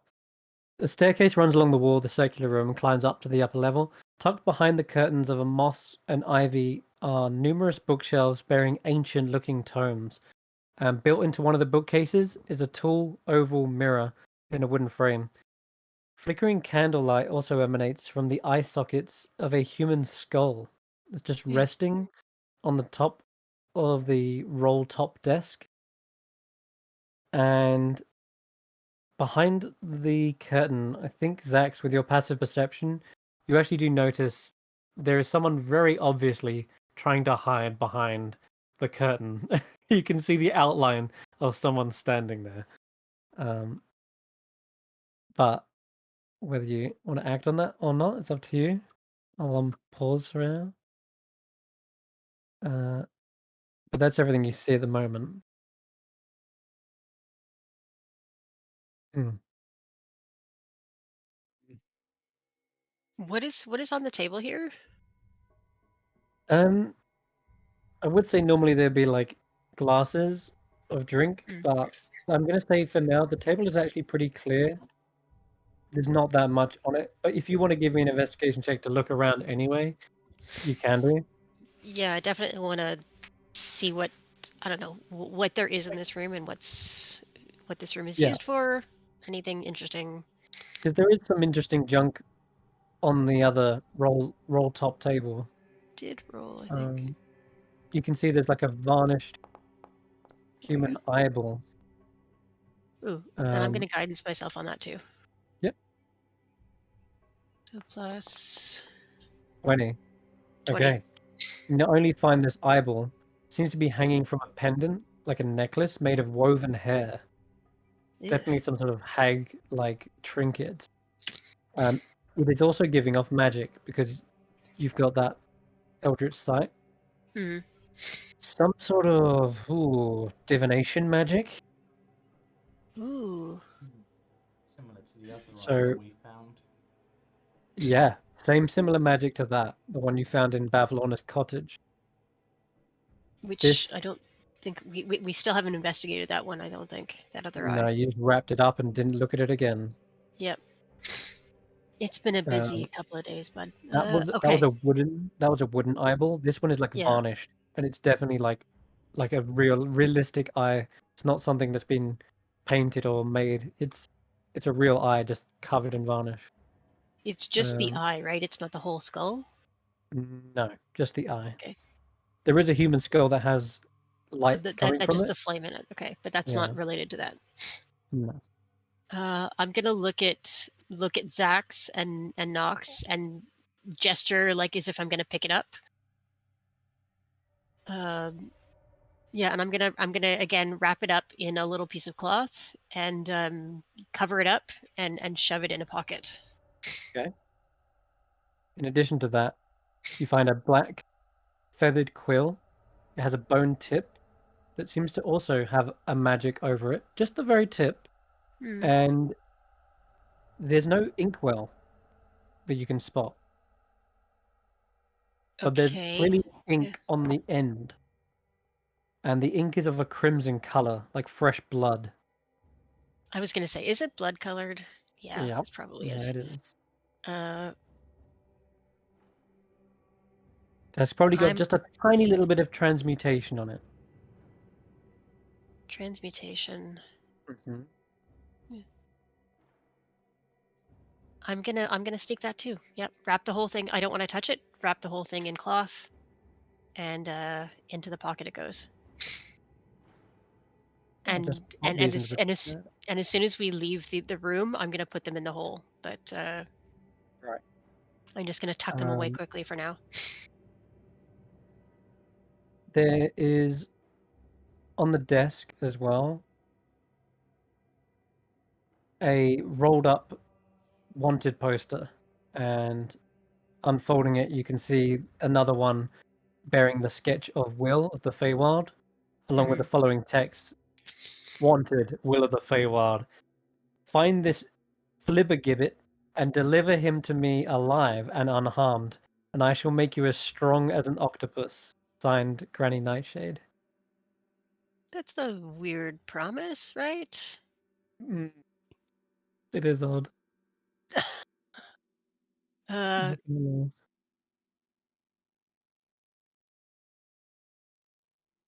all right, I won't touch that. No, okay. Not What it. else? There's Uh, another one last thing on the table as you're just peering over. You got a 20, so you basically found everything. There's a tiny clockwork toad, and you can see his little wind-up key, just like Nox's, is on its back. This doesn't seem to be giving off any. Or does it? Oh my god, it has got magic. Actually, maybe it's got a faint bit of magic over it. Yeah. I'm thinking it's like Nox and was transformed and got stuck. But I also don't have time to think about it, so it goes into a pocket as well. Magic is coming from its tongue. And do you Its have the tongue. foresight enough to not touch that Yeah. whilst you're putting it into your pocket? Yeah. Okay. All right, clockwork toad on your inventory as well. It's gonna be a lot random junk on your sheet. Okay, what else have we got? Other than that, you've just got the shelves of books which have ancient tomes and whatever's hiding behind the curtain that Xaxx has noticed. I think your passive perception doesn't notice him. No. I don't There's see it. something Okay. behind the curtain. Okay. Somebody behind the curtain, I should say. Okay. I'm gonna take a look. I want to take a look at the mirror. You said there was a mirror. Yes, there is. Right next to the curtain. Funnily enough, there's a oval mirror. Rodolfo can tell there is definitely conjuration coming from it. I'll warn Xaxx about that. So it's conjuration. Something. It does something. It means it creates. I mean, it's not gonna be maybe okay. Is it showing me anything, or is it just me looking back? Conjuration also accounts for like teleportation and portals, but yeah. Oh yeah. Yes, there is a Xaxx staring back at you. In fact, although, give me a perception check, Xaxx. No?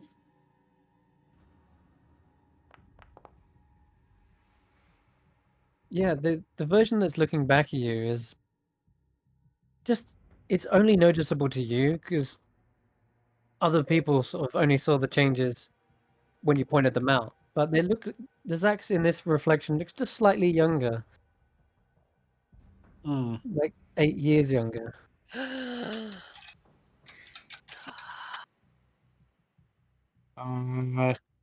Rodolfo,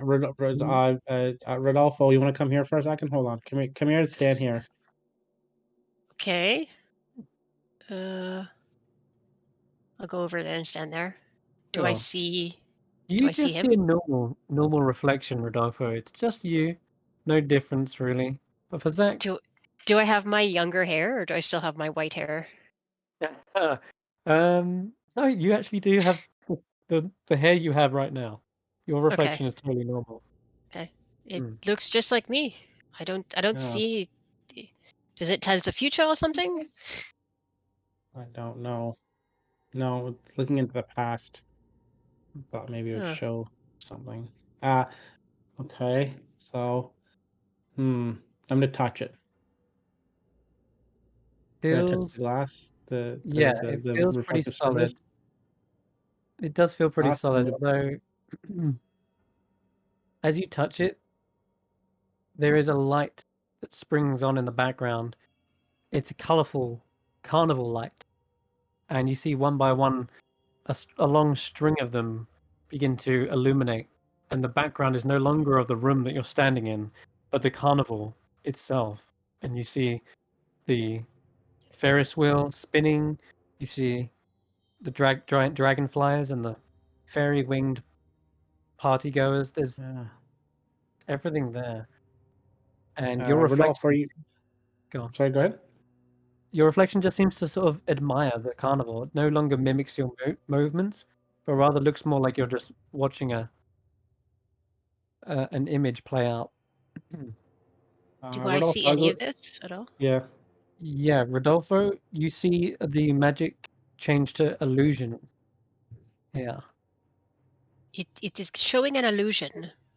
So it's not divination, not conjuration. It's showing me the carnival, so maybe this is the way that they spy on the carnival. Okay. But you said We it's don't in really. the past. Maybe it's just your memory is creating this. You Oh, see it's what one of you those expect to things. Yeah, see, yeah. you know? Because I I'm look at, gonna think. I mean, yeah. I'm gonna think about. Uh, so it's showing me 8 years ago. I'm gonna think about me 10 years ago. Mm. The mirror goes back to the room and just reflects a normal reflection. Okay. And All right. I'm gonna. We should. Sorry. Yeah, no, I was about to say, as you're kind of hurrying yourself along, I think I'm just gonna jump back to Nox real quick because I've left them Yeah. hanging for a second. um. Oh yeah, and there's Tanwen outside. Tanwen's outside. Although you can probably Everyone's hear the outside and Tarquin. Tarquin sitting in a chair still. And Tarquin has not done Yeah, anything. I Like, know, so long. I'll tell you this, Tanwen, with all the ruckus that's been going on in there, you can probably hear what's going on in the kitchen, and if you wanted to make your way to it, Yeah, I think the only thing I would have done would be to ask Juniper to grab the chariot yep, so that the chariot was nearby if we needed it. you got it. Um, and yes, I would definitely have gone over with Okay. Morgoth and asked Morgoth if she could open the door so that we Okay. could get in. All right. Morgoth's trying to get this door open, and it's like it is locked, but I mean, we could try knocking. Or is that a bad Sure. idea? No, I mean, it, We don't know what's going on in there. we don't know what's going on in there. We don't know who's on the other side, but maybe it'll be our friends. Okay. All right. I think there's actually a window on the door anyway. So peering in, they can probably spot Nox. Um, Nox, just before you hear this knock on the door, the fire that is still beating out this unbearable heat. You swear you hear the crack of the fire, like as if it's burning a log, but the crack sounds to you like also the cracking of a tree. Um, and to you, well, being a druid, that actually translates into druidic. And the word that you hear is your name. Nox. Hello? Nox. Oh, a little bit closer. I don't want to catch on fire. The fire is kind of hissing, and it sounds like it says that word again. Looking into the stove, past the grate, you see there is a mask that's giving off this flaming heat.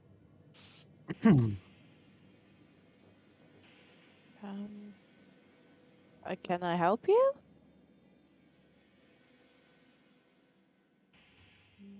Help me.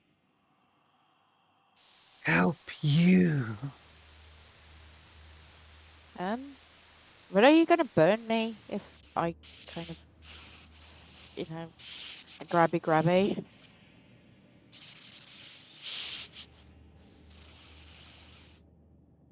Me?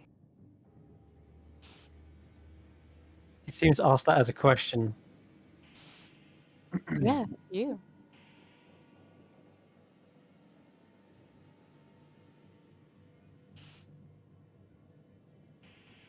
You feel a heat prickling at the back of your neck, causing you to almost like look around. And there is actually a pair of tongs in the kitchen.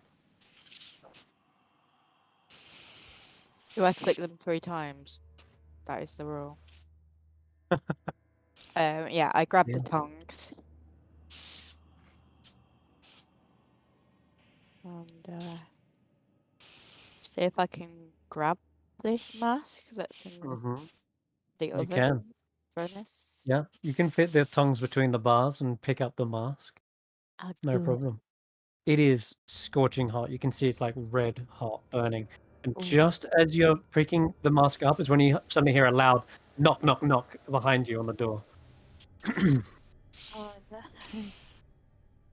Hello? Nobody's home. It's Mogop. I can see you, Knox. It's through the window. Hello? I'll let them in, Okay. They come in. but look for some water afterwards. Okay. Hi. Knox, it's Juniper. Do you see Juniper? It's Oh. Juniper. Oh We my found gosh. Juniper. This is so incredible. Looks like you found a big battle in here. Yeah, it was a ride, you know. Oh dear, Um, and what what were you pulling out of the stove I don't with know, those it's tongs? some fiery mask. I'm just gonna get some water. I'm gonna go back to like seeing if I can fish it out, or you know. Are you sure? I mean, it's not gonna like hug your face and force you to do its bidding, is it? I love that. I'm not quite sure, but it was talking to me, so I'm just gonna Oh see if I can dear. fish it out.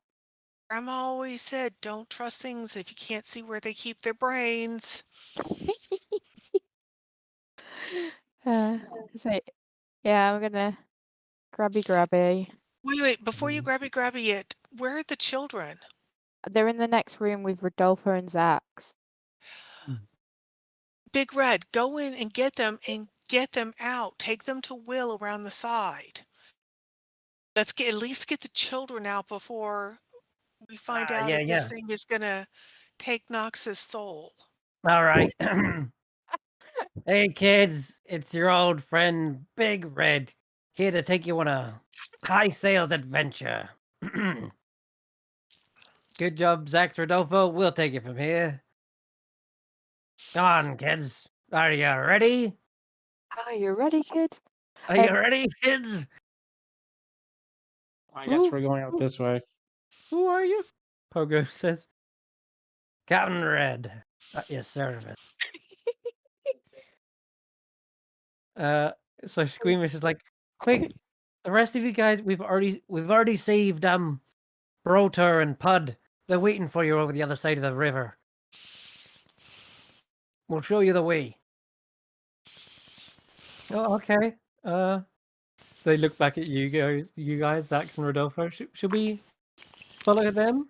Yeah, it's okay. Well, they know Brotor and Potter are safe. Yeah, it's fine. All right. Is We trust is them. this Are you all? sure? Is this all the children? I All think the this is children that we everyone. found so far. Okay. Have you As you're found asking that, anybody actually, else? the kids tell you. Oh, no, there's still Wendell.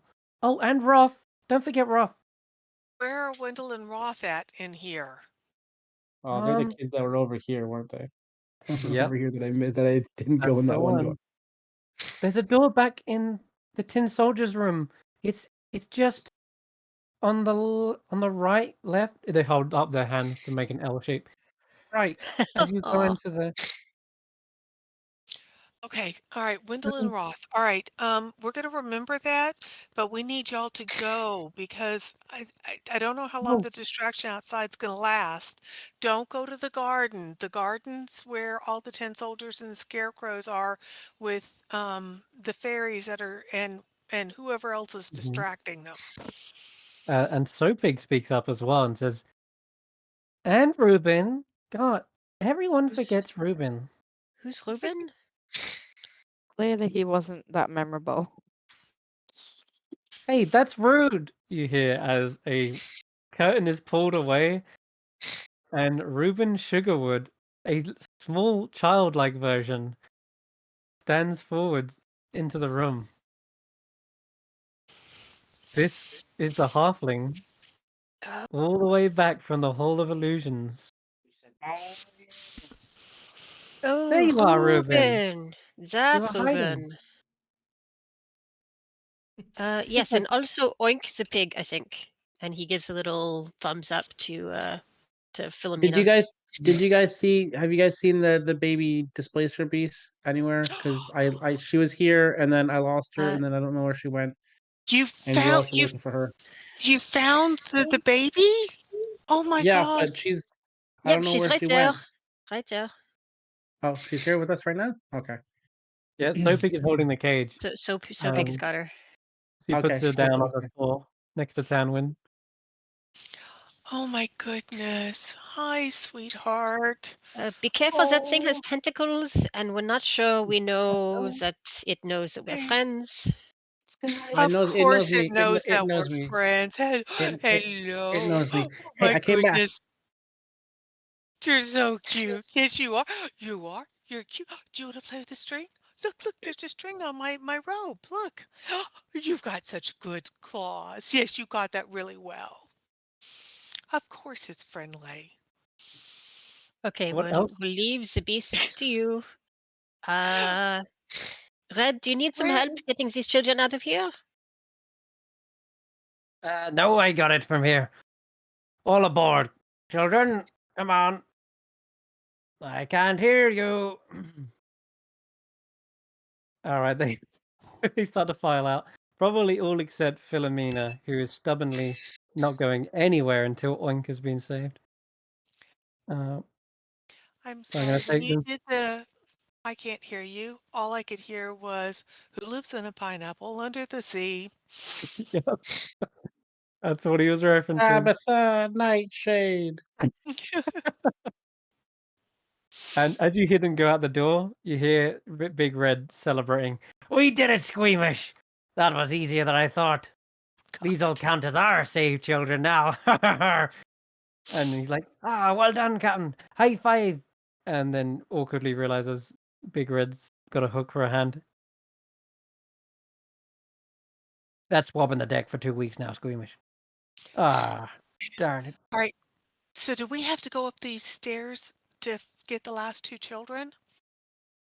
We have to go. We have to One go more. through to the front almost. It's oh jeez. And Tarquin's that way too, by the way. Uh, okay. Morgott is in here. Morgott, yeah. The owlbear is hardly fitting through most of these doors. Yeah. And Nox, you come into the same room, and you see that mirror in the wall as well as all the bookshelves, ancient-looking tomes. Did I get the mask? Yes, you have, and you've probably found a bucket of water in the kitchen to scorch it. What's the word? Extinguish the heat. Yes. Can I Yeah, put it it makes a on? nice sizzling sound. You want to put it on? Yeah. Smoking.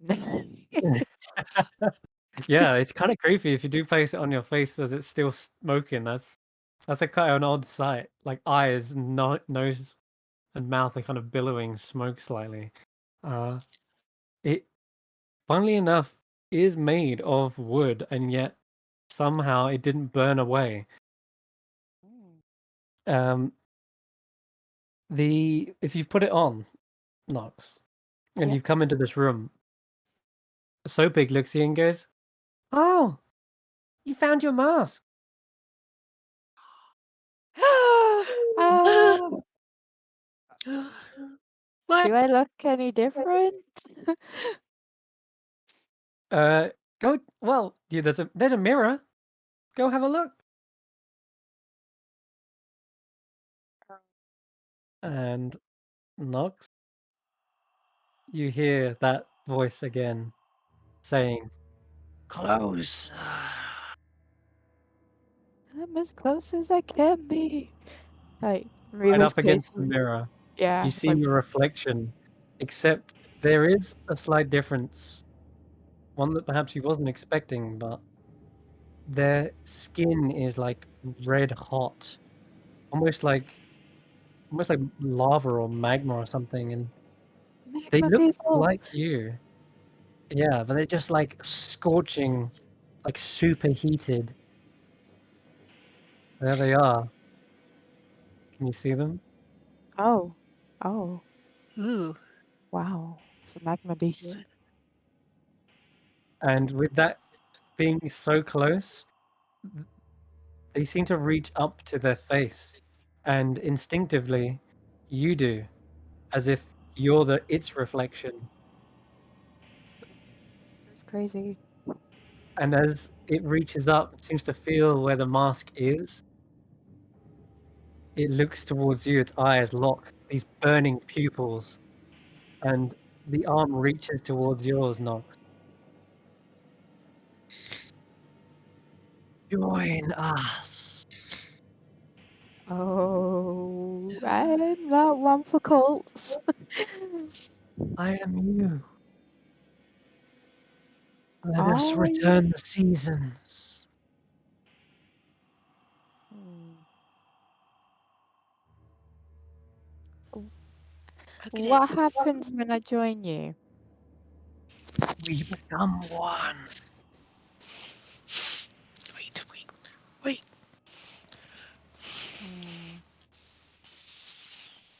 Hmm. Are you the other seasons? I am the missing season. Why does this feel like a trap?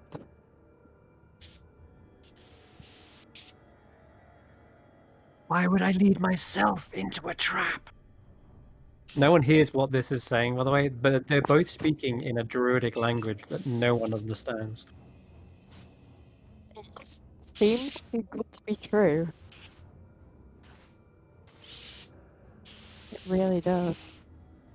But You at see, the same flame-touched skin reaches up to the mirror, and again, instinctively, your hand reaches it up to it to match. We don't hear any of this, right? You can hear them speaking, but it sounds like the cracking of wood in a fireplace, and it's very odd. But you can I wanna, see yeah. I wanna Nux is go to staring into the mirror. Xaxx and be like, "Do you want to go maybe stand next to her and just make sure she's okay? I'm not sure Oh that yeah. that thing is a good idea. As She could they use a Oh see well. Zax, the reflection's eyes dart towards Zax as you begin walking over to her, and they grab a hold of you and pull you into the mirror. Oh shit. Zax Okay. or Knox? I'm diving into the mirror after.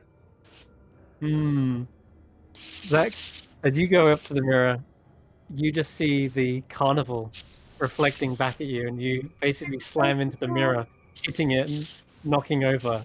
Uh-oh. Nox Uh-oh. appears Uh-oh. whisked away Okay, and into some other realm. so Pig, what is that mirror? We lost our friend. Oh, Do you know looks like anything about it? when I stole her face. But Granny Nightshade, she said that there was many faces. I didn't just steal one. I got like 2 for 1. Like buy one get one free, like that kind of thing. And Okay. she said that I did so well that she was gonna make it into a really special item that had a sort of life of its own, a fiery life. But that's all I remember. Nox? Okay. And she pounds on the mirror as well. Huh? What's the word? Hold on. It goes like this, and she starts to recite the rhyme that activates the mirror. But it shifts into the carnival and not into the same space where Nox and this other Nox went. But I think, looking at the time, I'll tell you what. We're gonna take you to the map, Nox, and then we'll see what happens. We'll wrap up real short after that, I think. What's the map called? Oh yes, I'm excited. Wild Beyond the Mirror. I'm in the mirror dimension. The mirror is open now. You feel yourself in a space of cool twilight air. There is the sound of the forest all around you. Feels like you're still in thither, but there's something wrong about this place. There's no stars in the sky. And up ahead, you see a burning light. It is that same reflection, now perhaps, like 100 feet away from you, and they're walking towards you.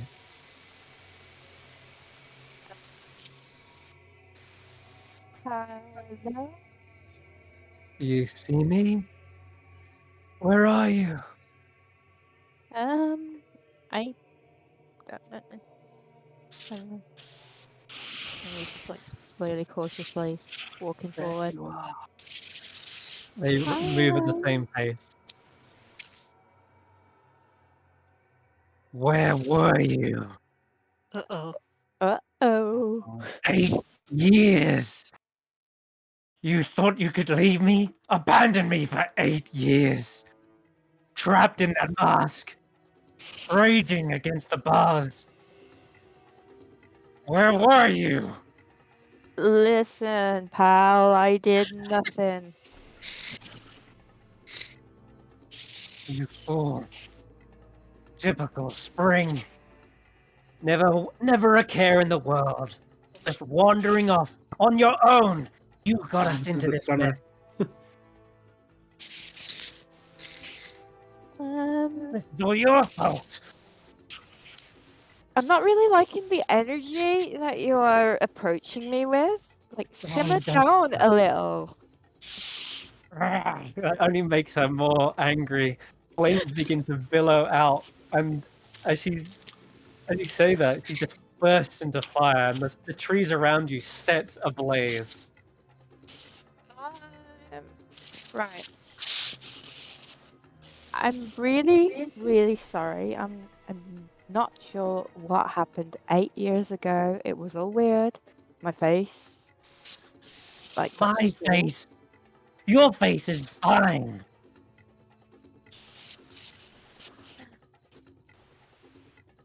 Okay.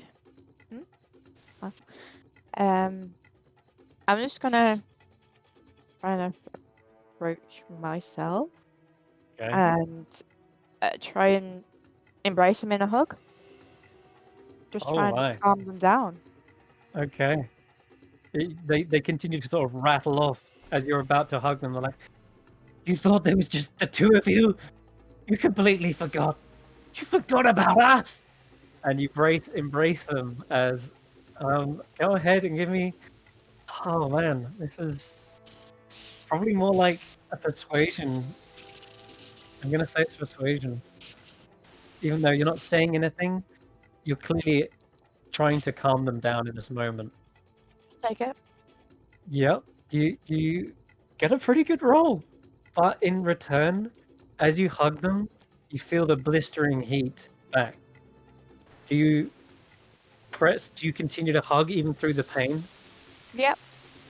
You take 7 points of fire damage as you try to hold Yep. on to yourself and try to calm your own emotions. And it really does feel this isn't a separate creature.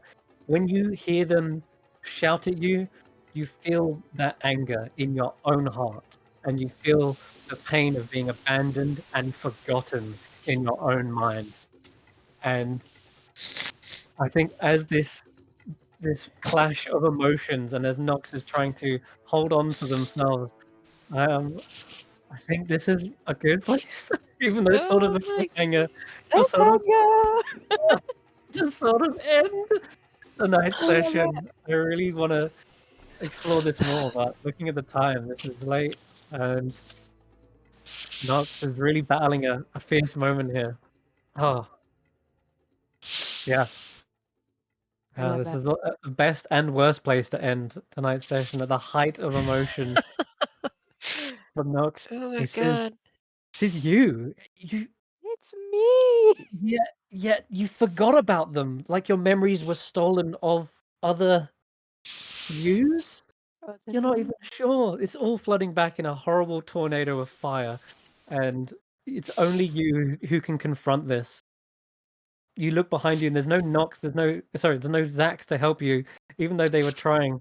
This is your own mirror world. This is your mind. Face my battling it out. demons! You're facing your inner demons. Yeah, this is it. So I hope this has been a very cool, fun session, even though it has been chaos. There's a lot of This has jumping been around. enlightening. Love Yeah. it. Yes. And It we've is. gotten so many of the objects of our quests. I mean, we've got our Displacer Beast kitten, and we got the halfling, and Nox is getting one of her people back, and And the portrait, yeah, we got the portrait. maybe. I But we only lost one member of the party Yeah. and Tarquin's just abandoned sitting one in- other. Tarquin's just sitting in a chair at the moment, just like. It's just like sipping tea. Yeah, it's just like, Whatever. hey, Mimic Chair, do you mind if I have some more tea whilst I wait? No? Cool. The It's not too bad. long tongue reaches for the cup of tea and brings it to your lips. Thank you. Your arms are stuck to the. You're a really useful chair. I'm honestly tempted to take one of you with me. Its teeth give you a back scratch. Oh, nice. Oh, that would be nice. But I to end this on a fitting note, I feel like we have ended on a moment that kindles all our interests. Hmm. Weird. But Well, with that, we shall say we're gonna good sign night. off. Yeah. And we shall see you again next week. Of course, join us Friday for the Diamond Soul campaign. But until then, farewell, good night, and don't let your chairs bite, I guess. See you all. Bye. Bye.